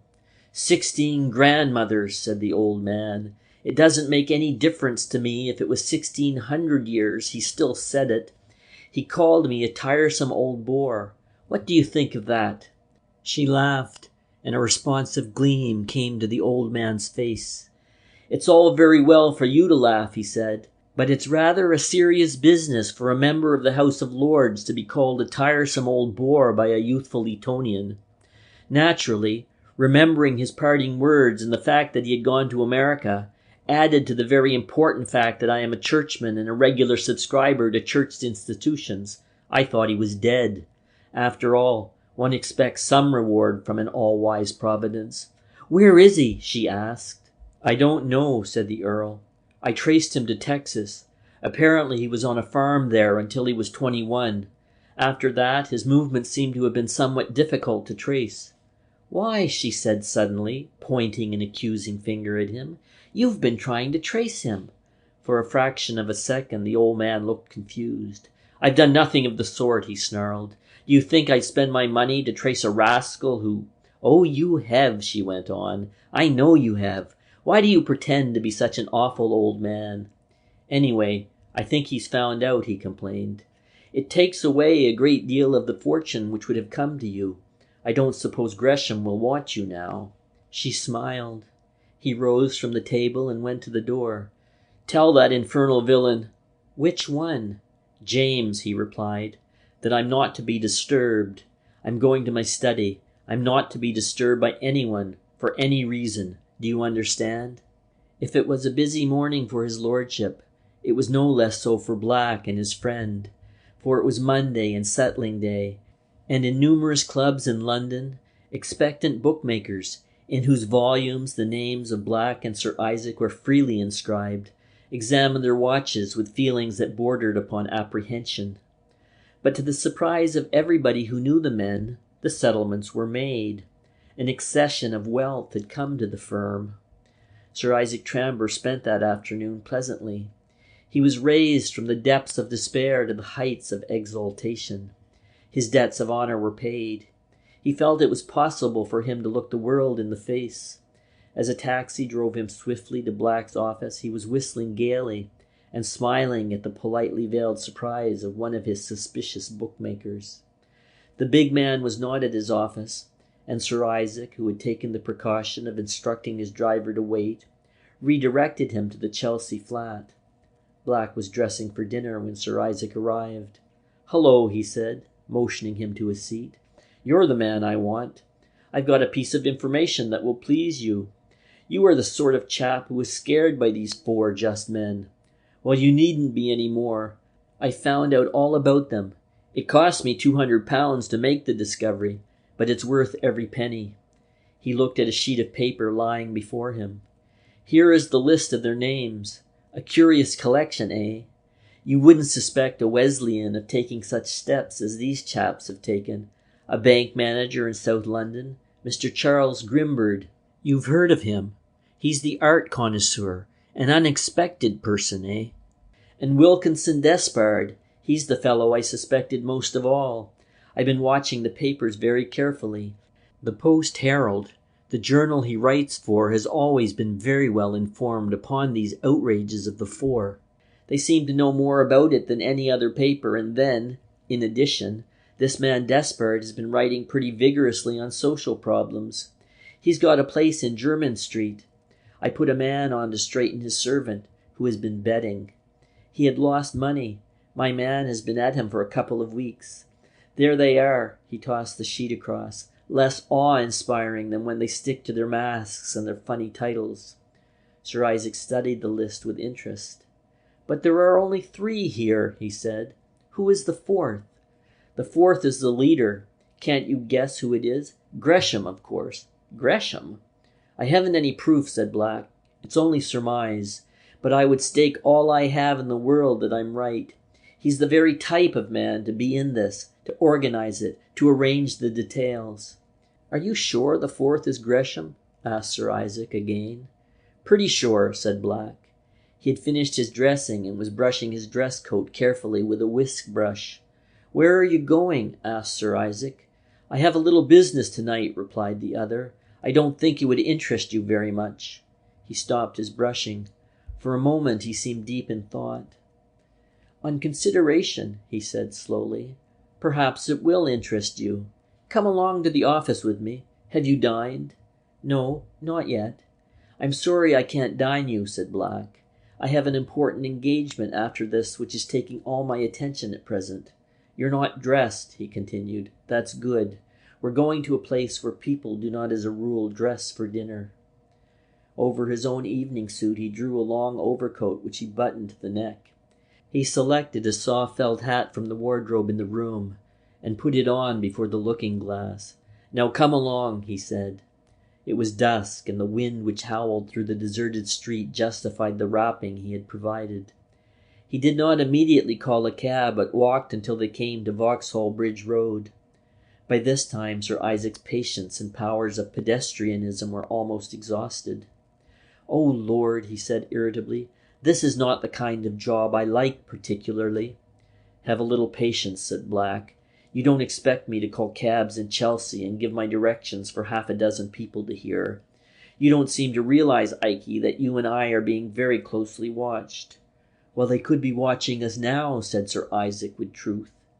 "They may be, but the chances are that nobody will be near enough when we give directions to the driver as to our exact destination." Even Sir Isaac did not catch it, so low was the voice of Black instructing the driver. Through the little pane at the back of the cab, Black scrutinized the vehicles following their route. "I don't think there is anybody after us at present," he said. "It isn't a very important matter, but if the information came to the fore that their plans were being checkmated, it might make it rather awkward for us." The cab passed down the winding road which leads from the Oval to Kennington Green.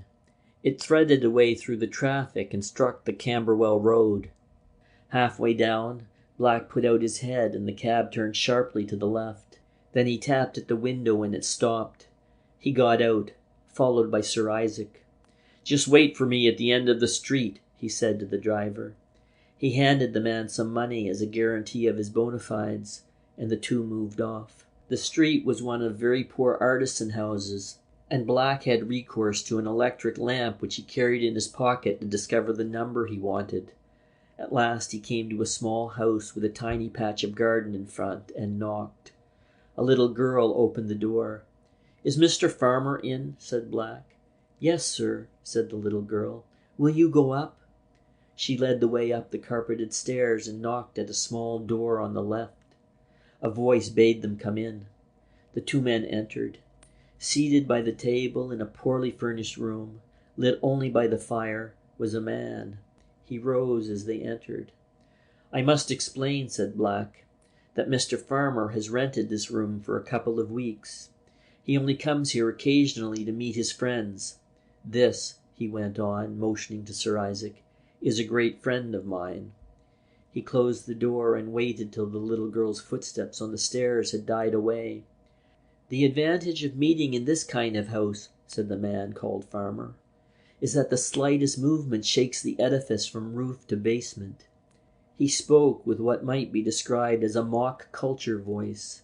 It was the voice of a common man who had been much in the company of gentlemen, and who endeavoured to imitate their intonation without attempting to acquire their vocabulary. "You can speak freely, Mr. Farmer," said Black. "This gentleman is in my confidence. We are both interested in this ridiculous organization. I understand you have now left Mr. Wilkinson Despard's employment." The man nodded. "Yes, sir," he said with a little embarrassed cough. "I left him yesterday." "Now, have you found out who the fourth is?" The man hesitated.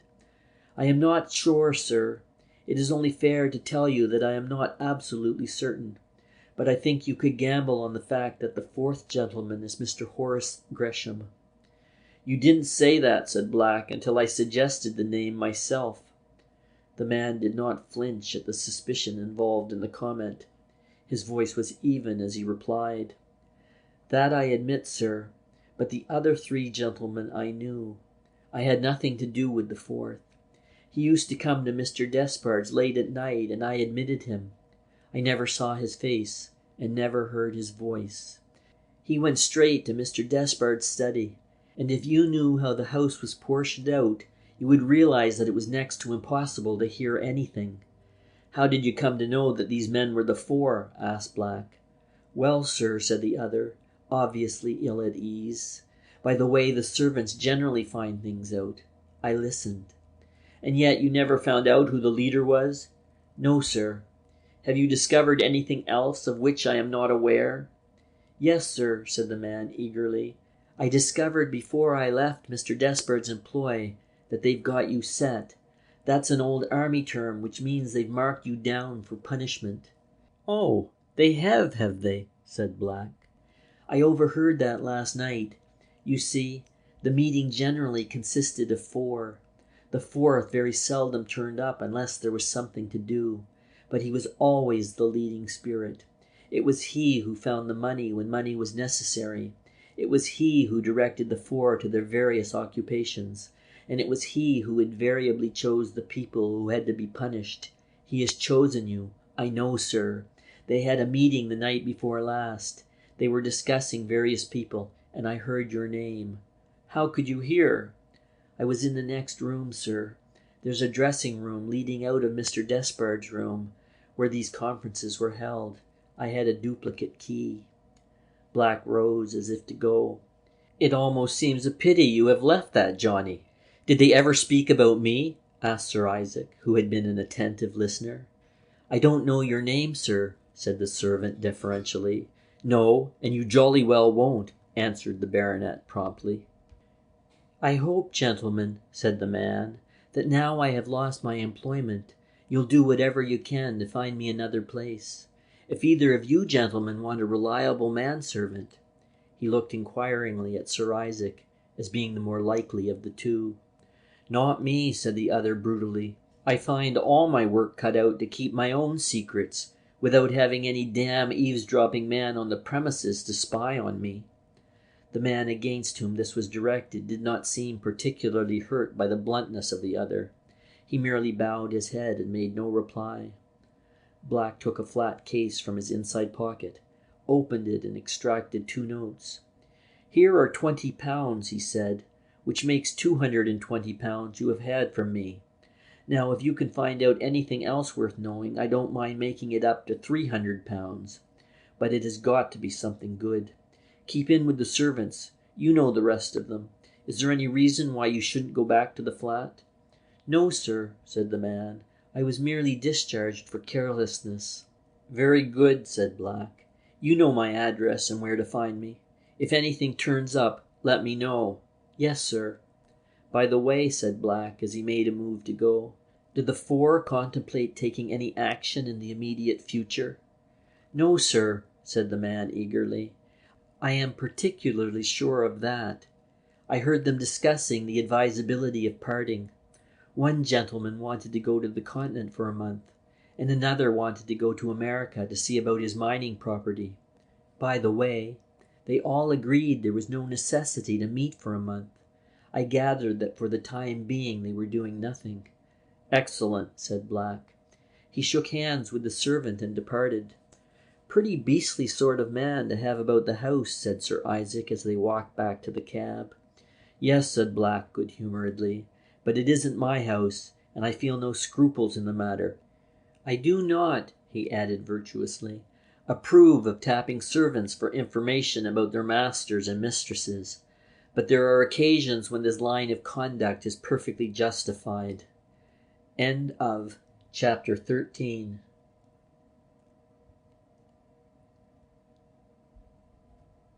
Chapter 14. Willie Jakobs Tells. Left alone, the man whom they had called Farmer waited a few minutes. Then he took down his coat, which hung behind the door, put on his hat and gloves deliberately and thoughtfully, and left the house. He walked in the direction which Black and Sir Isaac had taken, but their taxicab was flying northward long before he reached the spot where it had waited. He pursued his way into the Camberwell Road and boarded a tramcar. The street lamps and the lights in the shop windows revealed him to be a good-looking man, a little above the average height, with a pale, refined face. He was dressed quietly, but well. He alighted near the Elephant and Castle, and strode rapidly along the New Kent Road, turning into one of the poorer streets which led to a labyrinth of smaller and more poverty-stricken thoroughfares in that district which is bounded on the west by East Street and on the east by the New Kent Road. A little way along, some of the old houses had been pulled down and new buildings in yellow brick had been erected. A big red lamp outside a broad entrance notified the neighborhood that this was the free dispensary, though none who lived within a radius of 5 miles needed any information as to the existence of this institution. In the hallway was a board containing the names of 3 doctors, and against them a little sliding panel which enabled them to inform their visitors whether they were in or out. He paused before the board. The little indicator against the first name said out. Farmer put up his hand and slid the panel along to show the word in. Then he passed through the door through the large waiting room into a small room, which bore the name Dr. Wilson Grail. He closed the door behind him and slipped a catch. He took off his hat and coat and hung them up. Then he touched a bell and a servant appeared. "Is Dr. O'Hara in?" he asked. "Yes, doctor," replied the man. "Ask him to come along to me, will you, please?" In a few minutes a man of middle height, but powerfully built, came in and closed the door behind him. "Well, how did you get on?" he inquired, and uninvited drew up a chair to the table. "They jumped at the bait," said Gonzales with a little laugh. "I think they have got something on. They were most anxious to know whether we were moving at all. You had better notify Manfred. We'll have a meeting tonight. What about Despard? Do you think he would object to having his name used?" His voice lacked the mock culture which had so deceived Black. "Not a bit. I chose him purposely because I knew he was going abroad tonight." "And the others?" "With the exception of the art man, they are non-existent." "Suppose he investigates?" "Not he. He will be satisfied to take the most prominent of the four, Despard, and the other chap whose name I have forgotten. Despard leaves tonight, and the other on Wednesday for America. You see, that fits in with what I told Black."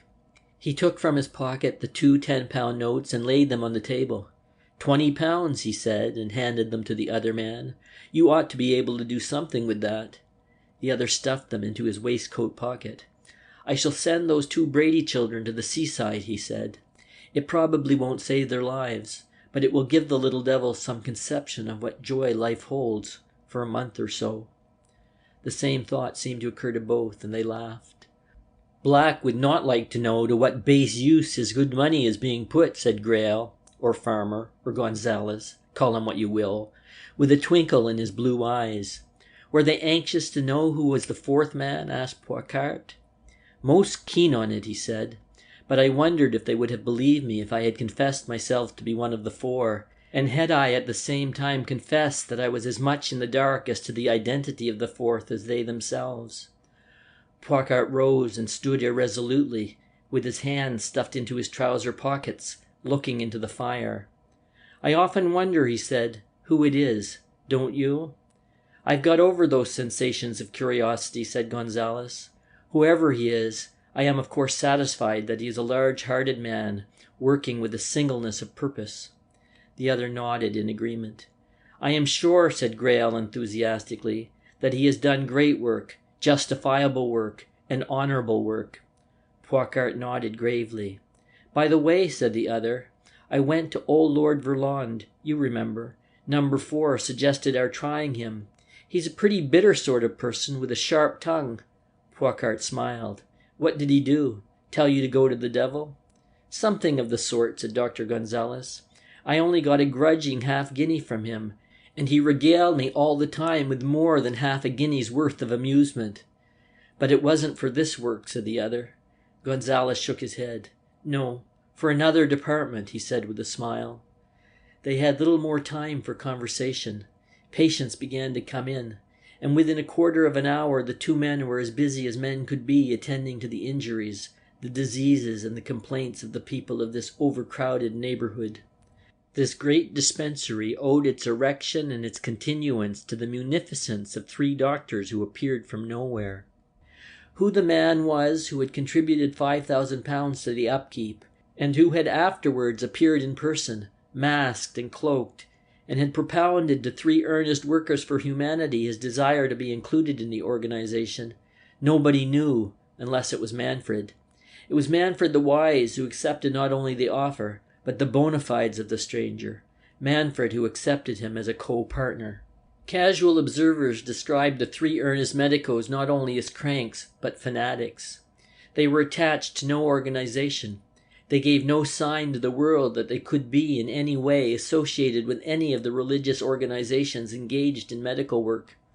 It is an indisputable fact that they possessed the qualifications to practice, and that one, Leon Gonzalez was in addition a brilliant chemist. No man ever remembered their going to church or urging attendance at any place of worship. The religious bodies that labored in the neighborhood were themselves astonished. One by one they had nibbled at the sectarian question. Some had asked directly to what religious organization these men were attached. No answer was offered satisfactory to the inquirers. It was nearly 11 o'clock that night when the work of the 2 dispensers had finished. The last patient had been dismissed. The last fretful whimper of an ailing child had died away. The door had been locked. The sweepers were engaged in cleaning up the big waiting room. The 2 men sat in the office, tired but cheerful. The room was well furnished. It was the common room of the 3. A bright fire burnt in the fireplace. Big, roomy armchairs and settees were in evidence. The floor was carpeted thickly, and 2 or 3 rare prints hung on the distempered walls. They were sitting discussing the events of the evening, comparing notes, retailing particulars of interest in cases which had come under their notice. Manfred had gone out earlier in the evening and had not returned. Then a bell rang shrilly. Leon looked up at the indicator. "That is the dispensary door," he said in Spanish. "I suppose we'd better see who it is." "It will be a small girl," said Poicart. "Please will you come to father? He's either dead or drunk." There was a little laugh at this reminiscence of an incident which had actually happened. Poicart opened the door. A man stood in the entrance. "There's a bad accident just round the corner," he said. "Can I bring him in here, doctor?" "What sort of accident?" said Poicart. "A man has been knifed." "Bring him in," said Poicart. He went quickly to the common room. "It's a stabbing case," he said. "Will you have him in your surgery, Leon?"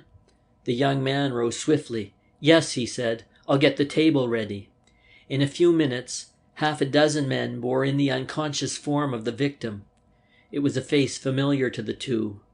They laid him tenderly upon the surgical table, and with deft hands ripped away the clothing from the wound, whilst the policeman who had accompanied the party pushed back the crowd from the surgery door.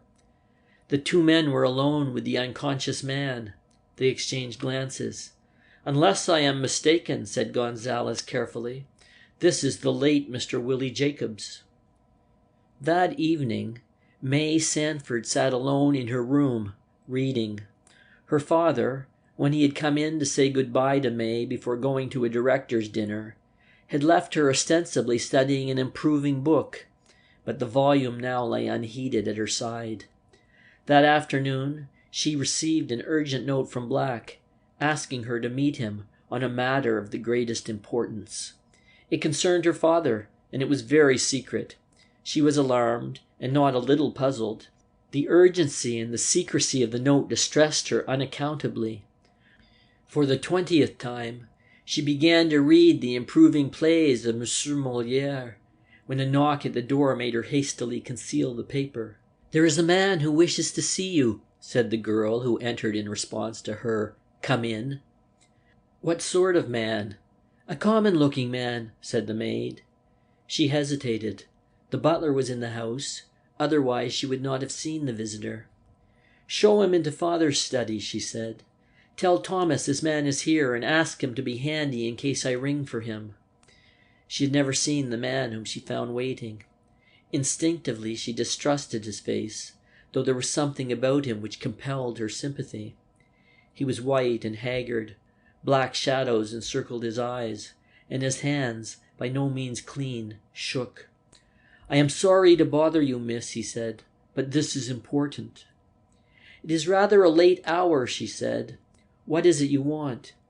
He fumbled with his hat and looked at the waiting girl. At a nod from May, she left the room. "This is rather important to you, miss," said the man again. "Black treated me pretty badly." For a moment, an unworthy suspicion flashed through her mind. Had Frank sent this man to her to shake her faith in Black? A feeling of resentment arose against her visitor and the man she thought was his employer. "You may save your breath," she said coolly, "and you can go back to the gentleman who sent you and tell him." "Nobody sent me, miss," he said eagerly. "I come on my own. I tell you they've done me a bad turn. I've kept my mouth shut for Black for years, and now he's turned me down. I'm ill, miss. You can see that for yourself," he said, throwing out his arms in despair. "I've been almost starving, and they haven't given me a bean. I went to Black's house today, and he wouldn't see me." He almost whimpered in his helpless anger. "He's done me a bad turn, and I'm going to do him one," he said fiercely. "You know what his game is." "I do not want to know," she said again, the old suspicion obscuring her vision. "You will gain nothing by speaking against Colonel Black." "Don't be foolish, miss," he pleaded. "Don't think I've come for money. I don't expect money. I don't want it. I dare say I can get help from Mr. Fellow." "Ah," she said, "so you know Mr. Fellow. It was he who sent you. I will not hear another word," she went on hotly. "I know now where you come from. I've heard all this before." She walked determinedly across the room and rang the bell. The butler came in. "Show this man out," said May. The man looked at her sorrowfully. "You've had your chance, miss," he said ominously. "Black's Essley. That's all." With this parting shot, he shuffled through the hall, down the steps into the night. Left alone, the girl shrank into her chair. She was shaking from head to foot with indignation and bewilderment. It must have been Frank who sent this man. How mean, how inexpressibly mean. How dare he? How dare he? She asked. It was the policeman in Frank which made him so horrid, she thought. He always believed horrid things of everybody. It was only natural. He had lived his life amongst criminals. He had thought of nothing but breaches of the law. She looked at the clock. It was 10:15. He had wasted her evening, this visitor. She did not know exactly what to do. She could not read. It was too early to go to bed. She would have liked to have gone for a little walk, but there was nobody to take her. It was absurd asking the butler to walk behind her. She smiled at the thought. Then she started. She had heard the distant ring of the front doorbell. Who could it be? She had not long to wait in doubt. A few minutes afterwards the girl had announced Colonel Black. He was in evening dress and very cheerful. "Forgive this visit," he said, with that heartiness of voice which carried conviction of his sincerity. "I happened to be passing, and I thought I'd drop in." This was not exactly true. Black had carefully planned this call. He knew her father was out, knew also, so bitter had been a discussion of that afternoon, that he would not have sanctioned the visit. May gave him her hand, and he grasped it warmly. She came straight to the point. "I'm so glad you've come," she said. "I've been awfully bothered." He nodded sympathetically, though a little at sea. "And now this man has come." "This man? Which man?" he asked sharply. "I forget his name. He came this evening. In fact, he's only been gone a little time, and he looked awfully ill. You know him, I think." "Not Jakobs," he breathed. She nodded. "I think that is the name," she said. "Jakobs," he repeated, and his face went a little white. "What did he say?" he asked quickly. She repeated the conversation as nearly as she could remember it. When she had finished, he rose. "You're not going?" she said in astonishment. "I'm afraid I must," he said. "I've a rather important engagement, and I only called in passing." "Which way did this man go? Did he give you any idea as to his destination?" She shook her head. "No. All that he said was that there were people who would be glad of the information he could give about you." "He did he?" said Black, with an heroic attempt at a smile. "I never thought Jakobs was that kind of man. Of course, there's nothing that I should mind everybody knowing, but one has business secrets, you know, Miss Sandford. He is a discharged employee of mine who has stolen some contracts. You need not worry about the matter." He smiled confidently at her as he left the room. He drove straight from the house to his city office.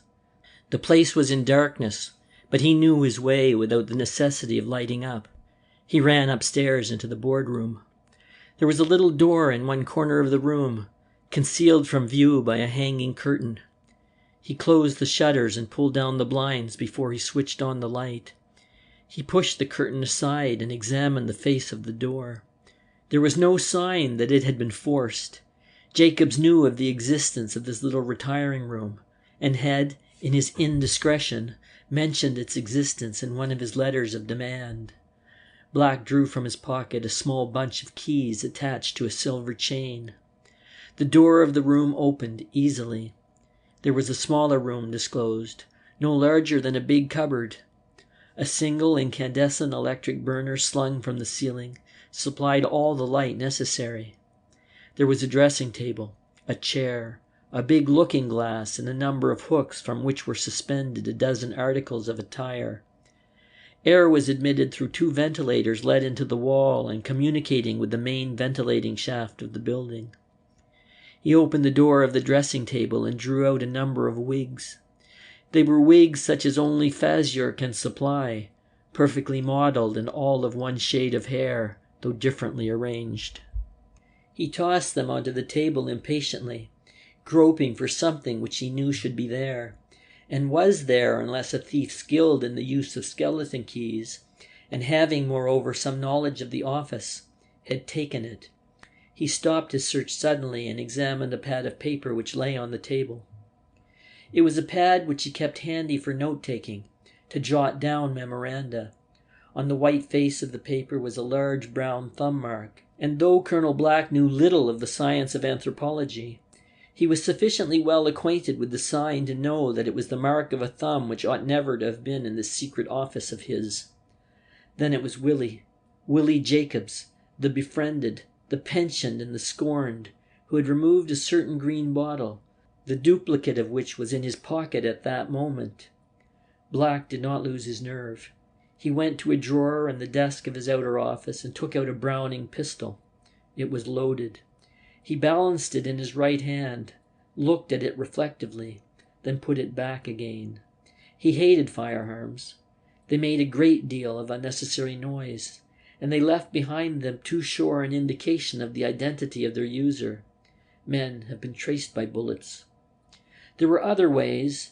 He lifted from the drawer a long, thin knife. It was an Italian stiletto of the 16th century, the sort of toy a man might use in these prosaic days for opening his letters, and indeed this was the ostensible reason why Black kept the weapon at hand.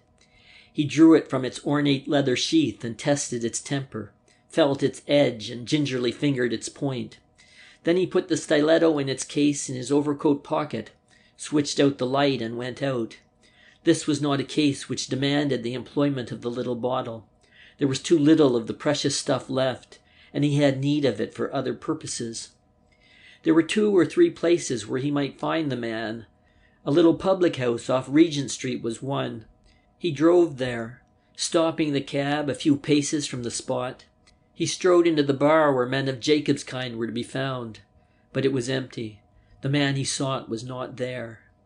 He made a tour of other likely places with no better success. Willie would be at home. He had moved to lodgings on the south side of the Thomas. It was coming from a little public house off the New Kent Road that Black found his man. Willie had been spending the evening brooding over his grievance, and was on his way home to prepare for his big adventure when Black clapped him on the shoulder. "Hello, Willie," he said. The man turned round with a start. "Keep your hands off me," he said hastily, stumbling against the wall. "Now don't be silly," said Black. "Let's talk this matter out reasonably. You're a reasonable man, aren't you? I've got a cab waiting round the corner." "You don't get me into no cab," said Jakobs. "I've had enough of you, Black. You've turned round on me. You cast me out like a dog. Is that the way to treat a pal?" "You've made a mistake, my friend," said Black smoothly. "We're all liable to make mistakes. I've made many, and I dare say you've made a few. Now let's talk business."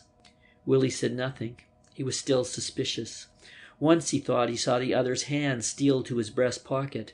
He guessed the motive of the action. This, then, was where the bottle was. Black was an adept in the art of cajolery. He knew the weak places of all the men who had been associated with him. Very slowly, he led the other aimlessly, so it seemed, from one street to another, until they reached a little cul-de-sac. Stables occupied one side of the tiny street, and artisan houses the other. One street lamp, halfway down, showed a dim light. Willie hesitated. "There's no thoroughfare," he said. "Oh, yes, there is," said Black confidently. "I know this neighborhood rather well. Now there's one thing I want to ask you, Willie. I'm sure you are feeling more friendly towards me now, aren't you?" His hand rested almost affectionately on the other's shoulder. "You didn't play the game," persisted the other. "Let bygones be bygones," said Black. "What I want to know is, Willie, why did you take the bottle?" He asked the question in a matter-of-fact tone. He did not raise his voice or give the query unusual emphasis. The other man was taken off his guard. "Well, I felt sore," he said. "And I suppose," said Black, with gentle reproach, "you're waiting to hand that bottle to our friend fellow." "I haven't handed it to anybody yet," said Willie. "But to tell you the truth—" He said no more. The big man's hand suddenly closed round his throat with a grip like steel. Willie struggled, but he was like a child in the grasp of the other. "You dog!" breathed Black. He shook the helpless man violently. Then, with his disengaged hand, he whipped the telltale vial from the other's pocket and pushed him against the wall. "And I'll teach you that that's nothing to what you'll get if you ever come across me again." Jakobs dropped, white and ghastly, against the wall. "You've got the bottle, Black," he said, "but I know everything that you've done with it." "You do you?" "Yes, everything," said the other desperately. "You're not going to cast me off. Do you hear? You've got to pension me, same as you've done other people. I know enough to send you for a lagging without—" "I thought you did," said Black. Something glittered in the light of the lamp, and without a cry, Jakobs went down in a huddled heap to the ground. Black looked round. He wiped the blade of the stiletto carefully on the coat of the stricken man, carefully replaced the weapon in its leather case, and examined his own hands with considerable care for any signs of blood. But these Italian weapons make small wounds. He turned, and pulling on his gloves, made his way back to where the cab was still waiting. End of Chapter 14.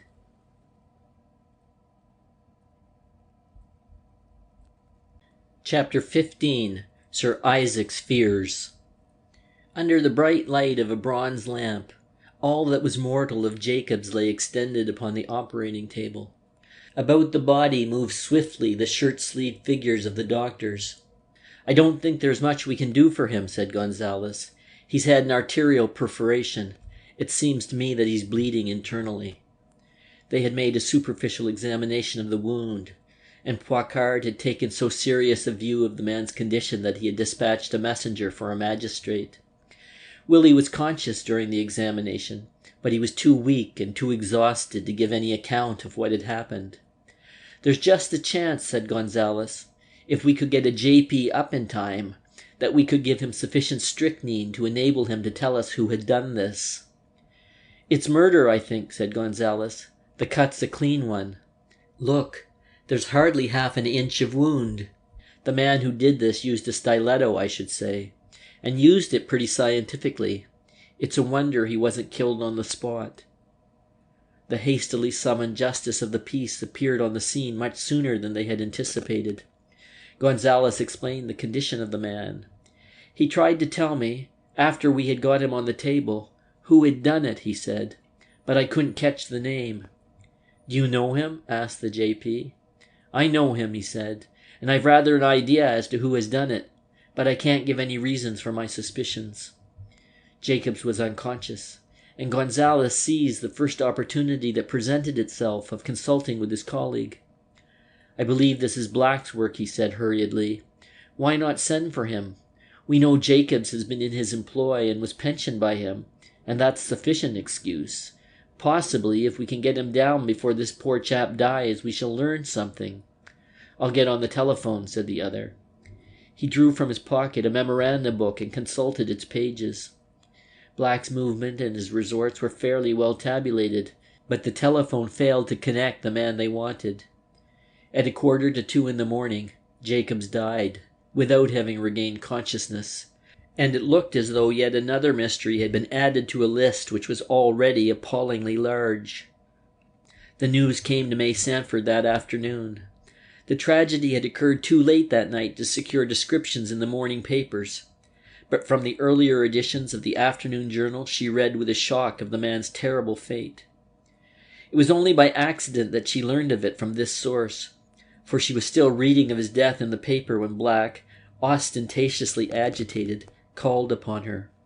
"Isn't it dreadful, Miss Sandford?" he said. He was quite beside himself with grief, the girl thought. "I shall give evidence, of course, but I shall take great care to keep your name out of it. I think the poor man had very bad associates indeed," he said frankly. "I had to discharge him for that reason. Nobody need know he ever came here," he suggested. "It wouldn't be pleasant for you to be dragged into a sordid case like this." "Oh, no, no," she said.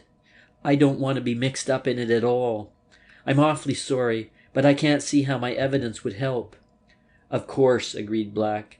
It had only occurred to him that morning how damning might be the evidence that this girl was in a position to give, and he had come to her in a panic, lest she had already volunteered it. She thought he looked ill and worried, as indeed he was, for Black had slept very little that night. He knew that he was safe from detection. None had seen him meet the man, and although he had visited the resorts which the man frequented, he had not inquired after him. Yet Black was obsessed by the knowledge that a net was drawing round him. Who were the hunters he could not guess? There came to him at odd moments a strange feeling of terror.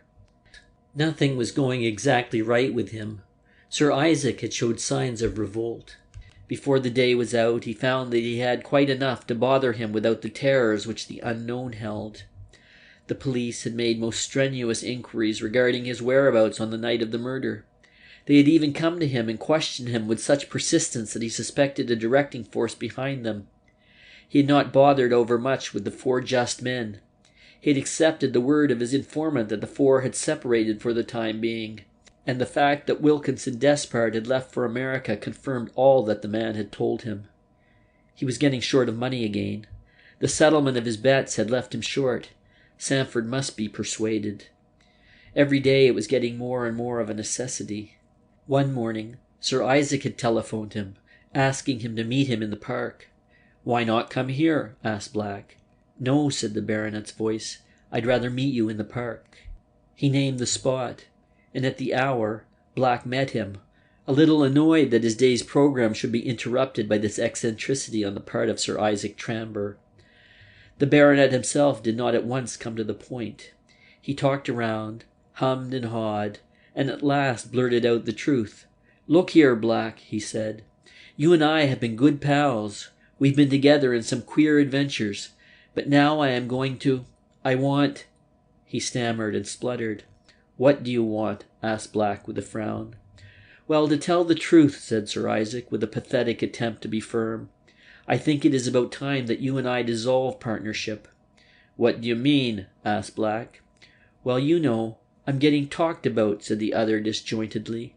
"People are spreading lies about me, and 1 or 2 chaps recently have asked me what business you and I are engaged in. And it's worrying me, Black," he said with the sudden exasperation of a weak man.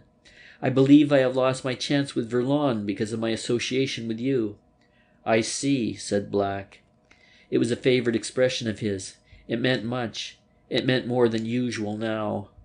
"I understand," he said, "that you think the ship is sinking, and rat-like, you imagine it is time to swim to the shore." "Don't be silly, dear old fellow," protested the other, "and don't be unreasonable. You see how it is. When I joined you, you were going to do big things, big amalgamations, big trusts, stuffing and all that sort of thing. Of course," he admitted apologetically, "I knew all about the bucket shop, but that was a sideline." Black smiled grimly. "A pretty profitable sideline for you," he said dryly. I know," said Ikey, patient to an offensive degree. "But it wasn't a matter of millions and all that now, was it?" Black was thoughtful, biting his nails and looking down at the grass at his feet. "People are talking, dear old fellow," Tramber went on, "saying the most awful, rotten things. You've been promising this combination with Sandford's Foundries, and you've practically issued shares in Amalgamated Foundries of Europe without having the goods." "Sandford won't come in," said Black, without looking up, "unless I pay him $250,000 cash. He'll take the rest in shares. I want him to take his price in shares." "He's no mug," said the baronet coarsely. "Old Sandford isn't a mug, and I'll bet he's got Verlond behind him. He's no mug either." There was a long and awkward silence. Awkward for Sir Isaac, who had an unaccountable desire to bolt. "So you want to sneak out of it, do you?" said Black, meeting his eyes with a cold smile. "Now, my dear old chap," said Sir Isaac hastily, "don't take that uncharitable view. Partnerships are always being dissolved. It's what they're for," he said with an attempt at humour. "And I must confess I don't like some of your schemes." "You don't like?" Black turned round on him with a savage oath. "Do you like the money you've got for it? The money paid in advance for touting new clients? The money given to you to settle your debts at the club? You've got to go through with it, Ikey, and if you don't, I'll tell the whole truth to Verlond and to every pal you've got." "They wouldn't believe you," said Sir Isaac calmly. "You see, my dear chap, you've got such an awful reputation, and the worst of having a bad reputation is that no one believes you. If it came to a question of believing you, or believing me, who do you think society would believe? A man of some position, one in a baronetage of Great Britain, or a man, well, not to put too fine a point on it, like you?" Black looked at him long and steadily. "Whatever view you take," he said slowly, "you've got to stand your corner. If as a result of any of the business we are now engaged in I am arrested, I shall give information to the police concerning you. We are both in the same boat. We sink or swim together." He noticed the slow spreading alarm on Sir Isaac's face. "Look here," he said, "I'll arrange to pay you back that money I've got. I'll give you bills." Black laughed. "You're an amusing devil," he said. "You and your bills. I can write bills myself, can't I? I'd as soon take a crossing sweeper's bills as yours. Why, there's enough of your paper in London to feed Sanford's furnaces for a week." The words suggested a thought. "Let's say no more about this matter till after the amalgamation. It's coming off next week. It may make all the difference in our fortune, Ikey," he said in gentler tones. "Just drop the idea of ratting." "I'm not ratting," protested the other. "I'm merely—" "I know," said Black. "You're merely taking precautions. Well, that's all the rats do. You're in this up to your neck. Don't deceive yourself. You can't get out of it until I say go." "It will be awkward for me if the game is exposed," said Sir Isaac, biting his nails. "It will be jolly unpleasant if it is discovered I am standing in with you." "It will be more awkward for you," answered Black ominously, "if at the psychological moment you are not standing in with me." Theodore Sanford, a busy man, thrust his untidy grey head into the door of his daughter's sitting room. "May," said he, "don't forget that I'm giving a dinner tonight in your honour. For unless my memory is at fault and the cheque you found on your breakfast tray was missupplied, you were 22 today." She blew him a kiss. "Who is coming?" she asked. "I ought really to have invited everybody myself." "Can't stop to tell you," said her father with a smile. "I'm sorry you quarrelled with young fellow. I should like to have asked him." She smiled gaily. "I shall have to get another policeman," she said. He looked at her for a long time. "Fellow isn't an ordinary policeman," he said quietly. "Do you know that I saw him dining with the Home Secretary the other day?" Her eyebrows rose. "In uniform?" she asked. He laughed. "No, you goose," he chuckled. "In his dressing gown." She followed him down the corridor. "You've learnt that from Lord Verlond?" she said reproachfully. She waited till the car had carried her father from view, then walked back to her room, happy with the happiness which anticipates happiness. The night before had been a miserable one till, acting on an impulse, she had humbled herself and found strange joy in the humiliation. The knowledge that this young man was still her ideal, all she would have him to be, had so absorbed her that for the time being she was oblivious of all else. She recalled with a little start the occasion of their last meeting, and how they had parted. The recollection made her supremely miserable again, and jumping up from her stool, she had opened her little writing bureau and scribbled a hurried, penitent, autocratic little note, ordering and imploring him to come to her the instant he received it. Frank came promptly. The maid announced his arrival within 10 minutes of Mr. Sanford's departure. May ran lightly downstairs and was seized with a sudden fit of shyness as she reached the library door. She would have paused, but the maid, who was following her, regarded her with so much sympathetic interest that she was obliged to assume a nonchalance that she was far from feeling, and enter the room.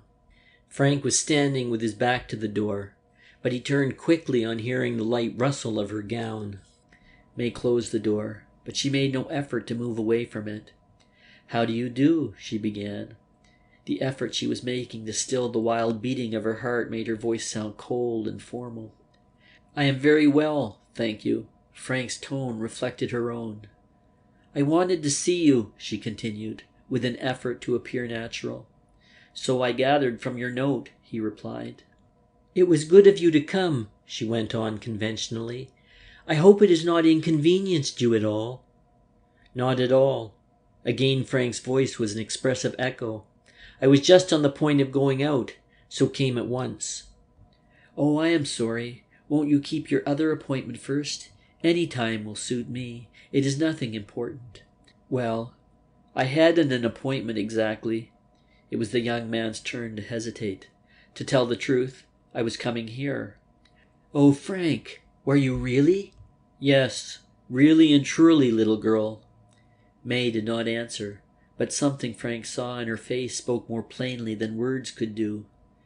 Mr. Sandford returned that afternoon to find 2 happy people sitting in the half-darkness of the drawing-room, and 10 members of the Criminal Investigation Department waited at Scotland Yard, alternately swearing and wringing their hands. End of chapter 15.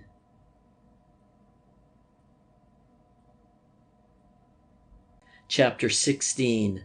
Colonel Black Meets a Just Man. Dr. Essley's house at Forest Hill stood untenanted. The red lamp before the door was unlit, and though the meagre furnishings had not been removed, the house, with its drawn blinds and grimy steps, had the desolate appearance of emptiness. The whisper of a rumour had agitated the domestic circles of that respectable suburb, a startling rumour which, if it were true, might well cause Forest Hill to gasp in righteous indignation. Dr. Essley was an unauthorized practitioner, a fraud of the worst description, for he had taken the name and the style of a dead man. "All I know," explained Colonel Black, whom a reporter discovered at his office, "is that I met Dr. Essley in Australia, and that I was impressed by his skill. I might say," he added in a burst of frankness, "that I am in a sense responsible for his position in England, for I not only advanced him money to buy his practice, but I recommended him to all my friends, and naturally I am upset by the revelation." No, he had no idea as to the doctor's present location. He had last seen him a month before, when the doctor spoke of going to the continent. Colonel Black had as much to tell, and no more, to the detectives who came from Scotland Yard. They came with annoying persistence and never seemed tired of coming. They waited for him on the doorstep and in his office. They waited for him in the vestibules of the theatres and at the entrance doors of banks. They came as frequently as emissaries of houses to whom Colonel Black was under monetary obligation. A week after the events chronicled in the last chapter, Colonel Black sat alone in his flat with a light heart. He had collected together a very considerable amount of money. That it was money to which he had no legal right did not disturb the smooth current of his thoughts. It was sufficient that it was money, and that a motor car, which might carry him swiftly to Folkestone, was within telephone call day and night. Moreover, he was alive. The vengeance of an organization vowed against Dr. Essley had passed over the head of Colonel Black. He might be excused if he thought that the matter of a grey wig and a pair of shaggy eyebrows, added to some knowledge of medicine, had deceived the astute men who had come to England to track him down. This infernal man Fellow, who appeared and disappeared as if by magic, puzzled him, almost alarmed him. Fellow was not one of the 4 just men. Instinct told him that much. Fellow was an official. A Sergeant Gurdon, who had been extremely useful to Black, had been suddenly transferred to a remote division, and nobody knew why. With him had disappeared from his familiar beats a young police constable who had been seen dining with cabinet ministers. It was very evident that there was cause for perturbation, yet singularly enough, Colonel Black was cheerful, but there was a malignant quality to his cheerfulness. He busied himself with the destruction of such of his papers, and they were few, which he had kept by him. He turned out an old pocket-book and frowned when he saw its contents. It was a wagon-lit coupon for the journey from Paris to Madrid, and was made out in the name of Dr. Essley, a mad slip which might have led to serious consequences, he told himself. He burnt the incriminating sheet and crumbled the ashes before he threw them into the fireplace. It was dark before he had finished his preparations, but he made no attempt to light the room. His dressing suit was laid out in an adjoining room. His trunk stood packed. He looked at his watch. In half an hour he would be on his way to the Sandfords. Here was another risk which none but a madman would take, so he told himself. But he contemplated the outcome of his visit with equanimity. He went into his bedroom and began his preparations, then remembered that he had left a bundle of notes on his writing table, and went back. He found the notes and was returning when there was a click, and the room was flooded with light. He whipped round with an oath, dropping his hand to his hip pocket. "Don't move, please," said the visitor quietly. "You," gasped Black. The tall man with the little pointed beard nodded. "Keep your hand away from your pocket, Colonel," he said. "There is no immediate danger." He was unarmed. The thin cigar between his white teeth testified his serenity. "De la Monte," stammered Black. Again the bearded man nodded. "The last time we met was in Cordova," he said. "But you have changed since then." Black forced a smile. "You are confusing me with Dr. Essley," he said. "I am confusing you with Dr. Essley," agreed the other. "Yet I think I am justified in my confusion." He did not remove his cigar, seemed perfectly at ease, even going so far as to cast an eye upon a chair, inviting invitation. "Essley or Black," he said steadily, "your day is already dusk, and the night is very near." A cold wave of terror swept over the colonel. He tried to speak, but his throat and his mouth were dry, and he could only make inarticulate noises. "Tonight? Now?" he croaked. His shaking hands went up to his mouth. Yet he was armed, and the man before him bore no weapon. A quick movement of his hand, and he would lay the spectre which had at one time terrorized Europe.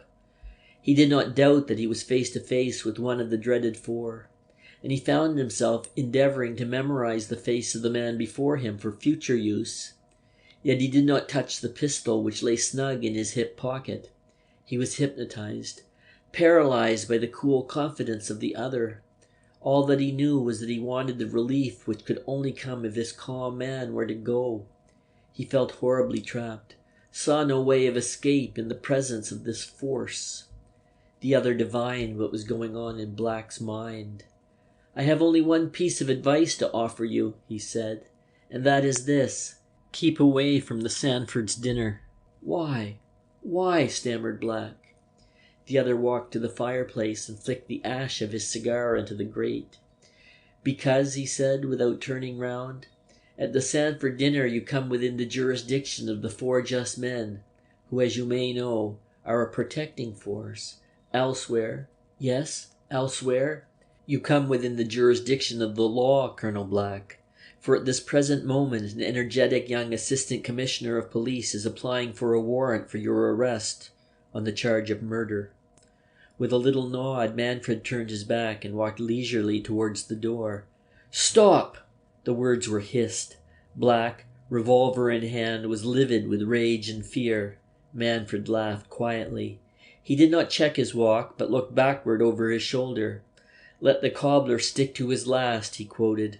"Poison, my dear Colonel, is your last, or the knife in the case of Jakobs. An explosion, even of a Webley revolver, would shatter your nerves." He opened the door and walked out, closing it carefully behind him. Black sank into the nearest chair, his mouth working, the perspiration streaming down his face. This was the end. He was a spent force. He crossed the room to the telephone and gave a number. After a little while he got an answer. Yes, the car was in readiness. There had been no inquiries. He hung up the telephone and called up 6 depots where cars could be hired. To each he gave the same instructions. 2 cars were to be waiting. He changed the locality with each order. 2 fast cars, each able to cover the 80 miles to Dover without fear of a breakdown. I shall take one, he said. The other must follow immediately behind. Yes, empty. I am going to Dover to meet a party of people. He would take no risk of a breakdown. The second car must be close at hand in case he had an accident with the first. He was something of an organizer. In the short space of time he was at the telephone, he arranged the cars so that whatever avenue of escape he was forced to take, he would find the vehicles waiting. This done, he completed his dressing. The reaction from the fear had come. He was filled with black hate for the men who had put a period to his career of villainy. Most of all, he hated Sanford, the man who could have saved him. He could take the risk of the 4, take his chance with the police. Curiously, he feared the police least of all. One final blow he would strike, and break the man whose obstinacy had broken him. He was mad with anger. He saw nothing but the fulfillment of his plan of revenge. He went into his room, unlocked a cupboard, and took out the green bottle. There was no need for the feather. He would do the job thoroughly. He finished his dressing, pocketed his banknotes, and slipped the little green bottle into his waistcoat pocket. One last look round he gave then, with a sense of the old exhilaration which had been his before the arrival of Manfred. He put on his hat, threw an overcoat over his arm, and went out. It was a gay little party that assembled at the great South Central Hotel. May Sanford had invited a girlfriend, and Mr. Sanford had brought back the junior partner of one of the city houses he did business with. Black was late and did not arrive till a quarter of an hour after the time settled for dinner. Sanford had given orders for the meal to be served when the colonel came in. "Sit down, Black," said Sanford. There was a vacant chair between the ironmaster and his daughter, and into this the colonel dropped. His hand shook as he took up the spoon to his soup. He put the spoon down again and unfolded his serviette. A letter dropped out. He knew those grey envelopes now, and crushed the letter into his pocket without attempting to read it. "Busy man, Black, eh?" smiled Sanford. He was a florid, hearty man with a wisp of white whisker on either side of his rubicund face, and in his pleasant moments he was a very lovable man.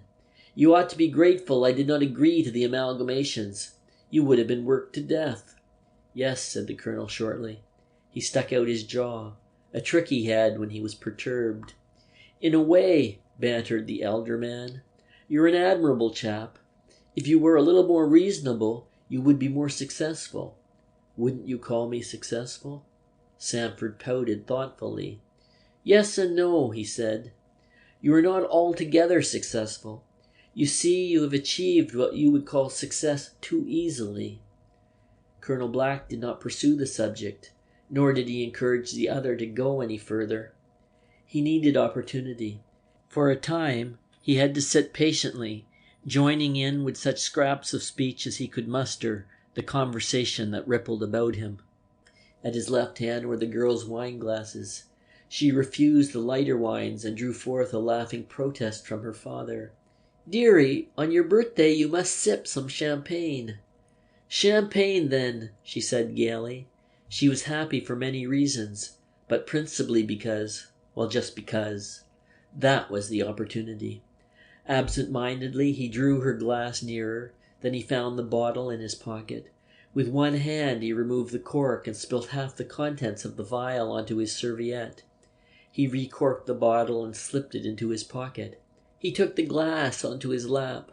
Twice he wiped the edge of it with a damp napkin. He replaced the glass unnoticed. Now it was done, he felt better. He leaned back in his chair, his hands thrust deep into his trouser pockets. It was an inelegant attitude, but he derived a sense of comfort. "Black, wake up, my dear fellow." Sanford was talking to him, and he roused himself with a start. "My friend here was rude enough to comment on your hair." "Eh?" Black put up his hand to his head. "Oh, it's all right, and it isn't disarranged, But how long has it been white? White? He had heard of such things and was mildly interested. White? Oh, quite a time. He did not further the discussion. The waiters were filling the glasses. He looked across to Sandford. How happy, how self-sufficient he was. He intercepted the tender little looks that passed between father and daughter. There was perfect sympathy between the two. It was a pity that in a minute or so one should be dead and the other broken. She, so full of life, so splendid of shape, so fresh and lovely. He turned his head and looked at her. Curious, very curious how frail a thing is life, that a milligram of a colourless fluid should be sufficient to snap the cord that binds soul to body. The waiter filled the glasses, first the girl's, then his. He raised his own with unconcern and drank it off. The girl did not touch hers. She was talking to the man on her left. Black could see only the rounded cheek and one white shoulder. He waited impatiently. Sandford tried to bring him into the conversation, but he refused to be drawn. He was content to listen, he said, to listen, to watch and to wait. He saw the slim white fingers close round the stem of the glass, saw her half raise it, still looking towards her partner. Black pushed his chair a little to one side as the glass reached her lips. She drank, not much, but enough. The colonel held his breath. She replaced the glass, still talking with the man on her left. Black counted the slow seconds.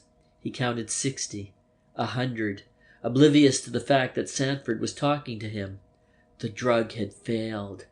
"Are you ill, Colonel?" Everybody was staring at him. "Ill?" he repeated hoarsely. "No, I am not ill. Why should I be ill?" "Open one of those windows, waiter." A blast of cold air struck him and he shivered. He left the table hurriedly and went blundering blindly from the room. There was an end to it all. In the corridor of the hotel he came in his haste into collision with a man. It was the man who had called upon him some time before. "Excuse me," said the man, catching his arm. "Colonel Black, I believe." "Stand out of my way." Black spat out the words savagely. "I am Detective Sergeant K from Scotland Yard, and shall take you into custody." At the first hint of danger the colonel drew back. Suddenly his fist shot out and caught the officer under the jaw. It was a terrific blow, and the detective was unprepared. He went down like a log. The corridor was empty. Leaving the man upon the floor, the fugitive sped into the lobby. He was hatless, but he shaded his face and passed through the throng in the vestibule into the open air. He signalled a taxi. "Waterloo, and I will give you £1 if you catch my train." He was speeding down the Strand in less than a minute. He changed his instructions before the station was reached. "I have lost the train. Drop me at the corner of Eaton Square." At Eaton Square he paid the cabman and dismissed him.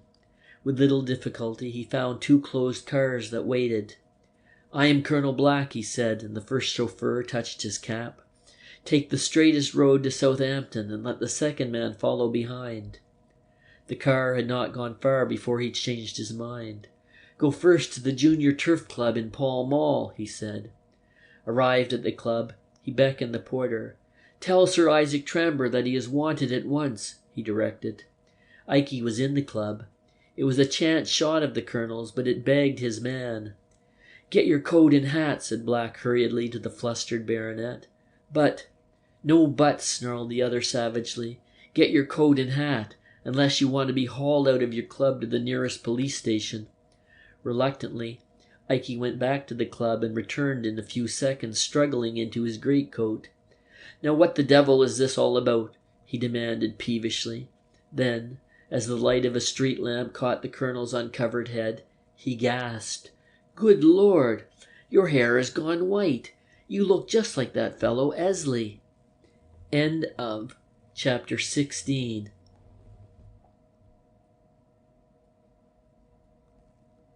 Chapter the last. Justice.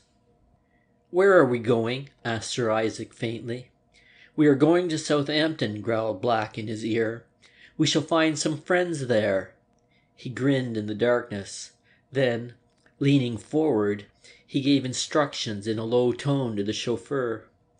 The car jerked forward. and in a few minutes it had crossed Hammersmith Broadway and was speeding toward Barnes. Scarcely had it cleared the traffic when a long grey racing car cut perilously across the crowded space, dodging with extraordinary agility a number of vehicles, and unheeding the caustic comments of the drivers, it went on in the same direction as Black's car had taken. He had cleared Kingston and was on the Sandown Road when he heard the loud purring of a car behind. He turned and looked, expecting to find his second car, but a punctured tire held Black's reserve on Putney Heath. Black was a little uneasy, though it was no unusual thing for cars to travel the main Portsmouth road at that hour of the night. He knew, too, that he could not hope to keep ahead of his pursuer. He caught the unmistakable sound which accompanies the racing car in motion. "We'll wait till the road gets a little broader," he said, "and then we'll let that chap pass us." He conveyed the gist of this intention to the chauffeur. The car behind showed no disposition to go ahead until Sandown and Cobham had been left behind, and the lights of Guildford were almost in sight. Then, on a lonely stretch of road, 2 miles from the town, the car, without any perceptible effort, shot level with them, and then drew ahead on the off-side. Then it slowed, and the touring car had perforce to follow its example. Black watched the maneuver with some misgiving. Slower and slower went the racing car till it stopped crossways in the road. It stopped, too, in a position which made it impossible for the touring car to pass. Black's man drew up with a jerk. They saw, by the light of their lamps, 2 men get out of the motor ahead and make what seemed to be a cursory examination of a wheel. Then one walked back, slowly and casually, till he came to where Black and his companion sat. "Excuse me," said the stranger. "I think I know you." Of a sudden, an electric lamp flashed in Black's face. More to the point, in the spreading rays of the light, clear to be seen was the nickel-plated barrel of a revolver, and it was pointed straight at Black. "You will alight, Mr. Black, you and your companion," said the unknown calmly. In the bright light that flooded him, Black could make no move. Without a word he stepped down onto the roadway, his companion following him. "Go ahead," said the man with the revolver. The two obeyed. Another flood of light met them. The driver of the first car was standing up, electric torch in one hand, revolver in the other. He directed them curtly to enter the tonneau. The first of their captors turned to give directions to the chauffeur of the grey touring car. Then he sprang into the body in which they sat and took a seat opposite them. "Put your hands on your knees," he commanded, as his little lamp played over them. Black brought his gloved hands forward reluctantly. Sir Isaac, half dead with fright, followed his example. The car moved forward. Their warder, concentrating his lamp upon their knees, kept watch while his companion drove the car forward at a racing pace. They struck off from the main road and took a narrow country lane which was unfamiliar to Black, and for 10 minutes they twisted and turned in what seemed the heart of the country. Then they stopped. "Get down," ordered the man with the lamp. Neither Black nor his friend had spoken one word up till now. "What is the game?" asked Black. "Get down," commanded the other. With a curse, the big man descended. There were 2 other men waiting for them. "I suppose this is the 4 Just Men farce," said Black with a sneer. "That you shall learn," said one of those who were waiting.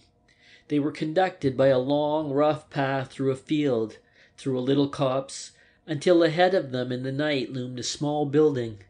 It was in darkness. It gave Black the impression of being a chapel. He had little time to take any note of its construction. He heard Sir Isaac's quick breathing behind him and the snick of a lock. The hand that held his arm now relaxed. "Stay where you are," said a voice. Black waited. There was growing in his heart a sickly fear of what all this signified. "Step forward," said a voice. Black moved 2 steps forward, and suddenly the big room in which he stood blazed with light. He raised his hand to veil his eyes from the dazzling glow. The sight he saw was a remarkable one. He was in a chapel. He saw the stained-glass windows, but in place of the altar there was a low platform which ran along one end of the building. It was draped with black and set with 3 desks. It reminded him of nothing so much as a judge's desk, save that the hangings were of purple, the desks of black oak, and the carpet that covered the dais of the same sombre hue. 3 men sat at the desks. They were masked, and a diamond pin in the cravat of one glittered in the light of the huge electrolier which hung from the vaulted roof. Gonzales had a weakness for jewels. The remaining member of the 4 was to the right of the prisoners. With the stained-glass windows, the raftered roof, and the solemn character of the architecture, the illusion of the chapel ended. There was no other furniture on the floor. It was tiled and bare of chair or pew. Black took all this in quickly. He noted a door behind the 3, through which they came and apparently made their exit. He could see no means of escape save by the way he had come. The central figure of the 3 at the desk spoke in a voice which was harsh and stern and uncompromising. "Morris Black," he said solemnly. "What of thanks?" Black shrugged his shoulders and looked round as though weary of a question which he found it impossible to answer. "What of Jakobs, of Coleman, of a dozen men who have stood in your way and have died?" asked the voice. Still Black was silent. His eye took in the situation. Behind him were 2 doors, and he observed that the key was in the lock. He could see that he was in an old Norman chapel which private enterprise had restored for a purpose. The door was modern and of the usual churchy type. "Isaac Tramber," said number 1, "what part have you played?" "I don't know," stammered Sir Isaac. "I am as much in the dark as you are. I think the bucket shop idea is perfectly beastly. Now look here, is there anything else I can tell you? Because I am most anxious to get out of this affair with clean hands." He made a step forward, and Black reached out a hand to restrain him, but was pulled back by the man at his side. "Come here," said number 1, his knees shaking under him. Sir Isaac walked quickly up the aisle floor. "I'll do anything I can," he said eagerly, as he stood like a penitent boy before the master's figure. "Any information I can give you I shall be most happy to give." "Stop!" roared Black. His face was livid with rage. "Stop!" he said hoarsely. "You don't know what you're doing, Ikey. Keep your mouth shut and stand by me, and you'll not suffer." "There is only one thing I know," Sir Isaac went on, "and that is that Black had a bit of a row with Thanks." The words were scarcely out of his mouth when 3 shots rang out in rapid succession. The 4 had not attempted to disarm Black. With lightning-like rapidity he had whipped out his Browning pistol and had fired at the traitor. In a second he was at the door. An instant later the key was turned and he was through. "Shoot! Shoot, Manfred!" said a voice from the dais. But they were too late. Black had vanished into the darkness.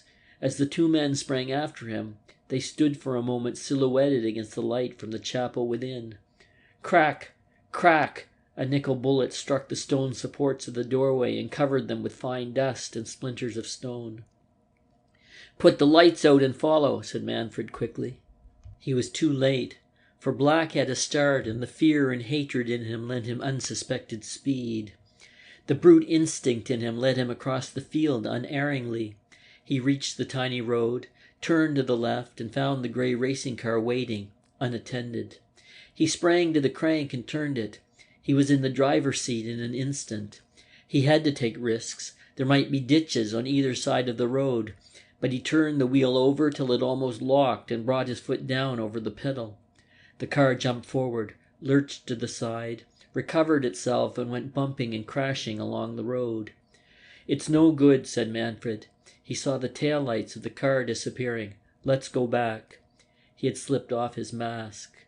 They raced back to the chapel. The lights were on again. Sir Isaac Tramber lay stone dead on the floor. The bullet had struck him in the left shoulder and had passed through his heart. But it was not to him they looked. Number 1 lay still and motionless on the floor in a pool of blood. "Look to the injury," he said, "and unless it is fatal, do not unmask me." Poicard and Gonzales made a brief examination of the wound. "It's pretty serious." In this terse sentence they summarized their judgment. "I thought it was," said the wounded man quietly. "You had better get on to Southampton. He'll probably pick up fellow." He smiled through his mask. "I suppose I ought to call him Lord Francis Ledbarrow now. He's a nephew of mine and a sort of a police commissioner himself. I wired him to follow me. You might pick up his car and go on together. Manfred can stay with me. Take this mask off." Gonzales stooped down and gently removed the silk half-mask. Then he started back. "Lord Verlond!" he exclaimed with surprise, and Manfred, who knew, nodded. The road was clear of traffic at this hour of the night. It was dark and none too wide in places for a man who had not touched the steering wheel of a car for some years. But Black, bareheaded, sat and drove the big machine ahead without fear of consequences. Once he went rocking through a little town at racing speed. A policeman who attempted to hold him up narrowly escaped with his life.